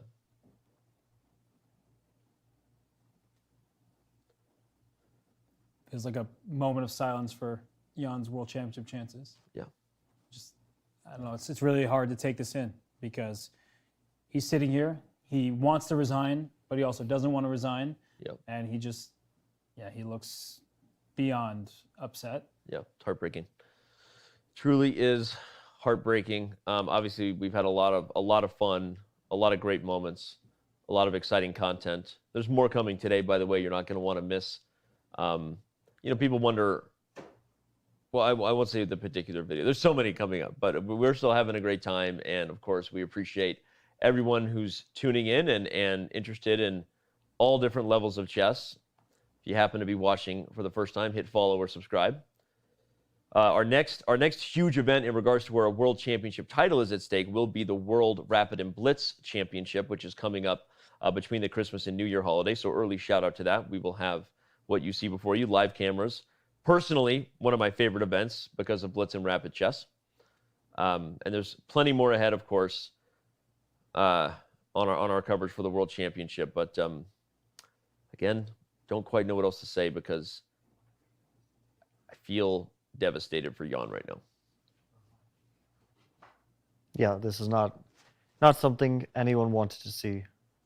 And yeah, it's we've all been in that position when we're staring at a lost position and we don't want to be there. But we're forced to fight on because it's chess and you have to fight on to the very end. But unfortunately, this game is very close to the end. Yep. Oh, man. And the worst part is you have to somehow try to brush it off, come back to the board tomorrow with the black pieces, and play it for a win. From move one. You're running out of time. You need to at least strike as best you can. And I don't even know how you get into that mindset to come back to the board tomorrow. He has to, and he will. He's a professional. But it's going to be not going to be easy. Probably the most difficult thing he's ever had to do. Shakes his head, doing everything he can right now to do what we've all done at the board, which is when you know you're lost, but you're not going to give it up at this point. So what controversy can you create? What mess can you possibly stir up that at least leaves some opportunities for your opponent to go wrong? Set some traps, if you will. Unfortunately, in a situation like this, it's unraveling quickly because by picking up that bishop, black's pieces only get better. They pick up the bishop sort of on their way to victory, right? Like that really great feeling you have when you realize, oh, I can stop by and pick up this on my way to the post office. Nothing feels better than combining two errands into one trip, right? You save gas, right? You lower your carbon footprint, convenience. My brain, oh man, is a dad brain. I don't want to say how excited I get because there's only a couple other things that get me more excited. But I get real excited combining errands into one trip. That's probably the most dad thing you've ever said. It feels good. And unfortunately, that's how Magnus feels right now if you're young. Magnus is combining errands in one trip. He's picking up the groceries, grabbing the thing that he didn't want to grab for his kid, and going to the post office, and they happen to be all on the way. Let's bring up the analysis board so my analogy makes any sense here, okay? It's not even that it's easy. It's that when you go pick up this bishop, it's on the way to the grocery store. The rook is better on the B file. Well, for example, if white plays a4 here, yeah, thinking, well, my last chance is to push that a pawn up, take on b7, yep, take on b7, take on b7. White plays a5, all right, trying to keep on pushing. Black picks up more groceries. Mm-hmm. After a6 goes back home. Yep, it's all on the way. You're getting it, Fabi. You're getting it, and you're back. You thought when these errands were stacking up on your Sunday, you wouldn't be back in time for the game. You get back in time to check your Yahoo Fantasy Football League, make a change, and watch kickoff. There are changes you need to make, and they're not just about your fantasy football. Okay. Anyway, the point is, okay, rook e4 is played. The point is, Magnus isn't even now. Magnus's turn to blitz. He's not even thinking. These moves play themselves. What Fabi said. These are automatic moves. Yep. I mean, Black could maybe take more time after rook e4, waste a move, and still be winning after rook a3. But no, there's knight d4. So yeah, you're not only do you want to pick up the bishop immediately, you also are kind of obligated to.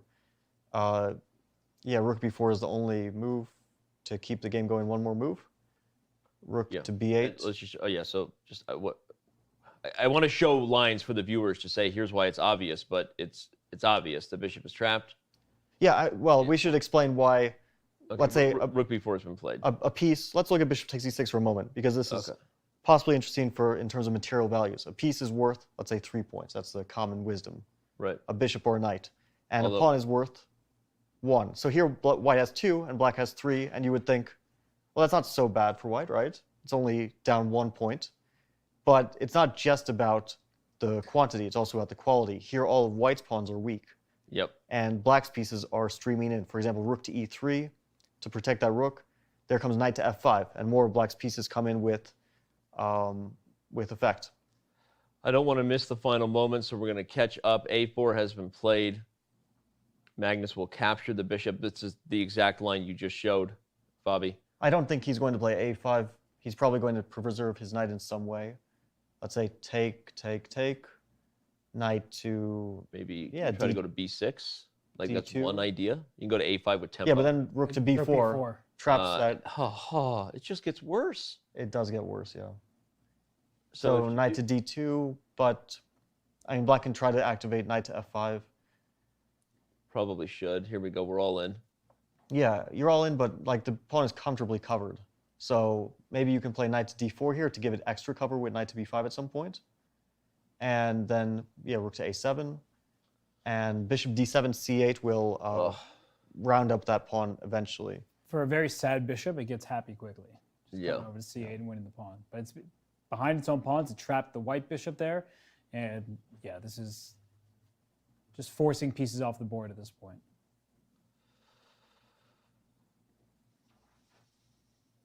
I wonder if he wants to try rook to b6, so after taking everything, he can put the knight on c5, where it's pretty good. It's a pretty good knight.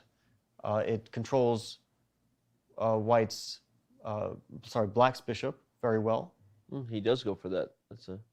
He does that's go a for cute little. It's a cute little idea. I mean, at least it keeps it controversial in that the bishop is trapped for now. The a pawn is threatening to run.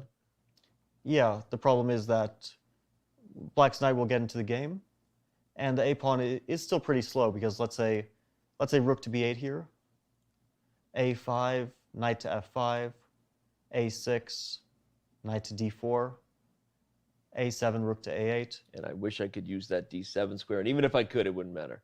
Yeah, the knight just has no way in, and also black isn't time to play knight to b5 and to round up that pawn.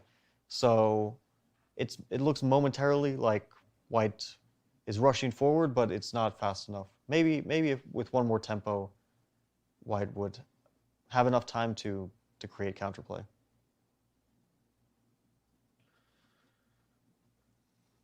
Yeah, and as you've been saying, Magnus's move is just too obvious, right? You want to bring your knight from the rim back towards the center and attack a pawn in the process. So knight f5 is extremely logical, and white's only idea is to push the a pawn. So if you could somehow combine pushing the a pawn and keeping the black rook off the back rank, say knight f5, and white has rook d1. So like, okay, I want to play rook d8 and a5 and rush my pawn off the board. First of all, black can just play rook back to b8. You don't have to take on g3 or anything. Yeah. And that way your rook just slides to a8, stays in front of the pawn. It's not going anywhere. We see Magnus pondering his approach here before leaning in and playing knight to f5, activating his worst piece. That's how you win chess games, boys and girls. He will play the rook back to b8, I'm sure, in just seconds. Looks like he actually already has. Yeah, that's why black's decisions are so easy, because you have to go back to b8. If you go forward, then the pawn rushes forward, and there's only one piece which can cover that pawn for the moment. But it's a fully sufficient piece to cover the pawn. Remind everybody that when the game ends, our show begins. We have the post-game press conferences brought to you live. I don't think you're going to want to miss what Magnus Carlsen and Jan Nepomniachtchi have to say.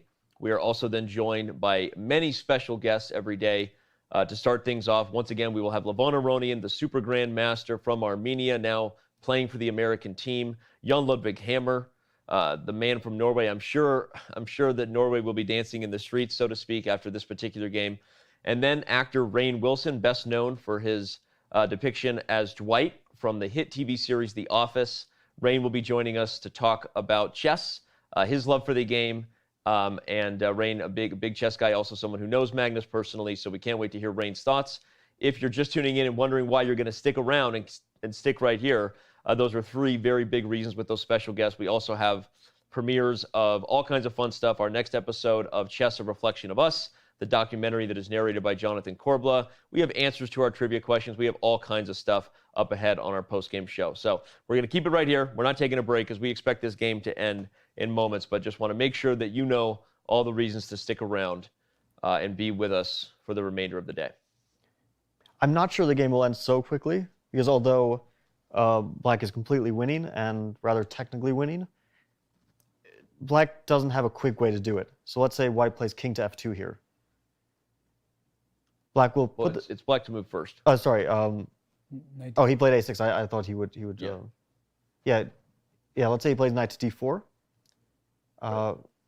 We already mentioned that the knight comes to b5. White. Let's say White plays king to f2.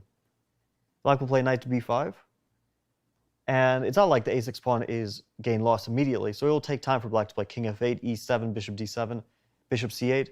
Although it is a foregone conclusion that Black will at some point collect this a pawn and be up a piece and a pawn, it still takes a bunch of moves. So we might see this drag on for a little while. Let me throw out an idea, though, and perhaps the reason why Magnus is thinking here, because he's so damn good at chess, he's probably accurately calculating how difficult that might be. Is he considering whether he can get away with taking this pawn? Well, there's one thing which worries me there. So let's say knight takes g3, a7, rook to a8, and there is this move, rook to either a5 or a6. Yeah. I think Black is still in time to get knight e2, d4, b5, because it comes with check. King f2, knight d4, knight a4. If White were given one more move, it would actually win.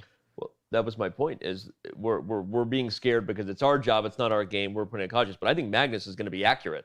Magnus isn't going to be scared. And I think if he sees that he can grab that pawn on g3 and get away with it.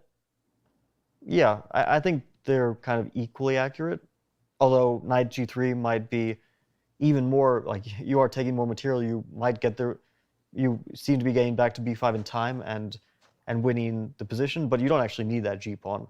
You are up a piece, and once you corral that a6 pawn, or if it goes to a7, the a7 pawn, it doesn't matter how many pawns you have up on the king side. But it is interesting to point out that if this happened, the reason why Fabi needed to play rook a5 or rook a6, everyone, is because you'd love to play knight a4, and then White would be winning if anything else happened, because you get your knight to b6, and the a-pawn ultimately proves enough to win you the game. The rook has to sacrifice itself for it. But you can't ever move the knight to a4 because the pawn's lost.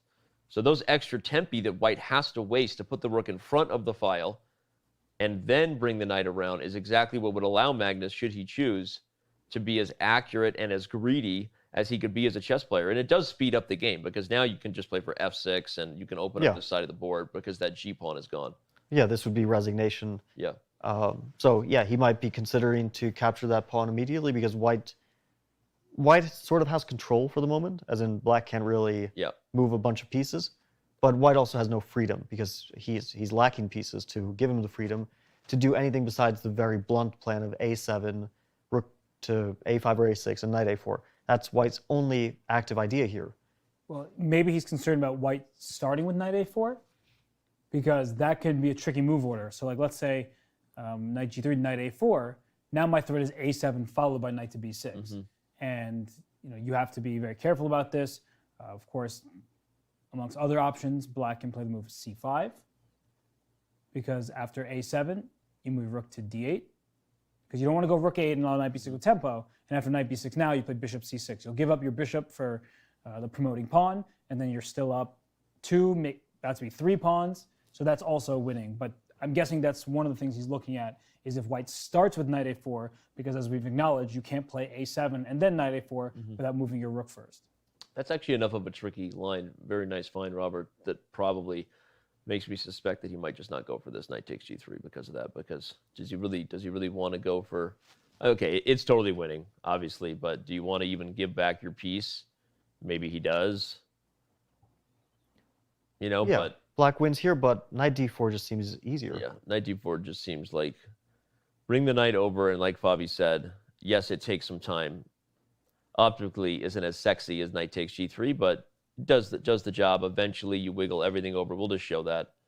We'll White can't We'll really do this anyway just to show it. And the point Or, is... but here the pawn is even more okay, quickly. Yeah, so we won't play a6. Yeah. We'll say king f2, king e7.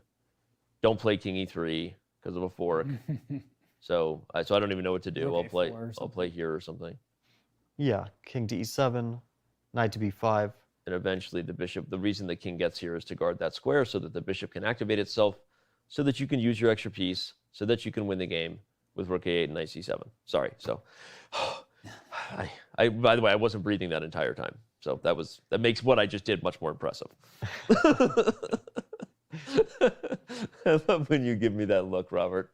I live for that look. Only you and my wife can make me feel that way with one look. Oh boy. Oh boy. I'm gonna go. And it's good you use that line in chess commentary rather than something else. I'm gone. Bye, Robert. Love you. No. By the way, it was the look you gave me that is like, oh my gosh, is Danny doing this again? Not anything else. Not anything else. Oh gosh. Why do I put up with this? You don't even pay me. All right. A6 is on the board, and we are waiting. What? You know what you did. You know what you did. Last summer? You know, last summer, that's right. I feel like I'm talking to my 5-year-old. Like, you know what you did. Well. Yeah, this is a stylistic choice.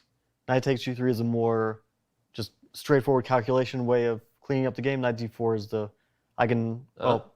Magnus goes for the straightforward approach. Here we go. So you had the sense, right? Because you're like, Magnus is Magnus. And this is an example. To me, even if you could argue knight d4 was safer, like, I just love how ruthless he is. I love it. It's one of the things that since Magnus Carlsen burst onto the scene, all of us fans raising our hands, watching. I mean, you and I have talked about this so many times.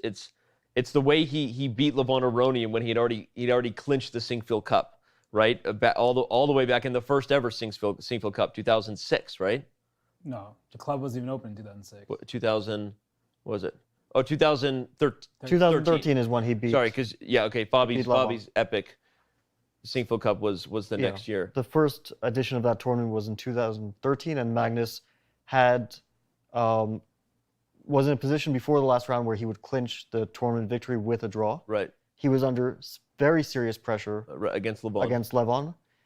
But then something turned around at some point. Yep. It turned from Levon having serious pressure to suddenly it's kind of unclear, and then Magnus had a chance to play for a win. And rather than just secure the draw, he went for the win fully. So my mistaken year aside, what I'm saying again about it's just those moments, and there are others that have defined Magnus Carlsen's career. And when I think about that, I think in how quickly he plays c5. He's already calculated the line Robert said. It's the thing that you just want to, you applaud, you admire, and the thing that he has done to me as much as anything he's done as he's dominated the chess world for the better part of the last 2 decades, that sets an example. He's ruthless, and he doesn't care about the match situation or the safe approach. He will take the most accurate approach, and it's always impressive to watch. Yeah, he did the last game too. There is one last move here. Rook to b1 is a move. Maybe White's best shot at confusing things a little bit. Rook to b1, but then the rook goes back to a8. No, but then then rook b8. Rook to 8, rook to b8 is maybe a better version of, because he picks up c5 in the end. Yeah. It's probably still really bad because he's losing a bunch of his remaining pawns. But I think rook to b1, he just wants to play bishop to c6, rook to b8, and rook to f8. Mm-hmm. And then if knight to b6, you can even pick up f3 for good measure. Well, maybe not right away, because yeah, but you can move your knight back because the promotion. Should we show it? Yeah. Oh, sorry. We're calculating in our head, and Robert's pointing to me. Hey, you might want to use your mouse, buddy. Okay. Rook b1. Or you know what? Bishop c6. Yeah. Let's show that. I apologize, everyone. Wait. It was a blunder. What's the idea? Because after rook f8, knight c5, there's knight to b7. Oh, you cut Or off the bishop. Yeah, knight. And knight d7. That's ugly. All right, so rook to b1 makes some sense. Has he played rook b1? No, not yet. So back to what we were saying, rook b1 initially, you can play rook a8. That was my idea, and you Rook give b8, up. You give up the bishop here. Yeah, king h7, knight c5. It looked like a better version, but maybe after knight to f5, it's just all the pawns are falling. Clean. So I just had to calculate that to make sure that this would work out, and it does. And we were talking this last game when Magnus won with the white pieces. He was still thinking, make sure the queen endgame, he had everything under control. He does a great job of that. And one other person who has won a tournament and could have just had a draw in their final round, but won their last round game, Fabiano Caruana. In the candidates, he beat Alexander Grishuk in the last game. Only needed a draw, but kept on going.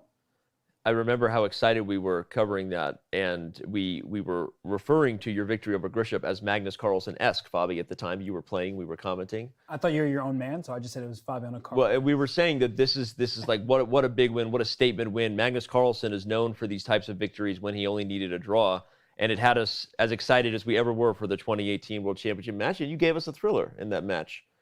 You know, you didn't lose a classical World Chess Championship match. You know that? You know that? I'm aware. Okay. Just checking on you. Big fan over here. Big fan. Big fan Dan? Big fan Dan. Okay, well, Jan is not a big fan of his position, but is going to do what he can to keep it messy. The evaluation now, more than 7 points in Black's favor. It does that. Not super relevant, but just a reminder of how difficult the task ahead is for Jan Nepomniachtchi.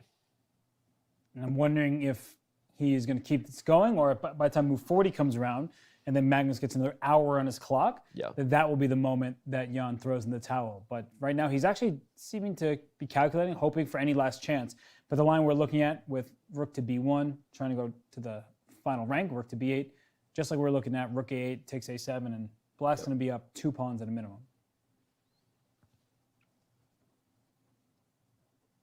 Yeah, this is all... Actually, this points out what we said earlier, that the structure, black structure on the king side versus white structure, it's relevant. If white had, let's say, pawn on e4, pawn on g2, or some sort of configuration. Or even this pawn on g2. Yeah, something like that. Some configuration where he's not just losing his pawns.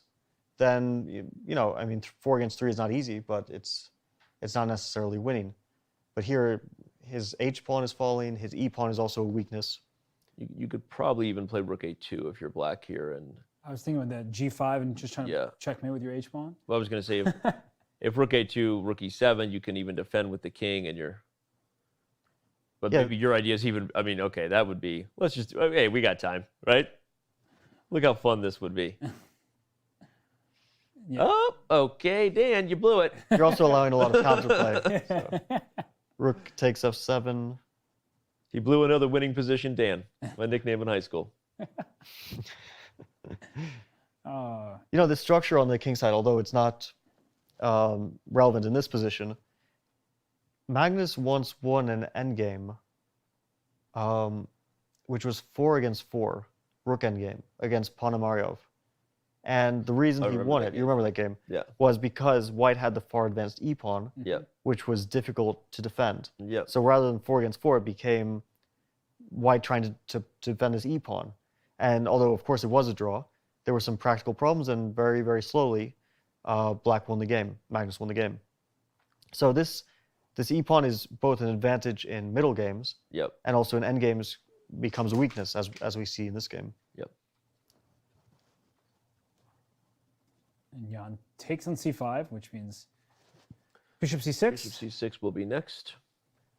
Yeah, he wants to play bishop c6, rook to b1, I guess. And hope for rook b8 trick again? Yeah, but black can... Yeah, there's a funny knight... Let's show the line again, because if bishop to c6... Rook b1. Rook to b1, and if you play like knight f5 or something to go for the pawn. Here it comes rook b8, and you thought rook f8 was the saving move, but as Fabiano and Hess pointed out, right? Or knight to knight b7. b7 was my original idea too, but knight d7 also wins the exchange. But yeah, the point is, this is really highlights what a donkey the knight can be, right? If it's needed on the other side of the board, it's like, hey, could you move a little faster, buddy? If I was a bishop, I could get there in one move. You big donkey. Well, maybe not here. Yeah, actually, here it's hard to imagine a square that helps. You know Bishops sometimes get dominated. Sad, right? You know why you are so sad now? Because of you. Yep. Thanks for noticing me. Anyway, the threat here, everyone, is rook to b8 next for white, and white is actually winning, as the eval bar shows. So. And how dangerous passed a pawns can be, or passed flank pawns. So knight takes c5, a little bit of a trick here from Jan Nepomniachtchi. Let's see, bishop. He can play rook to a8 also. I think rook a8 first is actually looks a lot easier than bishop c6. Yeah, it's the cleanest. Right, because the knight's coming right back around. Yeah. The rook has no way of getting. You just can't play rook b1 anymore. Yeah. And there's no knight a4. Yeah. Even if your rook were on a5, you don't have knight a4 because the bishop just. Yeah, actually, yeah. So rook a8, as long as Magnus finds rook a8. I think bishop c6 also covers it, but rook to a8 might be instant resignation. Yeah. Because white just has no moves. Rook a8, we could be watching the final moments of Game 9 of the 2021 FIDE World Chess Championship. We shall see. You see the clock right there, by the way. Only a minute and 56 seconds for Magnus to make two moves. So, Danny, I want to suggest a funny line. Oh, Not relevant I for this love it game. when you want to do Bishop c6. Okay. Before he makes a move and we see the end of the game. Bishop c6. Yeah. Rook to b1. Okay. Rook to d2. Okay. Knight to b7. Or rook to b7 also works. Knight to b7. Okay, we'll do it. Bishop takes f3. Mate. a8 queen. I love it. King h7. Love it. Keep going. There's nothing to keep going. I know. That's it. It's mate. Oh, Jan just looked over like, okay, calm down, Dan. Okay, I hear you, buddy. I get you. Don't worry about my bad commentary. Focus on the game. Okay. Yeah. Unfortunately. Too bad. It would have been fun to see that. It would have been fun. It's the type of checkmate I was looking for before. Yep. Yeah, I think he's going to call it a day here. What else can he do? There's no way to get to that rook on a8. There's no path to it. Yep. There's actually no square on the board that's not attacked besides a6, but that would hang a7 because b5 is covered. So even if you had like 5 moves to try to maneuver that knight around, you just can't get it. You can go to C4. d3 and c4, but yeah. Okay, it's an irrelevant question. Yes. I was going to say, even if you could put the rook on b8, you're still losing because of rook takes a7. Yeah. So, yeah, this is firmly in territory of white can't even hope for tricks. Yeah. I'm expecting the hand to extend in resignation momentarily, and of course we could be wrong. But we know we have a world chess champion, but we also have a world Hess champion. Oh, no. What? It's on screen? What is that? No, you didn't notice it's always been there. This is the World Hess Championship. You didn't notice that? That's what it said the whole time. No, you just put it there. Did you? I don't know what you're talking about. No, it's Robert. It's always been there. Bobby, right? Is he not from game one? Yeah. Why would you even? Have you been paying attention on this show? To the chess, not to the Hess. Well, I've been paying attention to both the chess and the Hess because I've been trying to separate them from years. And no matter how I rearrange the letters, they're all the same. Anyway, go to go.chess.com/merch to pick up your World Hess Championship merch today. Jokes aside, the merch is actually pretty awesome, and you might want to go pick some up before it all runs out. We've got about 80,000 of you with us on Twitch, more than 20,000 of you on YouTube. We've got a few thousand of you scattered across the other platforms. Shout out to TikTok, by the way. If you're watching on TikTok, I see you, baby. I see you, baby. TikTok audience has been growing daily. It has. It has. We're also streaming to LinkedIn. So if you're that guy who sent me a business request 3 years ago that I've been ignoring, now's my chance to apologize. Because Dan doesn't use LinkedIn. But shout out to wherever you are watching. Thanks for making the 2021 FIDE World Chess Championship a part of your life. And there's plenty more coming up. The post-game show is just around the corner. lots of guests, lots of fun, and lots to talk about here. Can I just say another? We have to go back a move because here Okay. I can't make fun lines anymore. Let's analyze it. Okay, let's do it. Like we have to go back one move. Okay. Bishop c6. Okay. Oh, so you just want to make fun lines? Yeah. Well, there's nothing to analyze like from the game point of view because Black's winning. But rook to b1, rook to d2, knight to b7, bishop f3, a8 queen. You talking about stalemate? I'm trying, but it's. Oh, this is so funny. There's no way to do it. Okay, wait. What if it was rook b7? Hold on. We're gonna try to create a stalemate here. Ah, there we go. Bishop takes, check queen here, check queen. Your knight still takes. Yeah, there's still a knight. Hold on, I'm gonna pretend I don't have it in the end. Knight takes e6, check. And Black's king moves. And it's stalemate. That is stalemate. I was going another way, which was, let's say, rook takes knight takes b7. Sorry. Knight to b7. Yeah, knight to b7, bishop f3, a8 queen, king h7. Let's say white. We have a resignation on the board. Bobby, you're gonna have to hold that thought for a future video. Check it out on YouTube later. Yeah, but I thought maybe I could go knight d7. I'm not sure if knight d7, knight f7. Yeah, I'm Queen not e6, sure. d5. Yeah, bishop f4. Yeah, maybe well, it looks a little bit ugly, like 94 or something. Yeah, knight f4, queen e6, I thought. Yeah.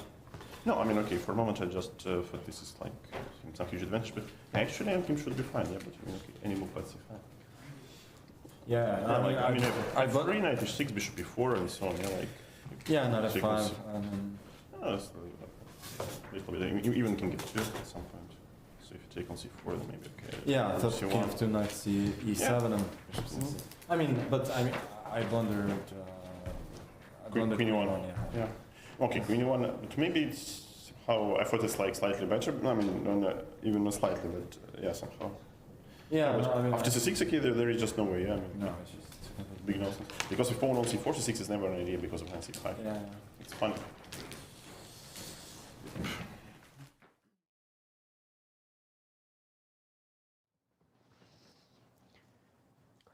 The dialogue that goes down between the players right after the game ends has been an interesting thing to listen to, although unfortunately now becoming less interesting by the game. Yeah, they were discussing at some point. I heard knight takes f7. Not exactly sure which moment, but your idea was relevant in some positions to sacrifice the knight. And then they were discussing the endgame instead of c5. I think Jan mentioned f3 on move 27. Okay, well, f3, knight h6, bishop to e4. I heard something along these lines. Well, let's dive into it when we get back to the position in full, because obviously with the game behind us and so much coming up here with the post-game press conference, all the players' thoughts, all of our special guests, we need to do what we always do when the game ends, because we have often peak viewership at the time. So many of you just got here. Let's remind you of everything you missed. It's time to review the entire game here in round 9 with our Coinbase rapid recap. All right. In English, this was the first thing that turned all of our heads. Jan plays a different move than we all predicted on move 1. Yeah, I think it was a good choice. He looked like he was ready in these c4 lines. It looked like he knew pretty much what to do. And it also threw Magnus off a bit, because I think everyone around the world was predicting e4. Yep. Jan hadn't showed much flexibility both with his white repertoire and with his black repertoire in previous games. So we thought he was just sticking to his guns.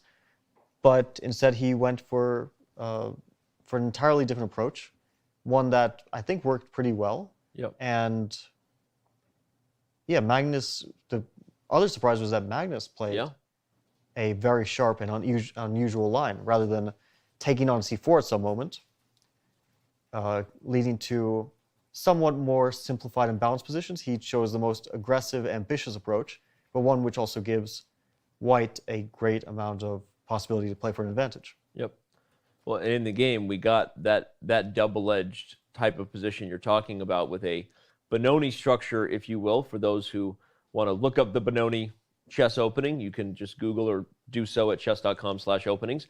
But it's important because this position on the board after d3, knight f6, knight bd2, a5, Robert, is one that you can see with colors reversed, a la the Benoni, but also was already very critical and had a lot of forcing lines ahead. Yeah, the colors reversed is key here because white gets an extra tempo. So when white goes knight at b3, you're attacking the bishop on c5, kicking it back to the e7 square, and then we saw white strike with e3. So suddenly the position is opening up. White has this light square bishop, has already castled. So for the time being, it should be at least a slight edge for the white pieces.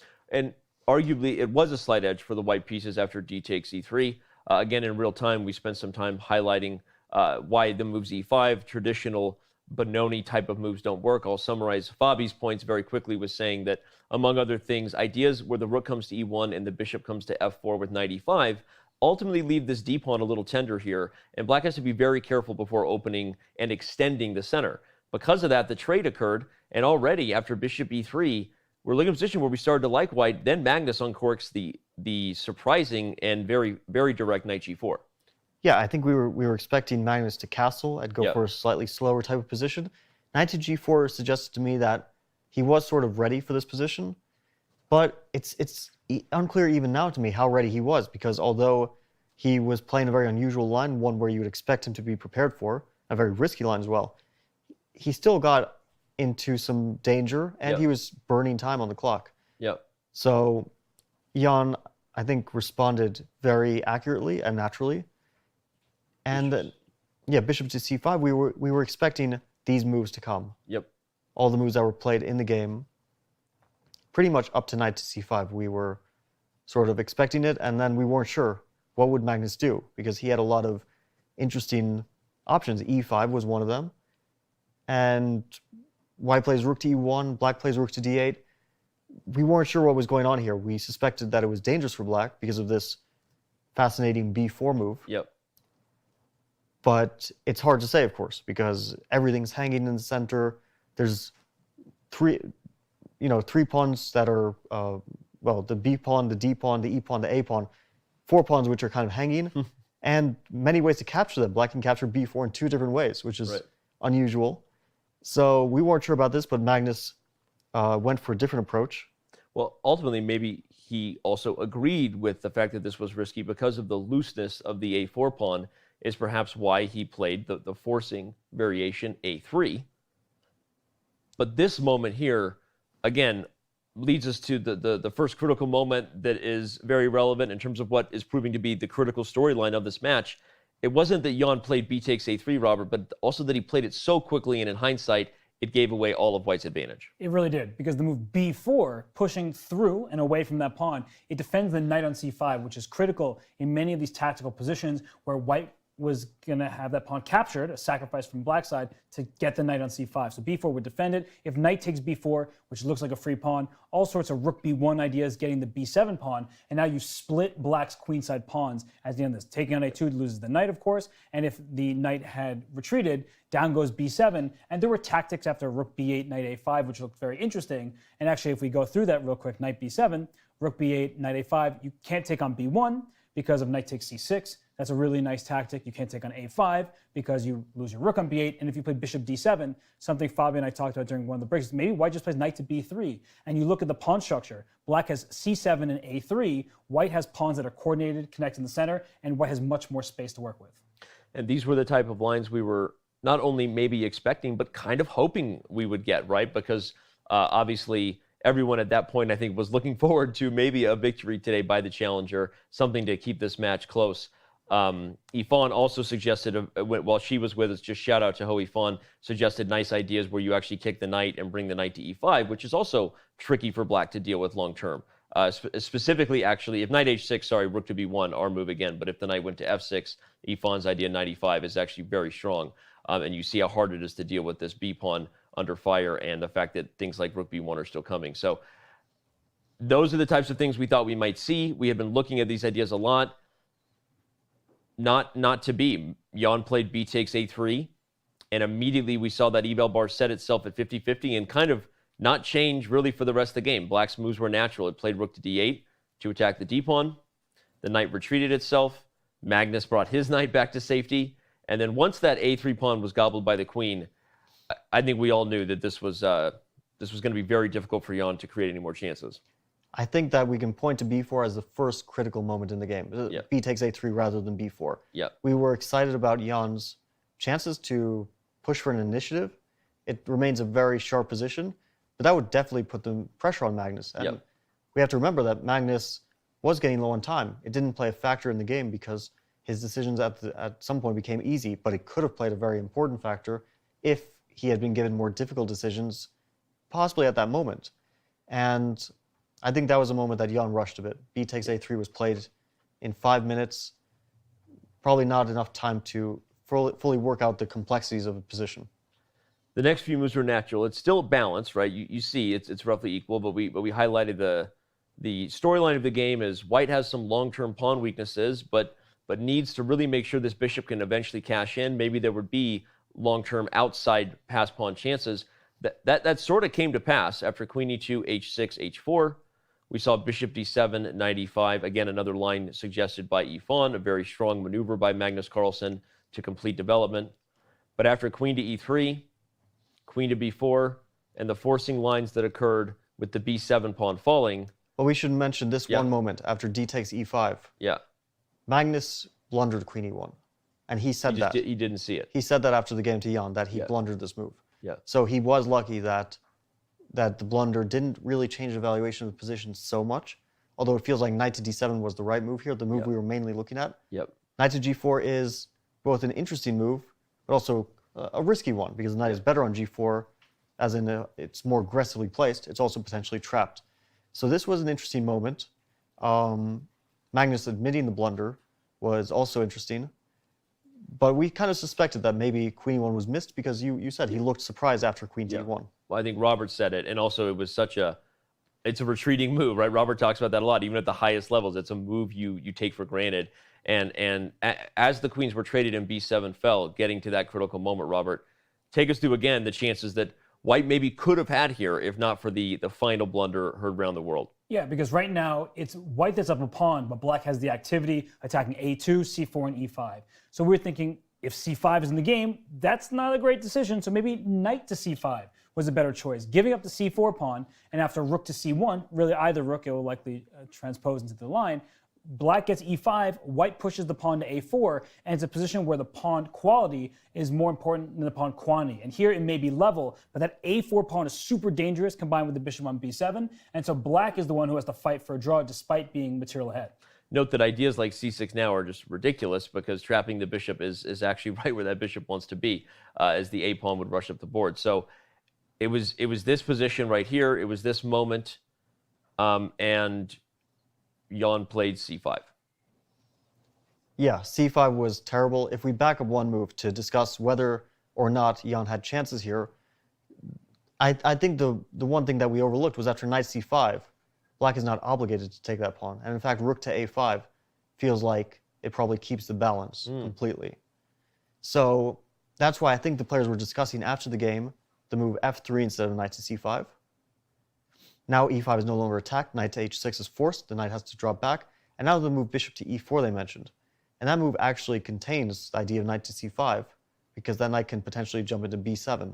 Or it contains the slower idea of rook e to c1 followed by knight to c5. And maybe this was actually Jan's best chance. It's interesting that both of the players after the game were talking about this position, so they both kind of honed in on this idea of bishop dropping back to e4. It also has the huge advantage of, well, your bishop's never getting trapped again. Yep. On e4, it gets out of the danger zone.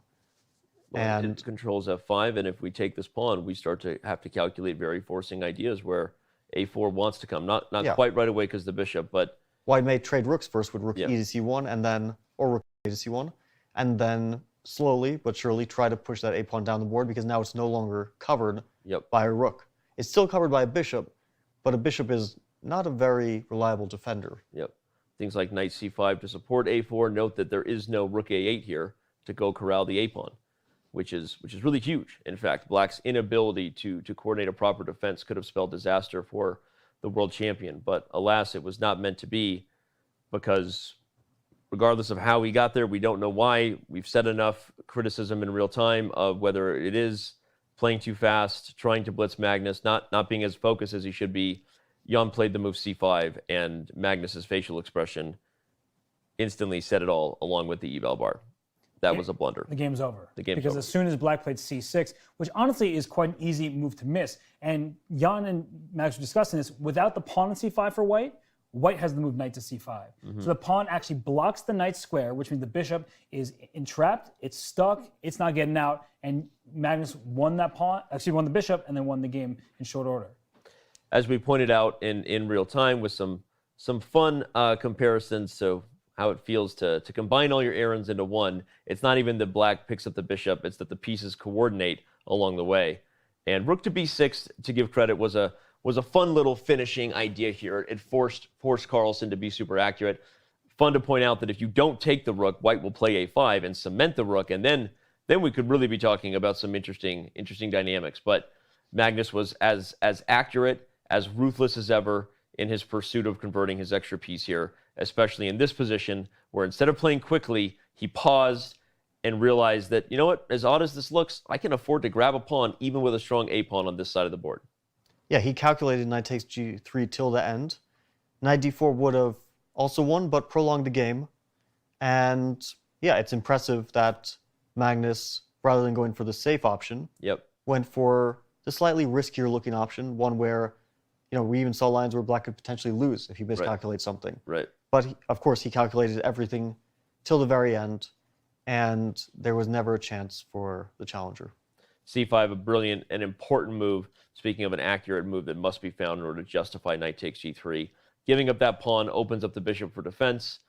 We had a lot of fun looking for ways that white might win this game, but ultimately after rook to a8, the pawn is stopped. The bishop will come in to help defend. This knight will continue to gobble up pawns on this side of the board, and it was enough for Jan Nepomniachtchi to throw in the towel and arguably resign his chances to become the next world chess champion. Okay, it's not over yet. A 3-game deficit is not impossible in the next 5 games, but dare we say it, is quite improbable that we might be seeing a new world champion by the end of this year. Either way, that brings our Coinbase recap to a close. That was game 9, and this is officially now Chess.com's post-game coverage. Let's remind you that you can go to Coinbase.com, get your free Bitcoin. Thank you to our sponsor. Let's remind you also that all of our recaps are brought to you on our YouTube channels.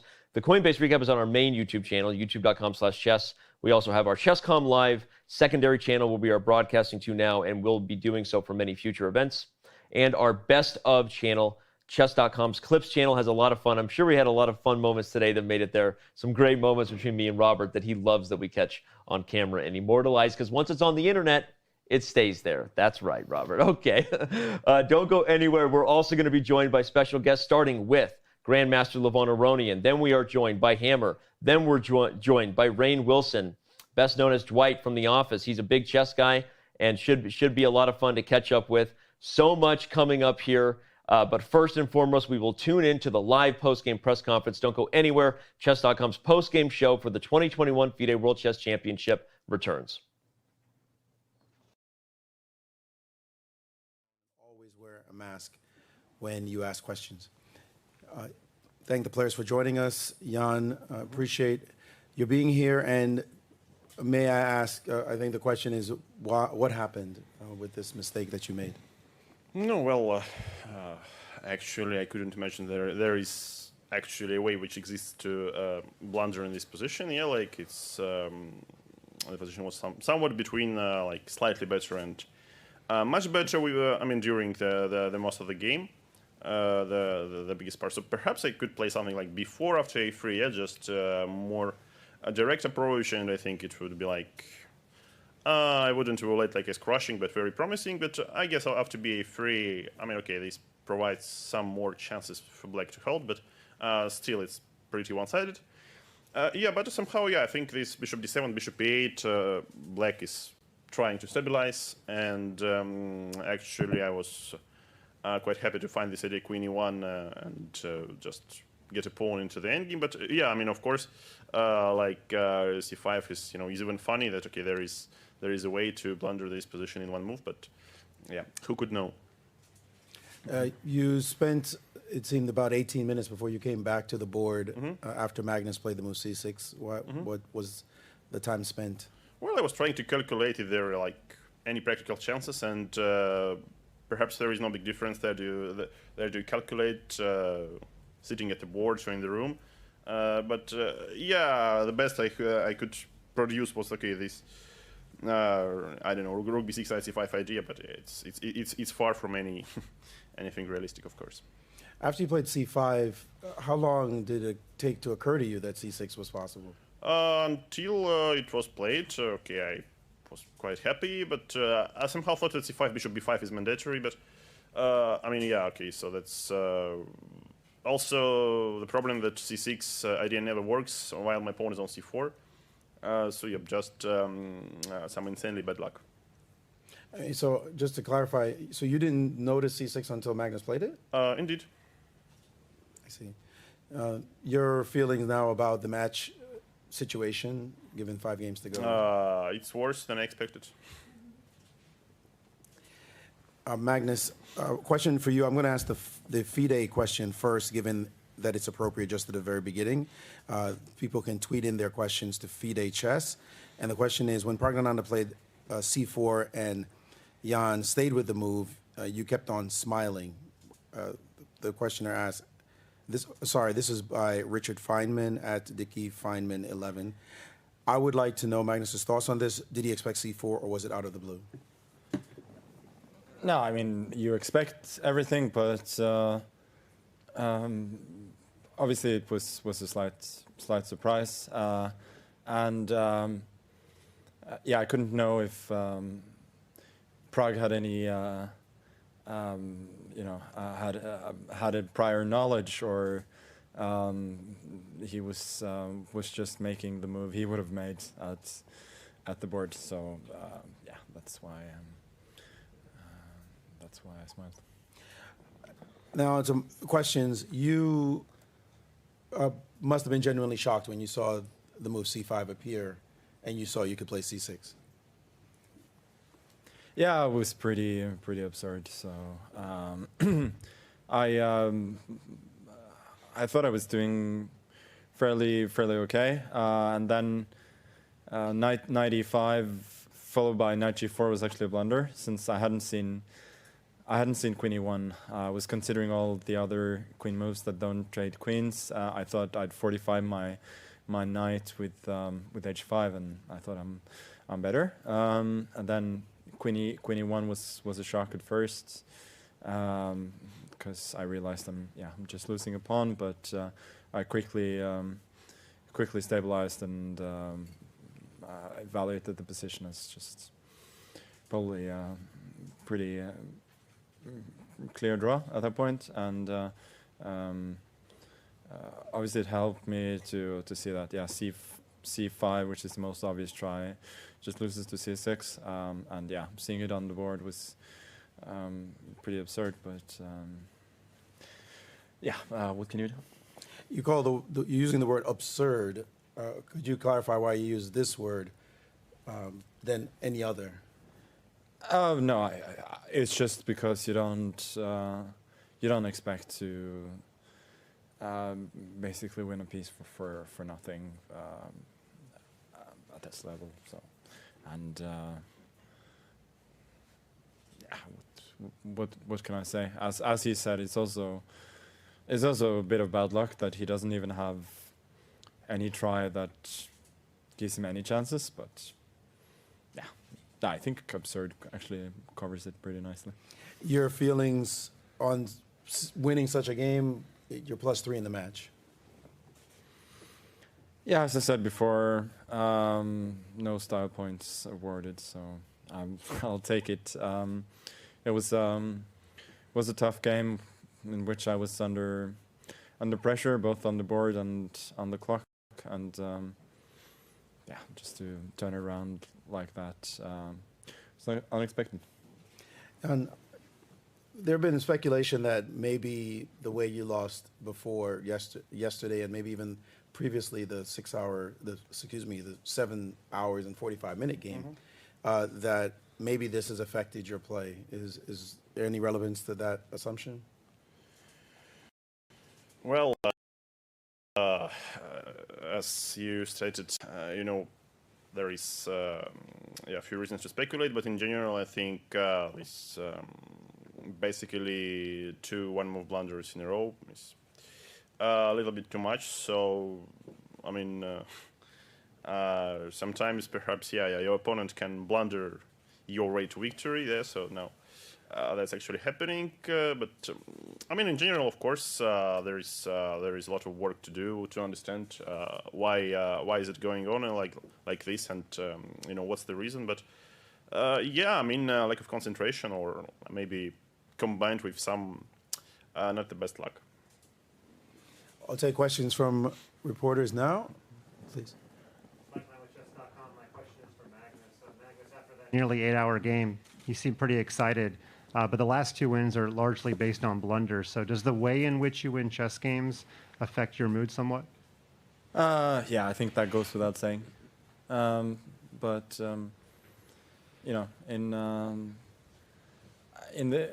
the standings, they look the same. But I think that goes for everybody. That's like earning a victory through really hard work is more rewarding than getting one handed to you by your opponent. Actually, that's not the case for everybody. I remember Donner wrote in his book that he appreciated a game won by luck a lot more than game won by skill. But for me, I definitely definitely feel a lot more satisfied with when I actually win a good game. But I'll take it. Hans Orbakken from NRK. Question to Jan. I asked you on Sunday, how do you rate your performance that day? Then you said, I'm sorry. What do you say today, Jan, about your performance? Well, until move c5, I think it was overall good. So I could, I think I could play, more principle, like playing before. But I mean, it's hard to make any conclusions after you basically blunder an absolutely safe position in one move. So it's perhaps it was slightly closer to a draw than for some realistic chances for white. But I mean, in general, like a 3 bishop e4 and so on. So black should still be precise to hold this draw. So somehow it's quite interesting, that you can blunder such position in one move. So it's difficult to sum up things here. How do you feel right now? It's been better before. Nicholas Berg from Aftenposten in Norway. A question from Magnus. You were kind of shaking your head after the blunder. Did you, in a way, have conflicting emotions after that? No, not really. As I said, was just very unexpected. Sean with chess.com. This is for Jan. It's been said of Samurai that they would cut off their top knot after loss or shame. Can I ask if your haircut yesterday was an homage to that? No, I just wanted to do this already for quite some time, So just at some point, coincidence. It looks good. Thanks. Rakesh with chess.com India. Question to Magnus. Firstly, congrats on the win. In 2004, you became a grandmaster in Dubai. 2014, you became the World Rapid and Blitz champion. And now you're on the brink of the World Chess Champion title in Dubai again. So would you say Dubai is a good hunting ground for you? Saying anything else would be pretty absurd. And was this the same thing, the same fact that Magnus Bastard was mentioning in the podcast yesterday? Yeah, I don't remember exactly what he was saying, but it sounds right. Thank you. Sagar Shah from ChessBase India. My question is for Magnus. When Jan played c4 and e6 and d5 you pushed your pawn to d4, which is kind of an ambitious attempt to play as black. What were your thoughts behind it? Because you could have also played solidly with knight f6 and so on.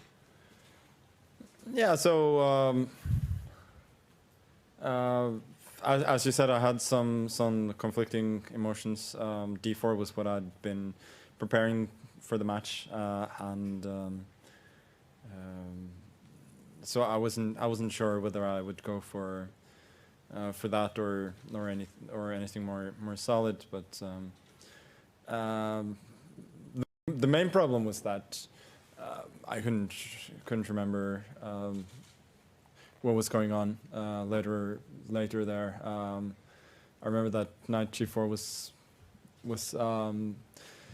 was the key move, and then I mean I guessed that bishop c5 was correct, and then I couldn't remember the lines. So that's what I was mostly considering already when I played d4, and then yeah, we reached a position anyway a lot later, and I still hadn't figured it completely out. So that was a bit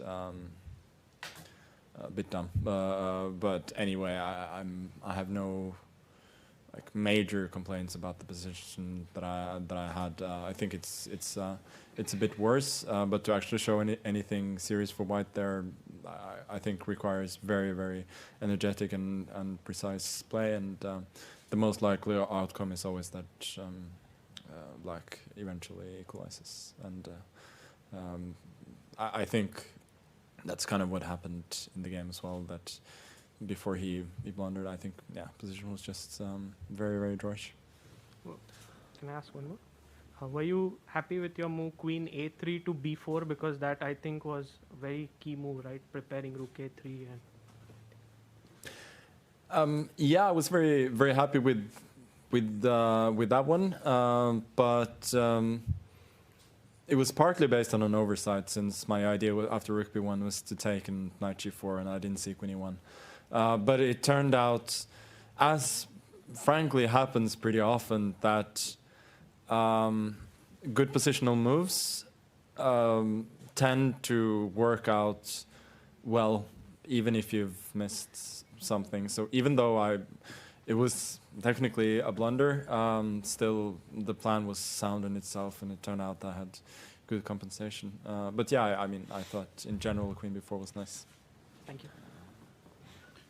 Ole Christian Strøm, VG Norway. A question for Magnus. About move 19, it looked like you touched one piece and moved another. Could you just explain what happened? I mean, not this again. This happens in every single World Championship match. Like, clearly some pieces are adjusted and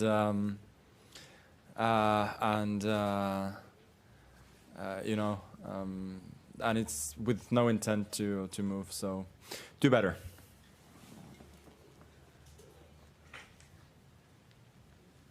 Mike Klein again with chess.com. My question is once again for Magnus. When you got a one-game lead and you saw some position you didn't recognize after h5, you played queen e1. So now you've got a three-game lead. What can we expect from these next 5 games from the style of play? We'll see.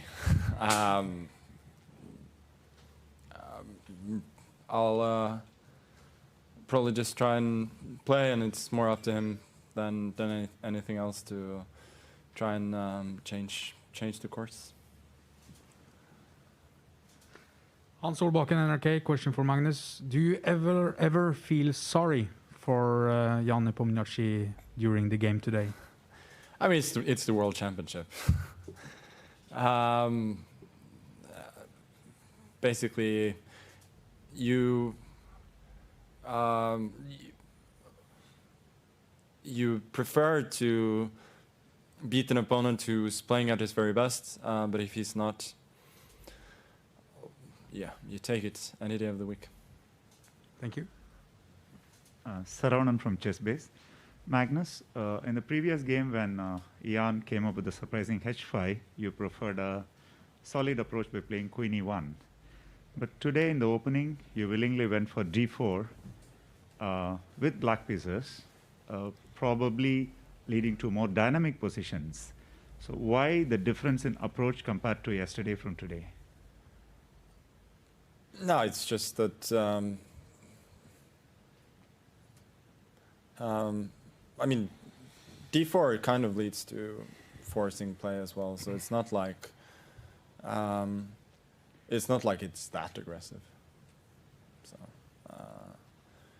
I think a lot of time, just because a move looks like it's unbalancing the play, it could be that it just forces it, and that's not necessarily an indication of massive ambitions.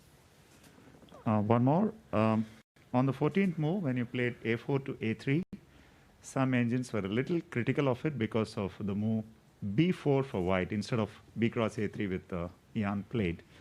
So what was your intended continuation for b4, and how would you assess the resulting position? Yeah, I was considering it, but I thought I'll take it, and if he threatens my knight, I'll go b6, and frankly, I wasn't. You mean to say for rook b1 you'll go b6? Yeah. Okay. Maybe there are some tactics that don't work for me, but to me it looked okay. But obviously it was a critical option, and if the engine says that it was good for white, who am I to disagree? Question to Jan. Jan, there is a lot of praise for you in the social media, in YouTube. You have been really gracious in spite of some difficult moments to be present in the press conference, and a lot of people have expressed their respect for you. What would be your reaction to them? Indeed, I'm very thankful, but I would prefer to have this respect for some good games over, for press conferences. Thank you.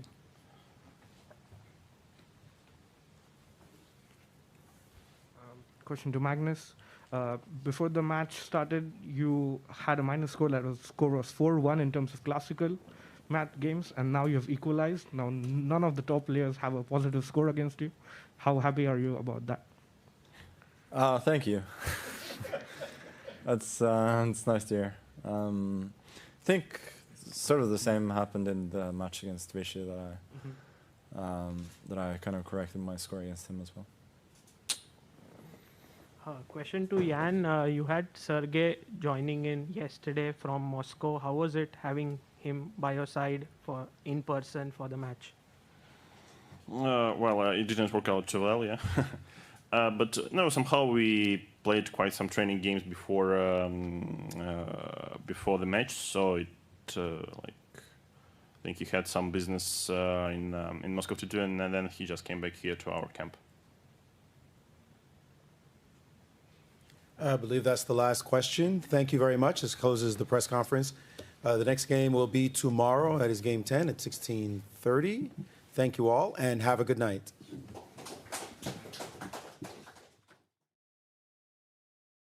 It's Expo 2020, and the world is here as well. If everybody in the world loved everybody in the world, what a glorious world this could be. It's the culture, the music, the artwork. It's the people.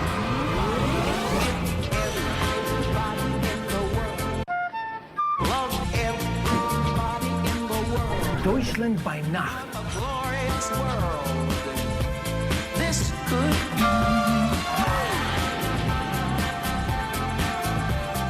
I was just looking for myself, and then Expo came, and it makes me emotional.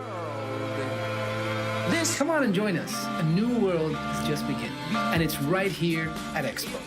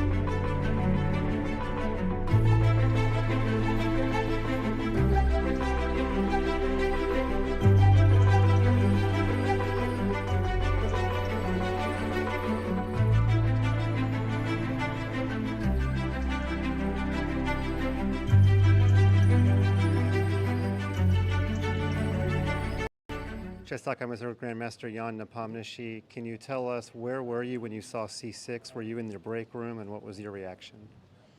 Well, first of all, of course, my reaction was I was a little bit surprised, but then okay, it was like, oh, come on, not again. Yeah, but yeah, to say about the game, I think it was very, very comfy edge for the whole game duration, actually until the move c5, because yeah, somehow c6 is never an idea when the knight is on b3.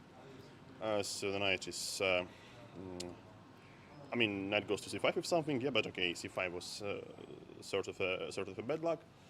Yep, but I guess maybe I let the major part of my edge to slip away by that moment, yeah, because I felt like this queen e1 is very smart, so this endgame is much better, but maybe it's kind of playable for black already.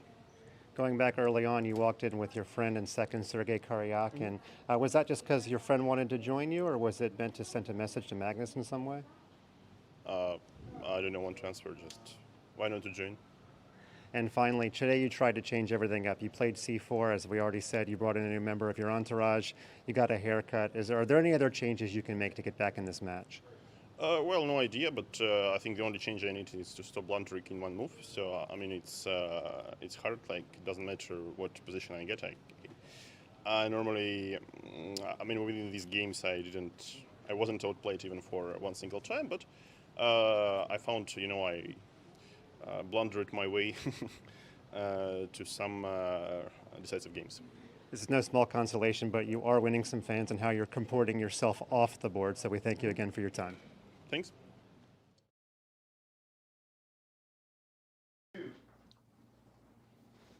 We are back here to start Chess.com's post-game show for round 9 of the FIDE World Chess Championship.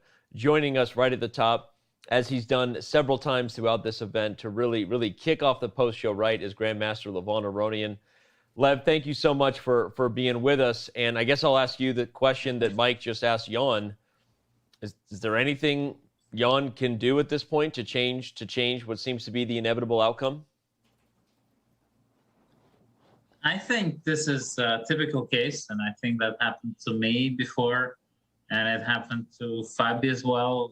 This is when you seem to be a beautiful carriage, and then time passes and you turn into a pumpkin, and then you're waiting for this time to transfer back. But yeah, somehow things are not going well for him. And it's not just his blunder.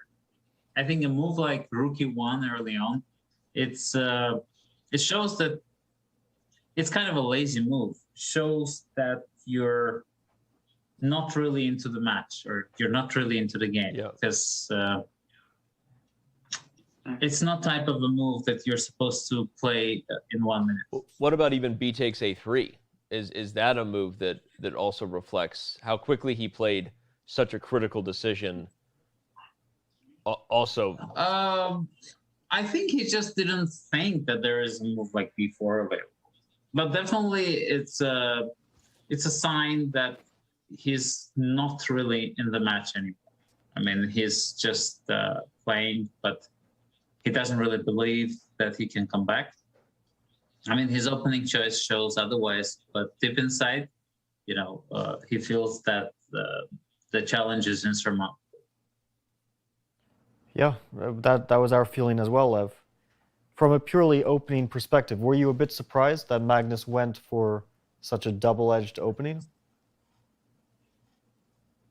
Magnus, the main thing he's good at, and this has always been his advantage, he kind of feels the general mood of his opponent. And I think he was feeling that, okay, today's a chance for me to just to put on some pressure, play something that I haven't played. And we could see, and as you mentioned, Fabiano, it was clear that he knew what he was doing, because the moves are not at all obvious.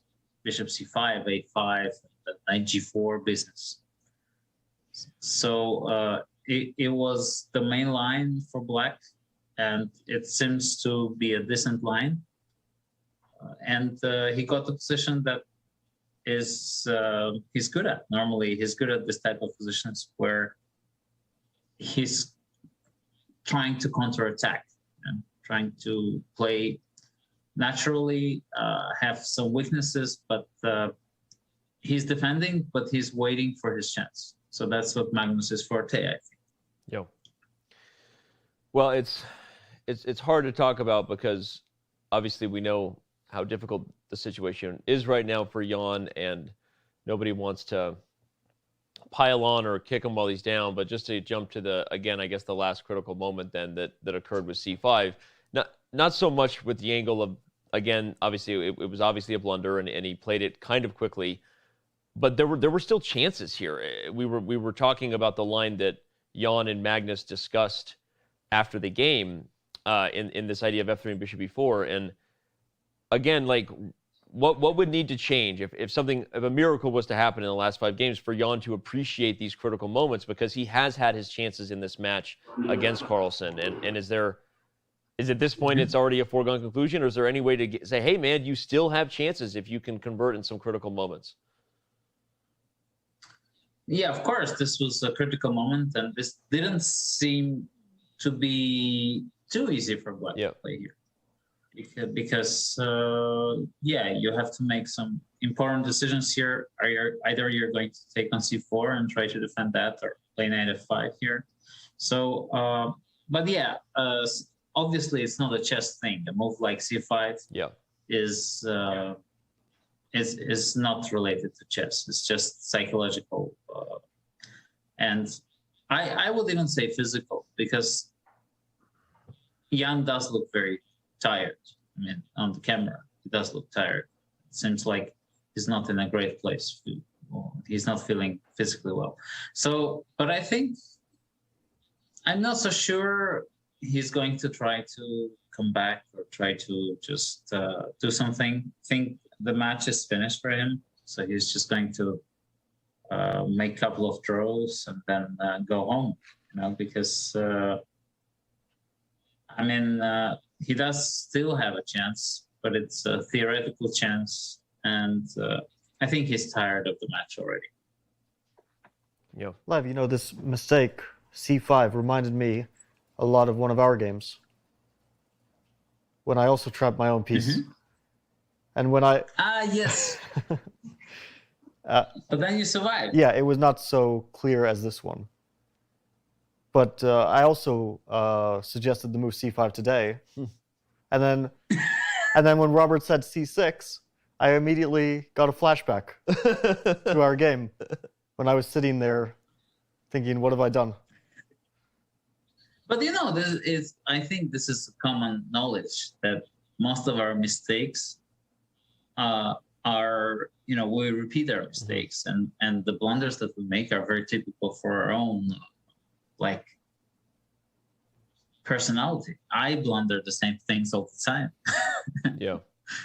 So, and same as I guess with you, and the same also in this match.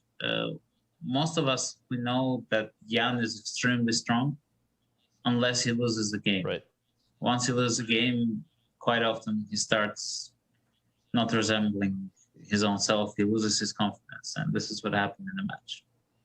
Do you think that missing a move like C6 for a player like Jan is because he's sort of an intuitive player, and C6 is under other circumstances is an anti-positional move, so maybe it's difficult for this move to immediately come into his mind? Yeah, you do have a valid point. Of course, he's a player that likes activity of the pieces, and it's quite natural with the move like C6 that it looks very ugly, but when the piece could be missed. Yeah. I'm a bit upset, guys. I mean, honestly, talking to you is, of course, enjoyable for me, but I'm a bit upset that this match turned out to be so one-sided after just one game that Jan lost. Because honestly, I was rooting for Jan. I was hoping that he could do something that both Sergei and Fabiano couldn't, put some fighting chess and put Magnus under pressure. Yeah, but it's not meant to be, which is at the same time showing us how great Fabiano and Karjakin are, for having an equal match. But at the same time, it's also leading to the storyline of what will it take to beat Magnus Carlsen in a match, right? Obviously, for all intents and purposes, he's going to be defending his title again in 2023. Who will it be, right? It could be either of the guys I'm talking to. It could be someone else. I mean, what would it take at this point, right? What is the right style that it's going to take to beat Magnus Carlsen in a match, Levon? Main thing, I believe, is being true to yourself. I mean, both Karjakin and both Caruana played their own brand of chess. Yeah. And that's why the match was so close. That's why they were close to be winning the match. And the experiment of Nepomniachtchi tried to play solid, it didn't work out somehow. Yeah, it's interesting in hindsight. Obviously, it seemed like it was going well, Lev, until the historic Game 6, right? And then it was almost like the gloves came off and the truth behind the curtain was revealed. As you said, the pumpkin. It was not a magical carousel. It was actually a pumpkin. And you feel like in hindsight, such a devastating blow being dealt by Magnus kind of revealed the truth, which was, hey, this was going to be a really hard match for Jan to stick to this really solid style, which is not really his game. Yeah, I mean, losing one game shouldn't be such a problem, of course. Yeah. But for Jan, I think, who was focused, and maybe it's one of the psychological, fixations. You tell yourself, I'm not going to lose any single game. And then you lose it, and then you just, you don't know what's happening anymore. Yeah. Do you think that there's this psychological thing where Magnus has been #1 for so long now, and everyone considers him such a strong favorite against any opponent he faces, that this puts the psychological pressure on the challenger, in this case Jan, to try to prove himself rather than believing that he's on equal terms with Magnus? I think it's a little bit of both in any case. But for example, I didn't feel that you had any pressure when you were playing against Magnus. When I was looking at the match, the one that you played, I think you were doing fine. I mean, from a psychological point. I think it's a very personal thing, yeah? Like some people, it's easy for them to change, to adapt to new reality. And some people just, it kind of stresses them out, and they try to prove, and they try to play a different type of chess. They try to behave differently around the familiar people. So it's kind of weird. I remember when Magnus was little, for example, he was always very, very friendly and very talkative and active. And then he had this training with Gary, after which I think he came back, and I don't think he greeted anybody. But I guess this was part of him. It was natural for him to become a fighter, to become kind of a bully, He always had it in him, so he just allowed himself to release this thing. Maybe being too solid and being just kind of humble, the way I looked in the camera and throughout the match, looking at Jan, I seem to notice a personality change in him. Yeah. Maybe this didn't quite work. Well, we heard stories from past champions about how they felt, how they had to get fired up against their opponents. And you get the feeling that a lot of world champions sort of had some animosity towards their opponents, even if there was no reason to. Do you think that you need that sort of, I wouldn't say hatred or anything, but that sort of, just desire to, or even contempt for your opponent in some way? Desire to beat everyone at all costs? I've never been a world champion, so I wouldn't know. But I believe that you you know, if you're a friendly guy, you should stay a friendly guy. I mean, Anand is a friendly guy, and he doesn't have that feeling of hatred towards Kramnik. And I didn't see it throughout the match. He just wanted to beat him, wanted to play sharp, and he was enjoying himself. Yeah. I don't believe you need animosity in a game of chess to be good. I mean, look at Tal. Did Tal hate anybody? No. I mean, he only hated his opponent's king. That's good enough. That's a good point. And I appreciate, because your comments now go back to what you said, being true to yourself, I guess, is what you should be, right? Whatever that is. But not you, Danny. I mean, everybody else should be true to that, except you. I appreciate that. I'm working on not being true to myself, but the harder I try, the worse these shows get. Well, Lev, this is awesome, man. I'm disappointed that apparently your schedule gets really busy, and this will be the last time you're able to join us, from what I know, right? Yep. Yeah. Well, your insights have just been awesome. Thank you so much for sharing your thoughts. I don't really have much more to ask right now. I mean, kind of a wild day, and I think Levon summed it up pretty well. Yeah, I think that we covered a lot of things here. Levon, when's your next event? What are you playing next? World Rapid and Blitz, Kazakhstan? Yes, I'm going to Kazakhstan, and Fabi, you're coming as well, right? I think so.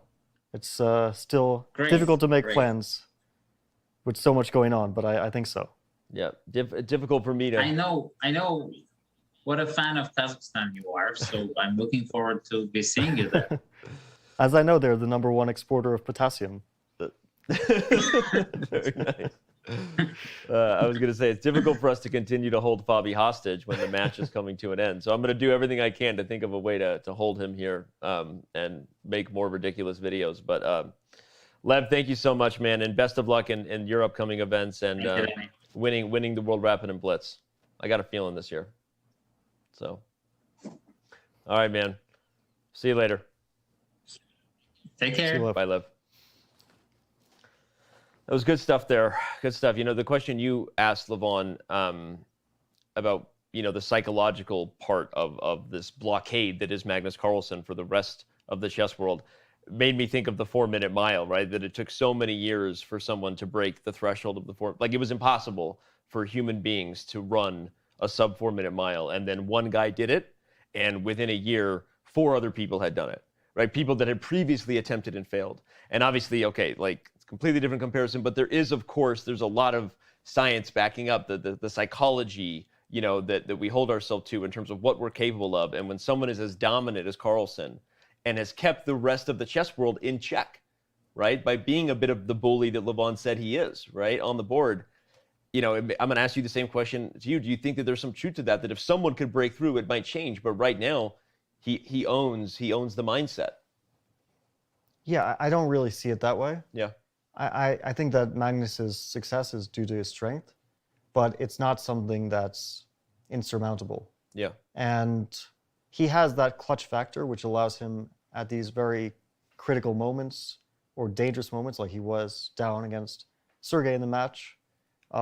He had these dangerous moments. Somehow that clutch factor comes in. I think it does help a lot that he has the most professional approach possible.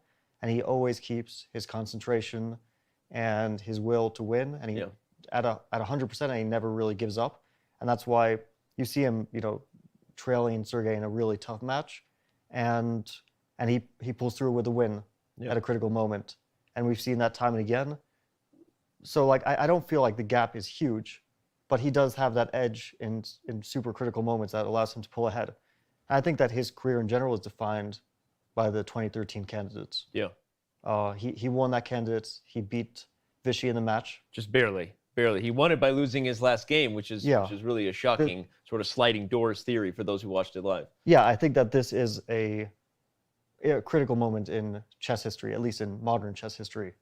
Because if something had changed in that last round, of course, Magnus would have at some point been world champion and been, you know, top of the game. But if he would have kept that same dominance that he's shown for the last decade, or let's say for the last 8 years or so, is a question. Because becoming world champion at a later date, it could have changed things a bit. But we can only speculate about that. Of course, Magnus is the #1 player in the world and has been for nearly as long as we can remember now. Right. At some point, he will face a challenge that will be too much to handle. Yep. The question is only when and who. Yeah. Well, great stuff. And will it be a challenge from the guy sitting directly to my left on the couch? Who knows? Obviously, we have a lot to look forward to in next year's candidate cycle. This match is not over yet, but of course, it's impossible at this point not to talk about Magnus Carlsen, his legacy, and who might be able to dethrone him, if you will. Will it be Fabiano Caruana? Will it be Ali Reza Firouzja? Will it be someone else? Right? There's so many people to talk about, and that's not meant to disrespect anyone else, but two names on the top of our heads right now because of the Riga Grand Swiss. So much to talk about the future, but we still have a lot to talk about on today's show, so don't go anywhere. We still have Jon Ludvig Hammer. We have Rainn Wilson. We have so much coming up on Chess.com's postgame show, so don't go anywhere. We will be right back.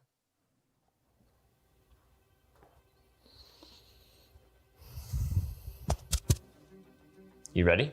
Yeah. Your knight's on f7. Where can it go? f7, d6, e8, g7, h5, g3, e2, c1, b3, Stop. a5.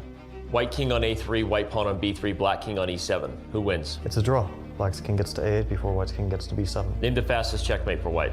e4, e5, queen h5, king e7, queen takes e5. Recount your opening versus Alexeyenko from the first half of the 2020 Candidates Tournament. d4, knight of6, c4, e6, knight e3, bishop e4, f3, d5, a3, bishop e7, e4, d4, fe4. Stop. Tell us about a chess game that made an impression on you. Karpov-Kasparov from the World Championship match 1985. Kasparov's octopus knight on d3 controlled 8 squares in the enemy camp and allowed him to become the world champion. There's a knight on e5. What squares does it attack? f7, d7, c6, c4, d3, f3, g4, g6. Stop. How do you do this? Visualization in chess isn't difficult for me. It just comes naturally. Where does crypto come from? Honestly, I don't know. Can you tell me?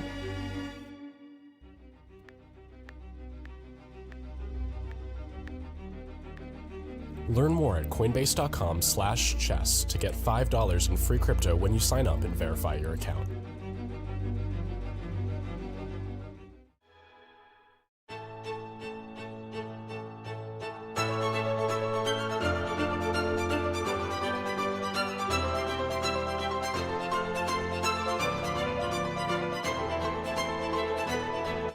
Chess.com is proud to release Game Review, a simple, streamlined tool to help you learn from your games.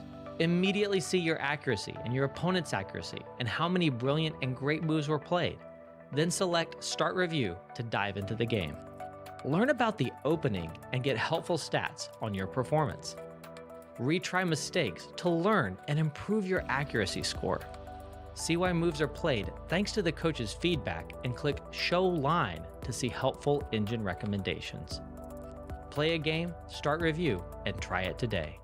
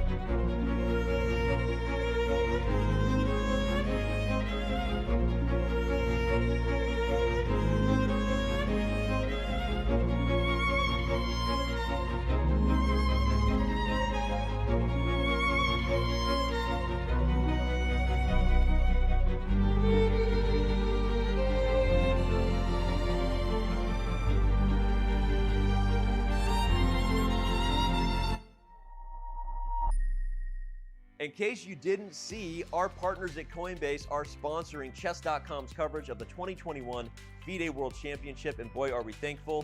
Whether you're an experienced trader, been doing this for years, or just thinking about making your first crypto purchase, Coinbase is the place to go. Visit coinbase.com/chess and get $5 in free Bitcoin when you sign up and verify your account today.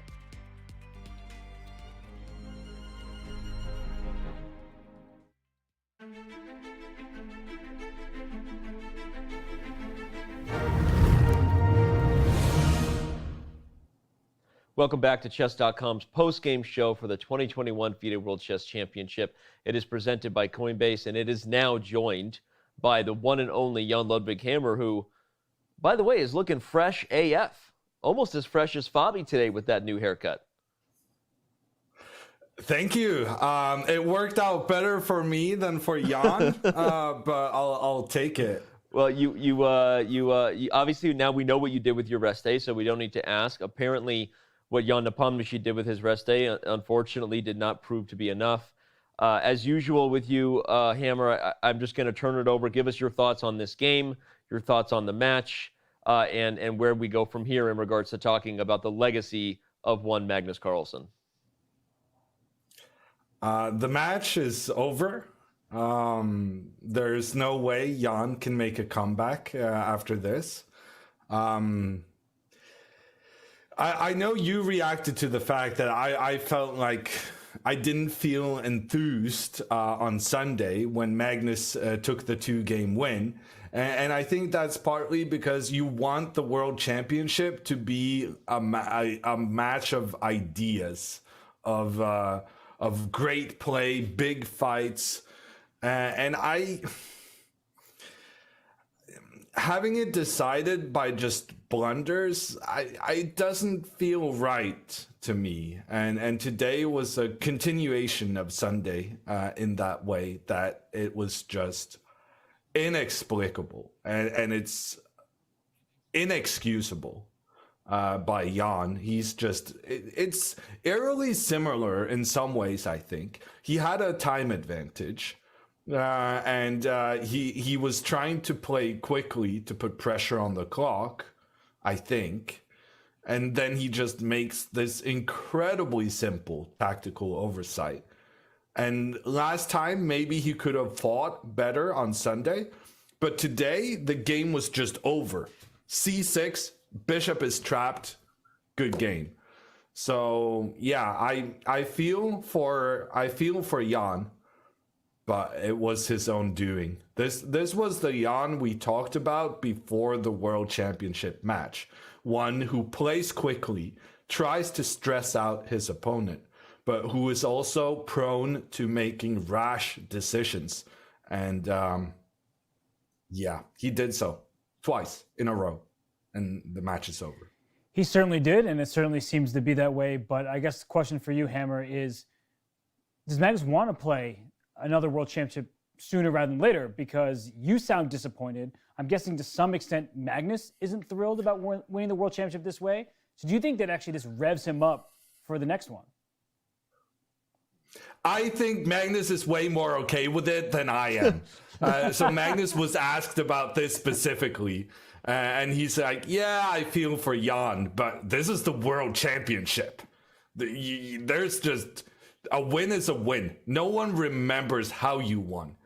What they remember is that you did win. So I think Magnus doesn't care. He's here to win this thing, and that's his main priority, and he's going to do it very convincingly. So, yeah, I don't think my sentiments are shared by Magnus, no. What about the sentiments of Jan, of the fans in Norway, obviously in regards to Jan Nepomniachtchi? This is not proving to be as tough of a challenge for Magnus as his last two competitors were in Caruana and Karyakin. But for them, is it just that's because Magnus is Magnus, or are they looking forward to the next challenge? Right? Forget what Magnus wants. What do the fans want in Norway, and are they looking forward to someone at this point to challenge their guy, right? To give them drama? Are they looking forward to the next World Championship match? Well, Norwegians are very happy with other Norwegians winning at stuff. So I wouldn't put it that way. But I will say that a lot of the comments we had coming in on our broadcast today were expressions of compassion and feeling with Jan making these mistakes at what's supposed to be the biggest moment of his career, and yeah, it's heartbreaking. Yeah. I think when Norwegians know the win is in the bag, we have time for some compassion. Otherwise, no, all fight. But I mean, no. Otherwise, if this is a close one, we don't care. Our man winning, that is top priority. Well, I was about to ask you, because it's not close, it's a 3-game lead. In a sense, is Norway rooting for Jan in the next game? Or you said you're ruthless, you just want a championship at all costs. So win, that's fine for you and fine for Norway? I think there's a fair amount of people rooting for Jan now. Because a 3-0 blowout, that's not exciting, right? So if we get another win for Jan, maybe there can be some tension still left. Because the energy in the broadcasts obviously is going to be affected by the fact that there's not really much to say. If Magnus starts making 20-move draws with white, that's not entertaining. Well, speak for yourself on the energy of the broadcast. That's why we did all these behind-the-scenes videos, so we would make sure we had silly things to talk about no matter what. I had a contingency plan. Well done, but unfortunately we don't have. Unfortunately, we don't have Fabi as our. Yeah, so we're just gonna have to make do with what we do have, and for us, making a good broadcast would be helped if Jan could make a little bit of a comeback, try and set his stamp on, show us something in the next one. But jokes aside, like, what are the chances? Go ahead. Yeah, what are the chances now that we're going to be done on Friday? I was just about to ask you. I mean, is Magnus losing push? one of the next 2 games? Yeah. Magnus is absolutely not going to push, but we know how ruthless he is when other people do push.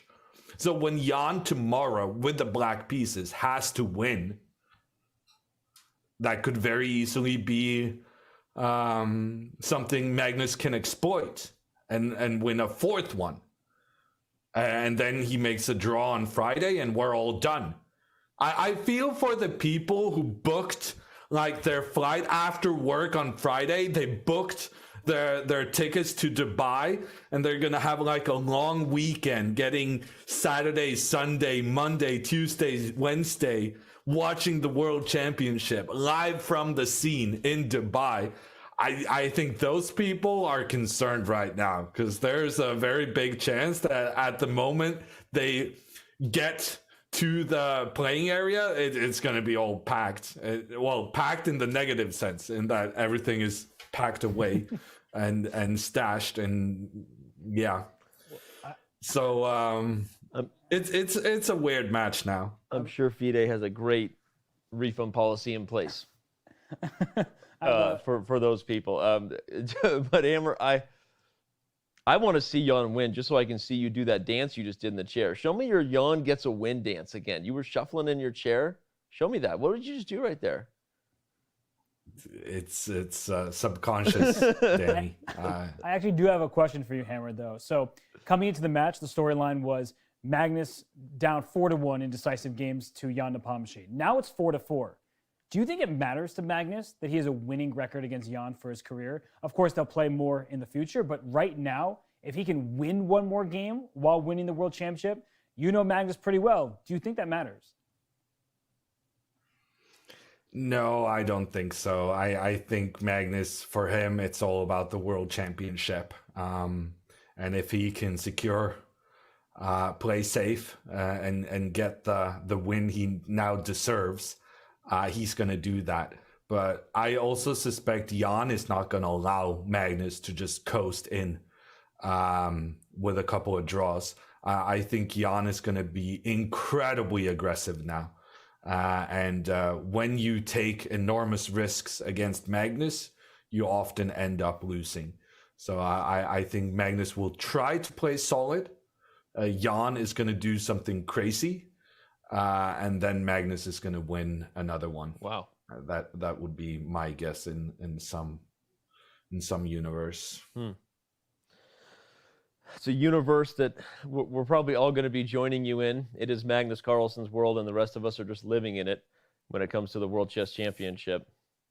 Hammer, I don't have much else, man. Again, this is awesome. Thank you for bringing us your perspective. And again, as usual, at the end of you joining us, I hope you're wrong, but you're often right. And whatever. I did say something about Magnus deciding the match in less than 14 games after he won the 6th one. I didn't realize how right I was going to be, but I at least I am on record saying that. Yep. Well, if just going to remind you, I knew you would. I gave forgot. you the assist, and you dunked all over me. So you're welcome. You're welcome for dishing out the assist here. But if Hammer, if it's wrong when Hammer's right, I don't want to be right or something like that. But we appreciate you joining us, man. We'll let you get to your evening and see you tomorrow, regardless of the result of Game 10. See you guys. Bye. All right. Well, you think there's something to that storyline of tomorrow Jan goes nutty, Magnus accepts what's offered to him, and we're talking about yet another decisive game. So much for this theory that you can't win chess games in classical chess, right?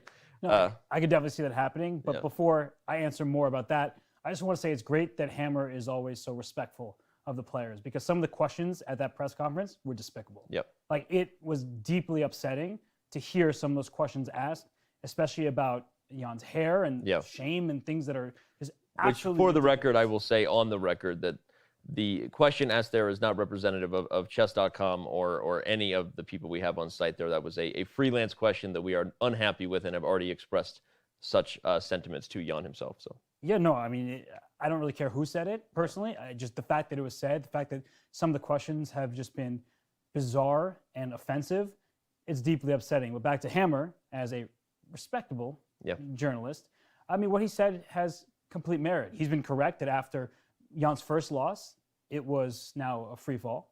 And Jan, he has to try to win. And often when you try to win, you take risks. And against Magnus Carlsen, you make a risky decision that you haven't calculated fully, you're likely going to lose the game. Yeah, well, and like Hammer said, and to start the first question I gave you, it seems like we could be talking about yet another Magnus Carlsen victory tomorrow. Who knows, right? At this point, fighting chess will be played, and it will be entertaining, and we will have the content for you, for all those tuning in. Speaking of content, again, let's remind you that we still have one very special guest to join us. His name is Rainn Wilson, most known for his depiction as Dwight in the hit TV series The Office. Of course, Rainn is also known for almost winning PogChamps 3, losing in dramatic fashion to Sardoche, the streamer from France. But the most viewed chess tournament of all time before this event here was PogChamps 3, and Rainn was one of the stars of that event. But we'll talk to him about chess. He's interviewed Magnus Carlsen himself. He's played Magnus Carlsen in some fun events we've had actually on chess.com years ago. It'll be great to catch up with Rainn. And as we head to the break, we'll remind you that you're about to get the question we asked earlier today one more time.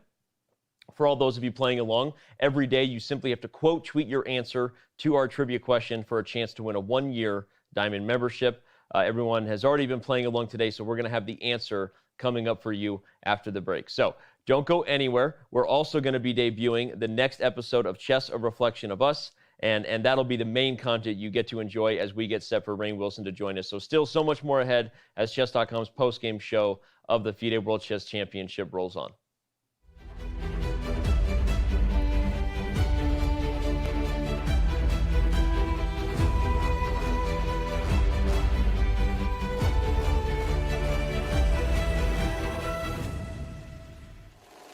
Hi there, Jonathan Corbla back at the World Chess Championship playing site with another trivia question for you. In 2016 and 2018, Magnus Carlsen successfully defended his World Chess Championship in rapid tiebreaks after drawing in the classical time control. How many challengers were able to draw in the classical time control against the champion?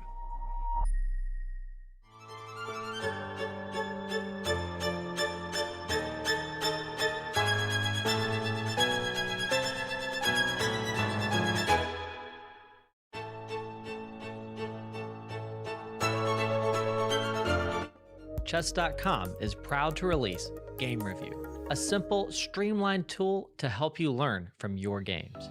Immediately see your accuracy and your opponent's accuracy and how many brilliant and great moves were played. Then select Start Review to dive into the game. Learn about the opening and get helpful stats on your performance. Retry mistakes to learn and improve your accuracy score. See why moves are played thanks to the coach's feedback and click Show Line to see helpful engine recommendations. Play a game, start review, and try it today.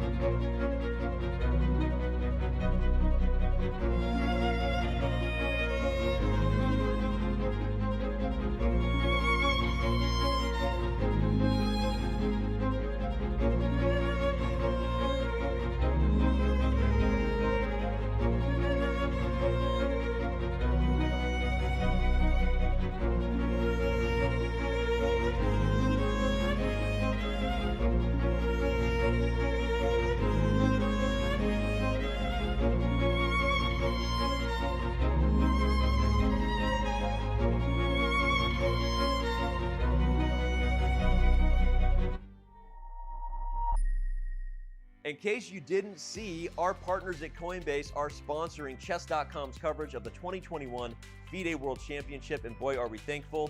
Whether you're an experienced trader, been doing this for years, or just thinking about making your first crypto purchase, Coinbase is the place to go. Visit coinbase.com/chess and get $5 in free Bitcoin when you sign up and verify your account today.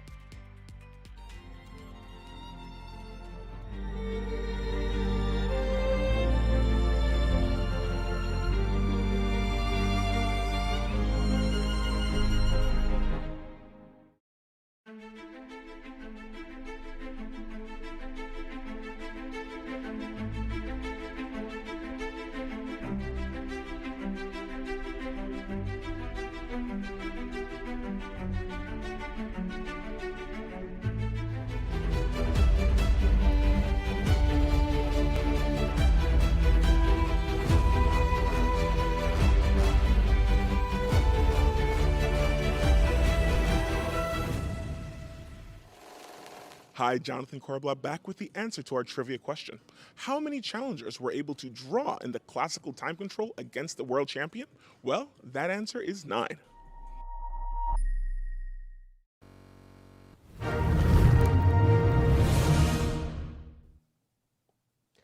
And we are back here, getting set to debut, as promised, our next episode of Chess, a Reflection of Us. Today's episode picks up the chess storyline in 1948. World War II pauses the World Chess Championship. Alexander Aljohan has passed, and we have a new governing body taking over the chess world. So a lot of jam-packed stuff in this next episode of Chess, a Reflection of Us which debuts right now.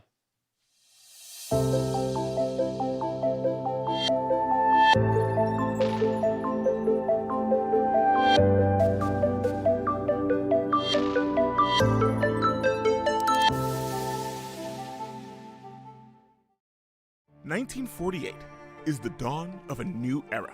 Indian pacifist and leader Mahatma Gandhi is assassinated. Israel is declared an independent state. And the United Nations establishes the World Health Organization. 1948 also marks a new era in chess. It had been 11 years since a World Championship was held. While World War II prevented a World Chess Championship, it did not prevent the game from being played. In fact, chess was routinely used to ensure the humane treatment of prisoners of war as established in the Geneva Convention. The chess world was struggling to find a new identity after reigning world champion Alexander Alekhine died in 1946. His death created a gap between reigns of world champions. The International Chess Federation, commonly referred to by its French acronym FIDE, or the Fédération Internationale des Échecs, seized the moment. It would take control of the next World Chess Championship. Their solution was a tournament featuring a quintuple round robin of top players to determine the best player in the world. The roster was a who's who in the chess world. The Soviet Union's Mikhail Botvinnik was a favorite leading into the competition. Paul Keres, another USSR player in his early 30s, was already a veteran of international play. An accountant by day, Samuel Reshevsky was a Polish-American grandmaster and 8-time US chess champion. Another participant was 1935 world champion Max Ova, who had not been playing well in recent years. Rounding out the five was Vasily Smyslov, a rising star and already a strong player who had emerged during World War II. He had not played in the AVRO tournament, which was considered the most important chess event in 1938. But the Soviet Union was allowed to substitute him as a competitor in place of Salo Flor. Finally, 3 years after the war ended, it was time for the tournament to take place. Matches were set for The Hague and Moscow. Travel restrictions were still in place in much of the Soviet Union. The Soviets' installation of communist-leaning governments in Eastern Europe spurred American and British fears that communism would spread worldwide. The tournament got underway as planned.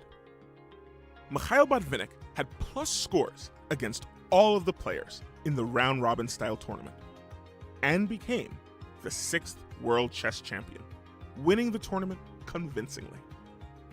In subsequent years, he tied 2 matches to retain his title.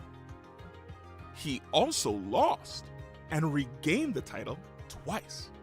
Botvinnik also helped to pioneer computer chess in the years to come.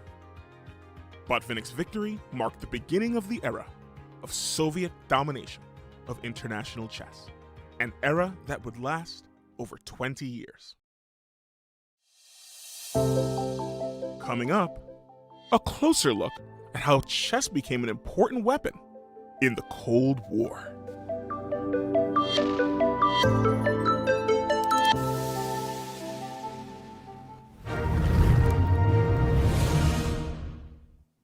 We are back with Chess.com's post-game show for Game 9 of the 2021 FIDE World Chess Championship. And our next special guest is brought to us by Grip6. Remember, you can go to grip6.com/chess for 25% off.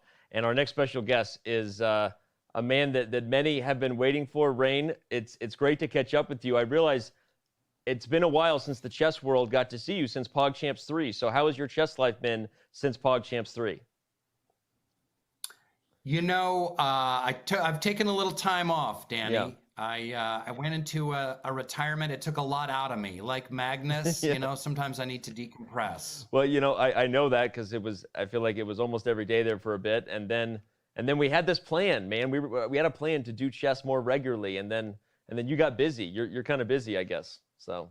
Well, I dropped the ball a little bit, truth be told. So I go in phases with chess. Yeah. Like I'm very, I think like a lot of chess players, I'm a little bit OCD. So when I go in, I go deep in, and it's kind of like every day, and it's, half an hour, at least an hour every day. And then it kind of overwhelms me. And then I start losing a bunch of games and playing poorly. And then I'm like, screw this. And then I kind of need to, so I'm about ready to come back in. So maybe we'll get our lessons going again. Yep. Did you enjoy competing in Pog Champs? What were some of your biggest takeaways? And were you also nervous at all?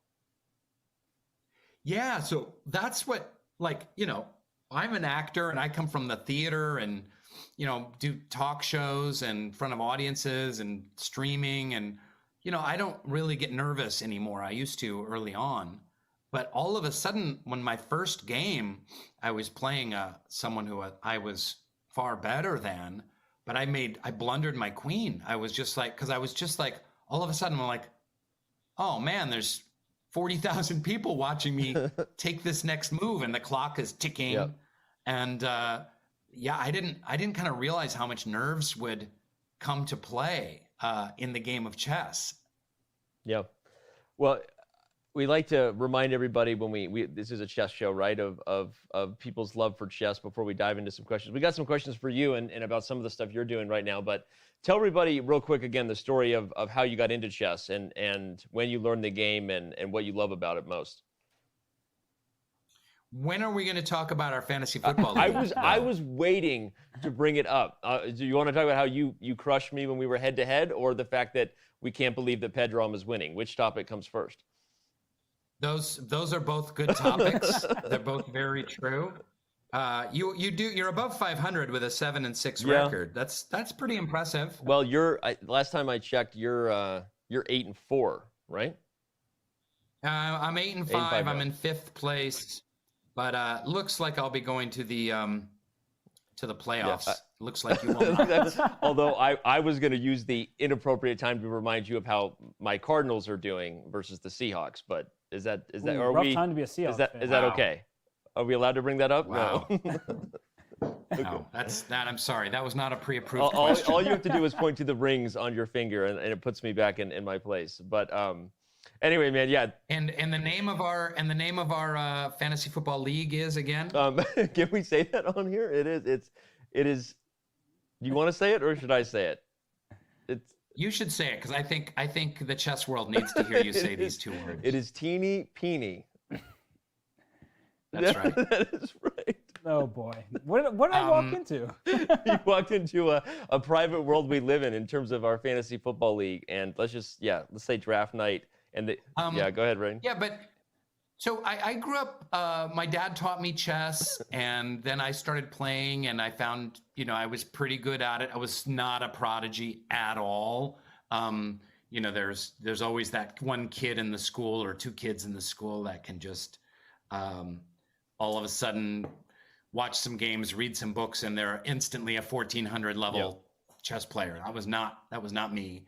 But I was on the chess team at Shorecrest High School in Seattle. My freshman and sophomore year, we competed a lot. We went to state championships one of those years, and I was 4th board, usually, sometimes 5th board.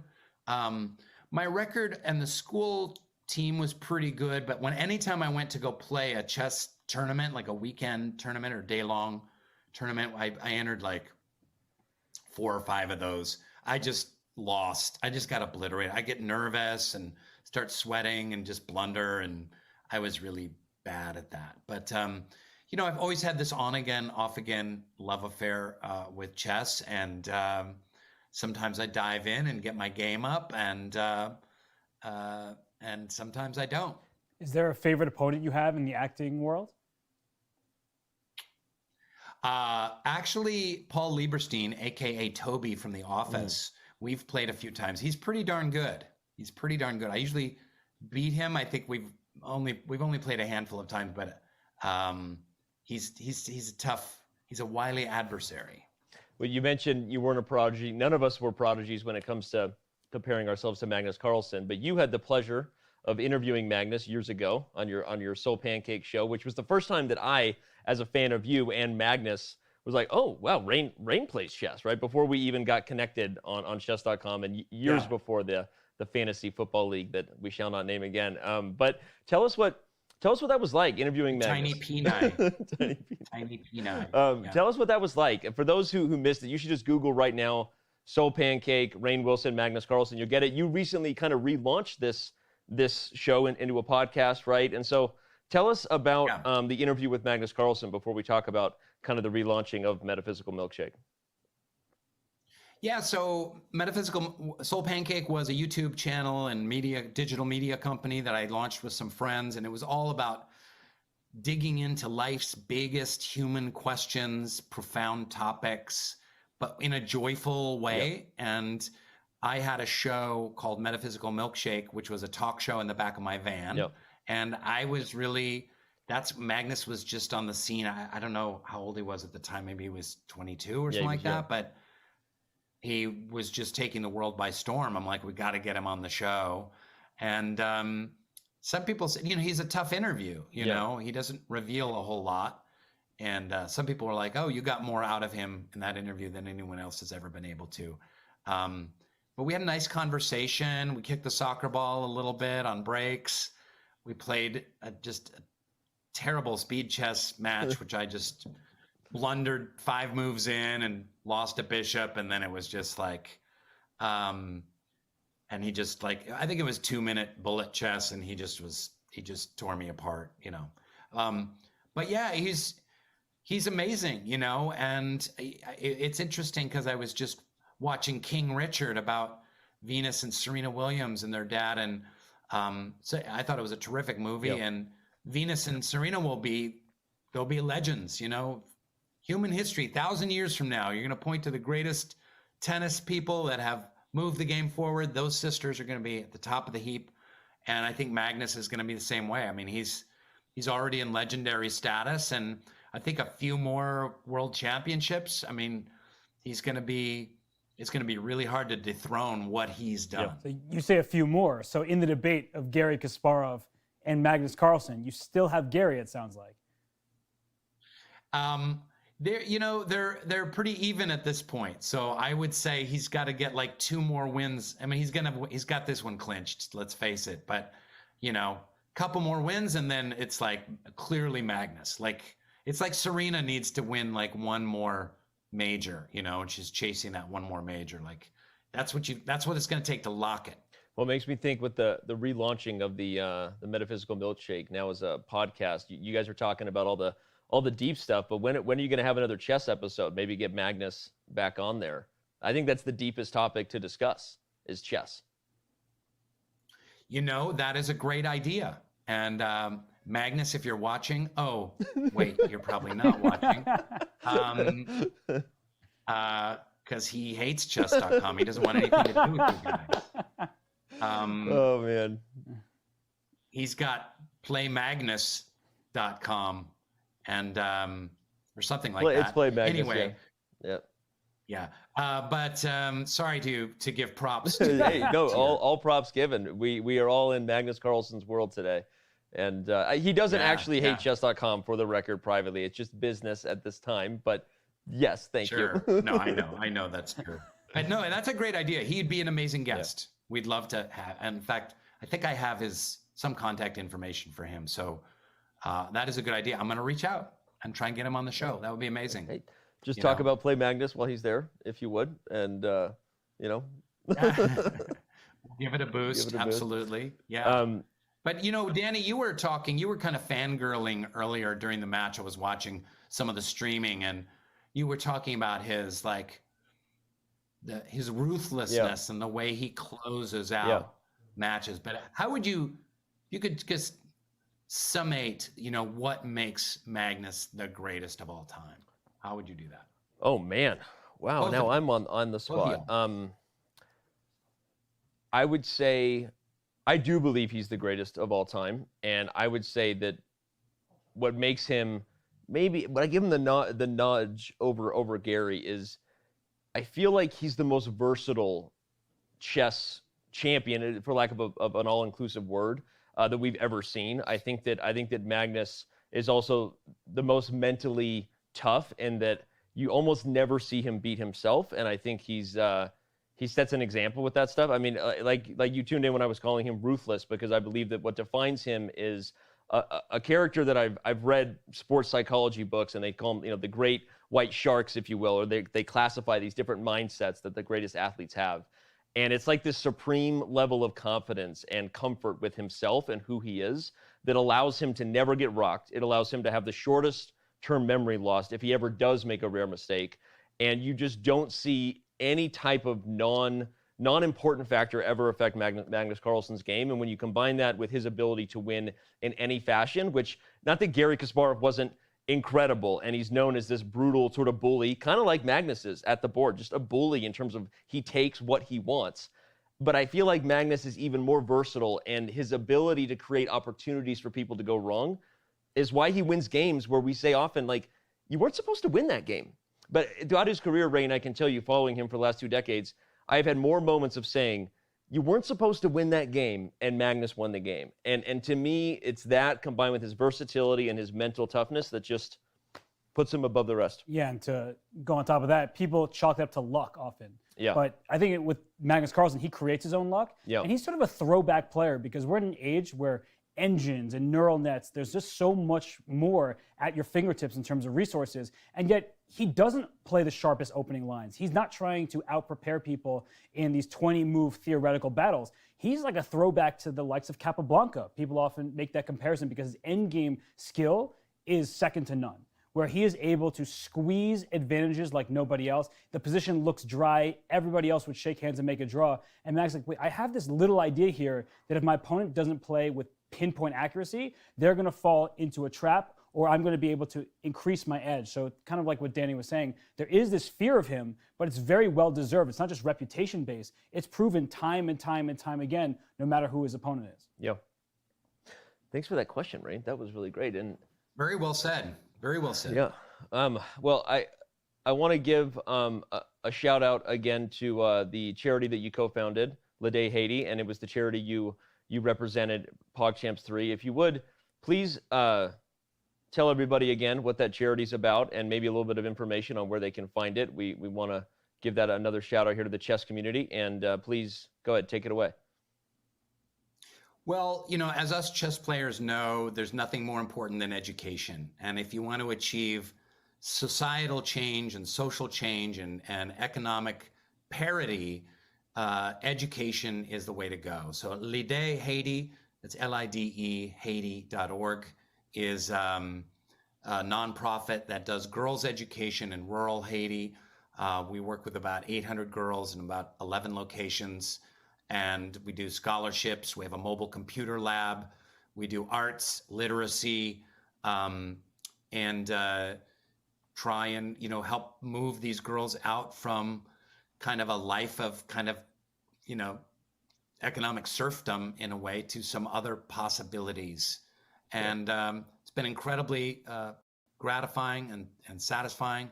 Things are really rough in Haiti right now politically, but we're just soldiering on, trying to educate girls and bring the light of education to people. So yeah, you can check out our website, Lide Haiti, or our Instagram, Lide Haiti. Awesome, man. Well, last question. I guess the floor is yours. Any other projects, Levon, besides Magnus joining the Metaphysical Milkshake podcast, and besides you dominating the playoffs in our fantasy football league, where I will be on the outside looking in? Any other projects to let us know about? Like any movies you're doing? Tell us things that you're not supposed to say. Oh, I cut off Steve Carell's pinky finger in a bar fight. That was you? Yeah. So anytime you see him with 10 fingers, that's CGI. Oh, wow. It's been digitized onto his hand. No, I've just wrapped a couple of cool projects, cool. Some movies, always, developing some more, but there's nothing really to talk about right now. Cool. So just a pleasure to be on the show, and thanks you guys for providing great coverage, and onwards. Cool, man. Well, thank you so much, and best of luck in the playoffs.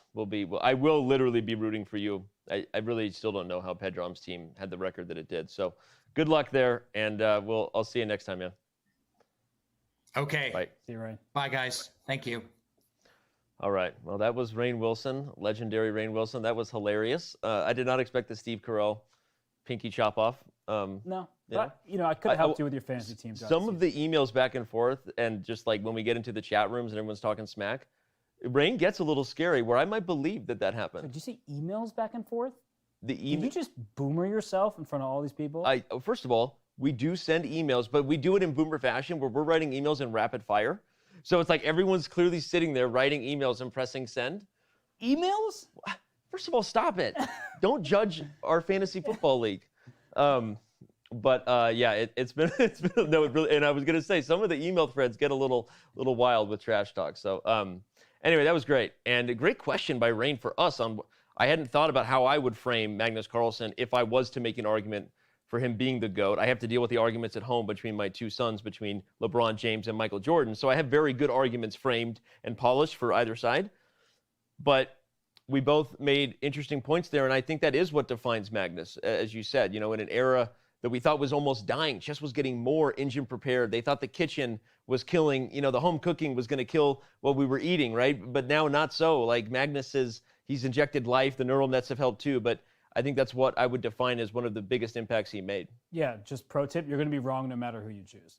True. That's how this works, right? Yeah. You're like, how could you choose Magnus? Gary. Yeah. He was Gary the Great. Yeah. But no, I think what we said made sense. And I mean, what Fabiano says very often is that Magnus may be the best prepared player. Yeah. It just doesn't seem that way. Right. Because he's not necessarily crushing people 15 moves into the game with some kind of sacrifice that came unexpectedly to them. So that's a talent in and of itself. Of course, Magnus is extremely hardworking. He has this universal style that he continues to work on. And that's why he's a 3-game lead here at the World Championship. Amazing stuff. And that's why he's Robert Hess. And again, one more reminder that Grip 6 is helping us sponsor our special guests. And one more time, you can go to grip6.com/chess. Use the promo code chess. Get up to 25% off. Check out their belts, their wallets, their socks, and all that Grip 6 has to offer. Thank you so much to them and all that the support they've given us. So, all right, we take our last break. We come back with our Coinbase Critical Moment on the board, brought to you by House of Staunton. We also come back with a very, very, a video regarding the behind-the-scenes life that they continue to roll on here. This one's a little personal, not one that I necessarily knew we were going to share. It means a lot. It means a lot. It means a lot. To me and Robert, as far as the love and effort that Fabiano puts in to helping take care of us here around the set. So don't go anywhere. You're going to want to catch the world premiere of our latest behind-the-scenes video with Fabiano Caruana. Chess.com's coverage of Game 9 for the 2021 FIDE World Chess Championship wraps up when we return. Guys, what's here? Robert, it's here. No way. It's here, dude. Hold on. Hold on. And boom. We did it. Yeah, baby. It is the World Chess Championship. Woo! That's what I'm talking about. This one has the copyright C. What is that, Danny? But you get it. No, look at it. Look at it. You'll see. You'll see. Here, there's a few others. The design, the cool thing. That one's nice. Here, I want that one. You see it? Bobby, you get it now? You see it? No, I have no idea what.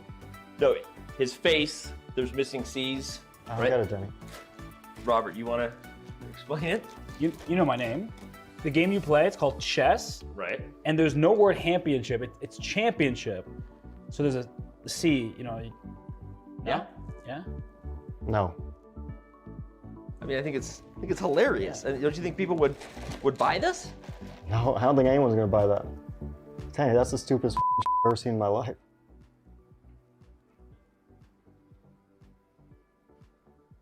Well, holy Do you think it's too late to send it back? I ordered a lot.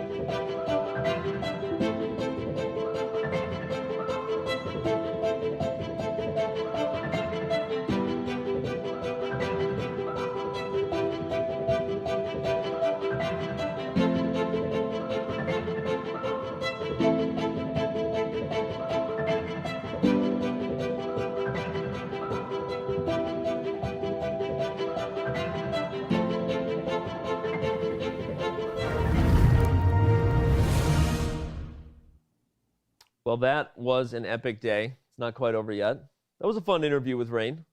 Robert? Yeah, it was very enjoyable. Like I said, if you needed help with your fantasy team, you could have asked a while back. But I asked Nash, my son. You seem a little dejected over there, Danny. Yeah, because I was 5-2 when it started. I have not finished well. Mahomes has had the worst year ever, so that was the biggest issue on my team. Can we just talk about him more? I mean, Patrick Mahomes. I mean, he played horrible. I also had McCaffrey, who got so. I was kind of bitten this year, so, but it's a rollover league. Rainn kicked it off this year, and it's one of those leagues we're going to be doing for years to come. So I'll have plenty of chances to get Rainn back. Don't you worry. I won't name the other people in the league because they may not want to know, but I have some revenge to get against several people. Okay.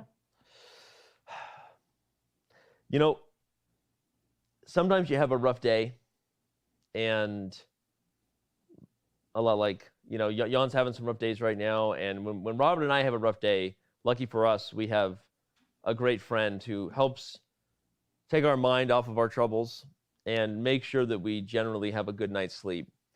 It's the kind of friend we have in Fabiano Caruana is I hope that these are the kind of friends that Jan is surrounding himself with right now.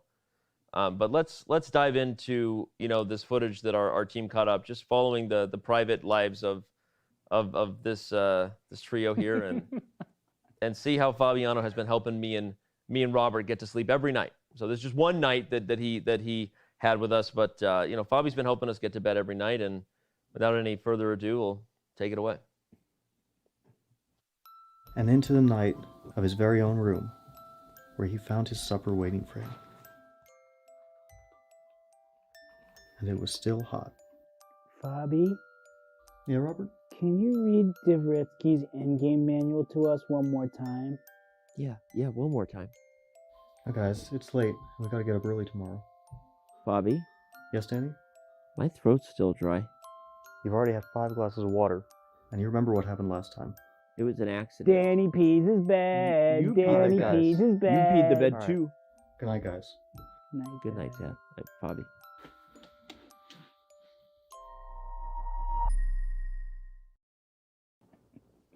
You know, the best part was the first time we did that, I accidentally called you Dad. I think it was you accidentally peed the bed. I have not peed the bed in a long time. Although It's been a few weeks. It's been a few weeks. Oh. You know, if you had kids one day, would you read them Dvoretsky's Endgame Manual to bed?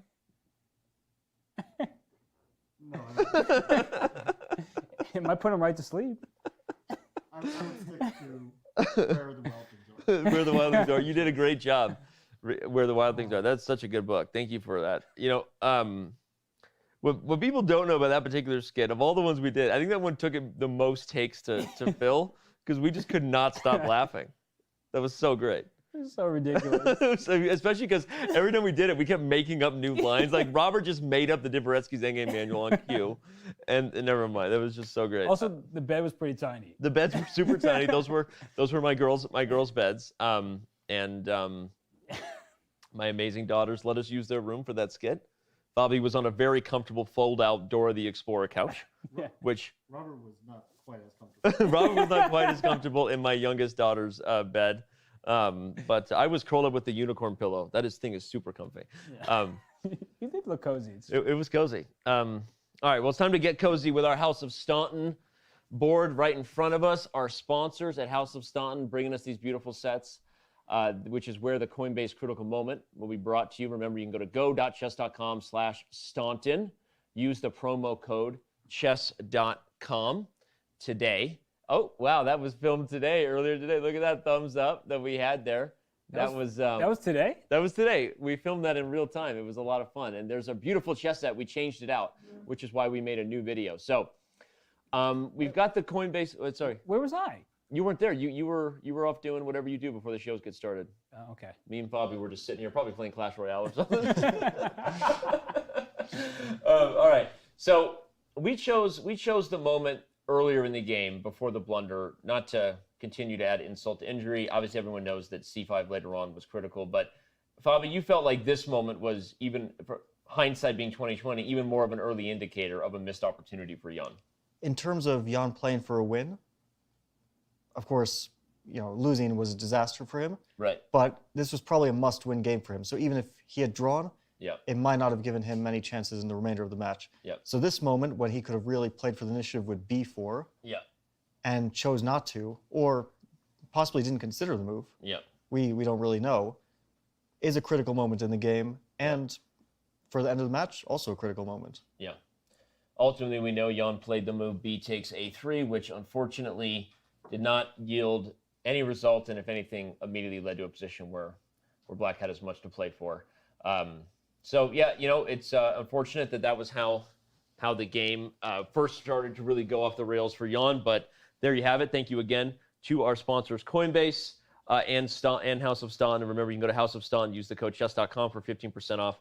And you can go to coinbase.com/chess to get your free Bitcoin, which is as good as free Bitcoin.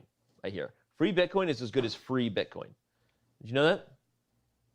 That makes a lot of sense, Danny. Wow. Yeah. That was brilliant. Yeah. You might get those exclamation points in chess.com. Hey, for there you go. That brilliant move. All right. Let's remind everybody of our schedule. We still have games coming up. Tomorrow we will be right back at it, of course, with round 10. That is December 8th.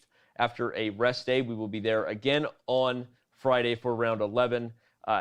Even if somehow we should have a decisive game in the direction of the world champion, we will still for sure be here on Friday. But you should mark your calendars. I'm going to guess that we're here for a round 12 on December 11th as well. So make sure that you plan to join us. Also, a reminder that tomorrow we have, again, several very special guests. We start things off with Vidit Gujrathi, the Super Grandmaster, who we know is tuning in. checking out his insights on chess.com. He texted me. I don't leak DMs with screenshots, Vidit. I just talk about it. So Vidit's loving his insights. That was kind of cool. You can check out your insights if you're a premium member on chess.com. Then we have Gordon Hayward. Even though Robert's a Knicks fan, I think I'm going to let him interview Gordon Hayward. Are you going to be cool with that? Yeah, why wouldn't I be? Okay, just because... Because sometimes he helps beat the Knicks? Yeah. Okay. Okay. Yeah. So we've got Gordon Hayward coming. And then, of course, we have Jon Ludvig Hammer joining us as well. That's a zoom in of the elf that bounces around the chess.com shelf, if you will, our shelves. Not exactly sure why we're doing that, but there you go. He's always causing trouble. He's just always causing trouble. Especially after... Right now, he looks like he's putting a chokehold on the pawn. He's actually... Hickey is trying... Why is Hickey so mad at the pawn? I think he's just excited because of his big win yesterday. Yeah. It's true. He did have a big win yesterday. Hikaru Nakamura took down Anish Giri, which, again, I think, I don't have it right here, but there's an Anish Giri thing floating around the office somewhere, and unfortunately for Anish, it might be the last time we feature him on the Sofa Boys, But, yeah, there you go. There you go, Anish. We got you here, buddy. I would say that you shushed Hikaru, but we all know that didn't happen. So I got nothing else for you. But we were pulling for him. We were pulling for Anish because everyone likes parity. Everyone likes to see, exciting things happen. I thought it was going to be closer, but Hikaru, give him credit, he showed up to play, right? I think maybe this Fiddler match was just enough of lighting the fire a little bit, but that Hikaru was as tricky as ever, right? Impossible to put away in yesterday's match, and ultimately showed why he is still the favorite to win the Speed Chess Championship. So, all right. Tomorrow we will be right back here. Again, we start bright and early with the first move being made at 4:30 a.m. Pacific time. Our next Speed Chess Championship match is Wesley So versus Fabiano Caruana. That's December 9th. Did you know that was the case? Did you know that's when you're playing? This is the first I'm hearing about it, Danny. Well, there you go, right there. All right, well, I guess I got to start preparing now. Got to start preparing for Wesley So. It was funny when Hammer made a comment earlier, like, you guys have Fabiano and you're keeping him. And I almost feel like he almost said prisoner. It's true. I've tried to escape so many times. I just can't get out. Well, you got bedtime stories to read tonight, so you're not going anywhere. All right. You're free to do as you please, just for the record. Yeah, as you please. I was trying not to laugh, and then I was trying so hard that I started coughing because I was holding the laugh. You are funny sometimes, Danny. Somebody clip that for me. No. All right. It's on the internet. Can't take it back. We're not gonna let that get taken back. We're gonna sign off right now. So whether you are about to have a good day, you're about to have a good night. Either way, this is goodbye, Dubai. It's Expo 2020, and the whole world is here as well. If everybody in the world loved everybody in the world, what a glorious world this could be. It's the culture, the music, the artwork. It's the people.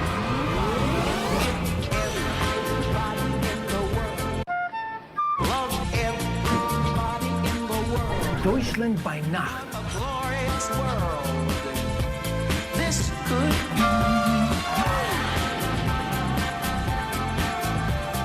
I was just looking for myself, and then Expo came, and it makes me emotional. Come on and join us. A new world is just beginning, and it's right here at Expo.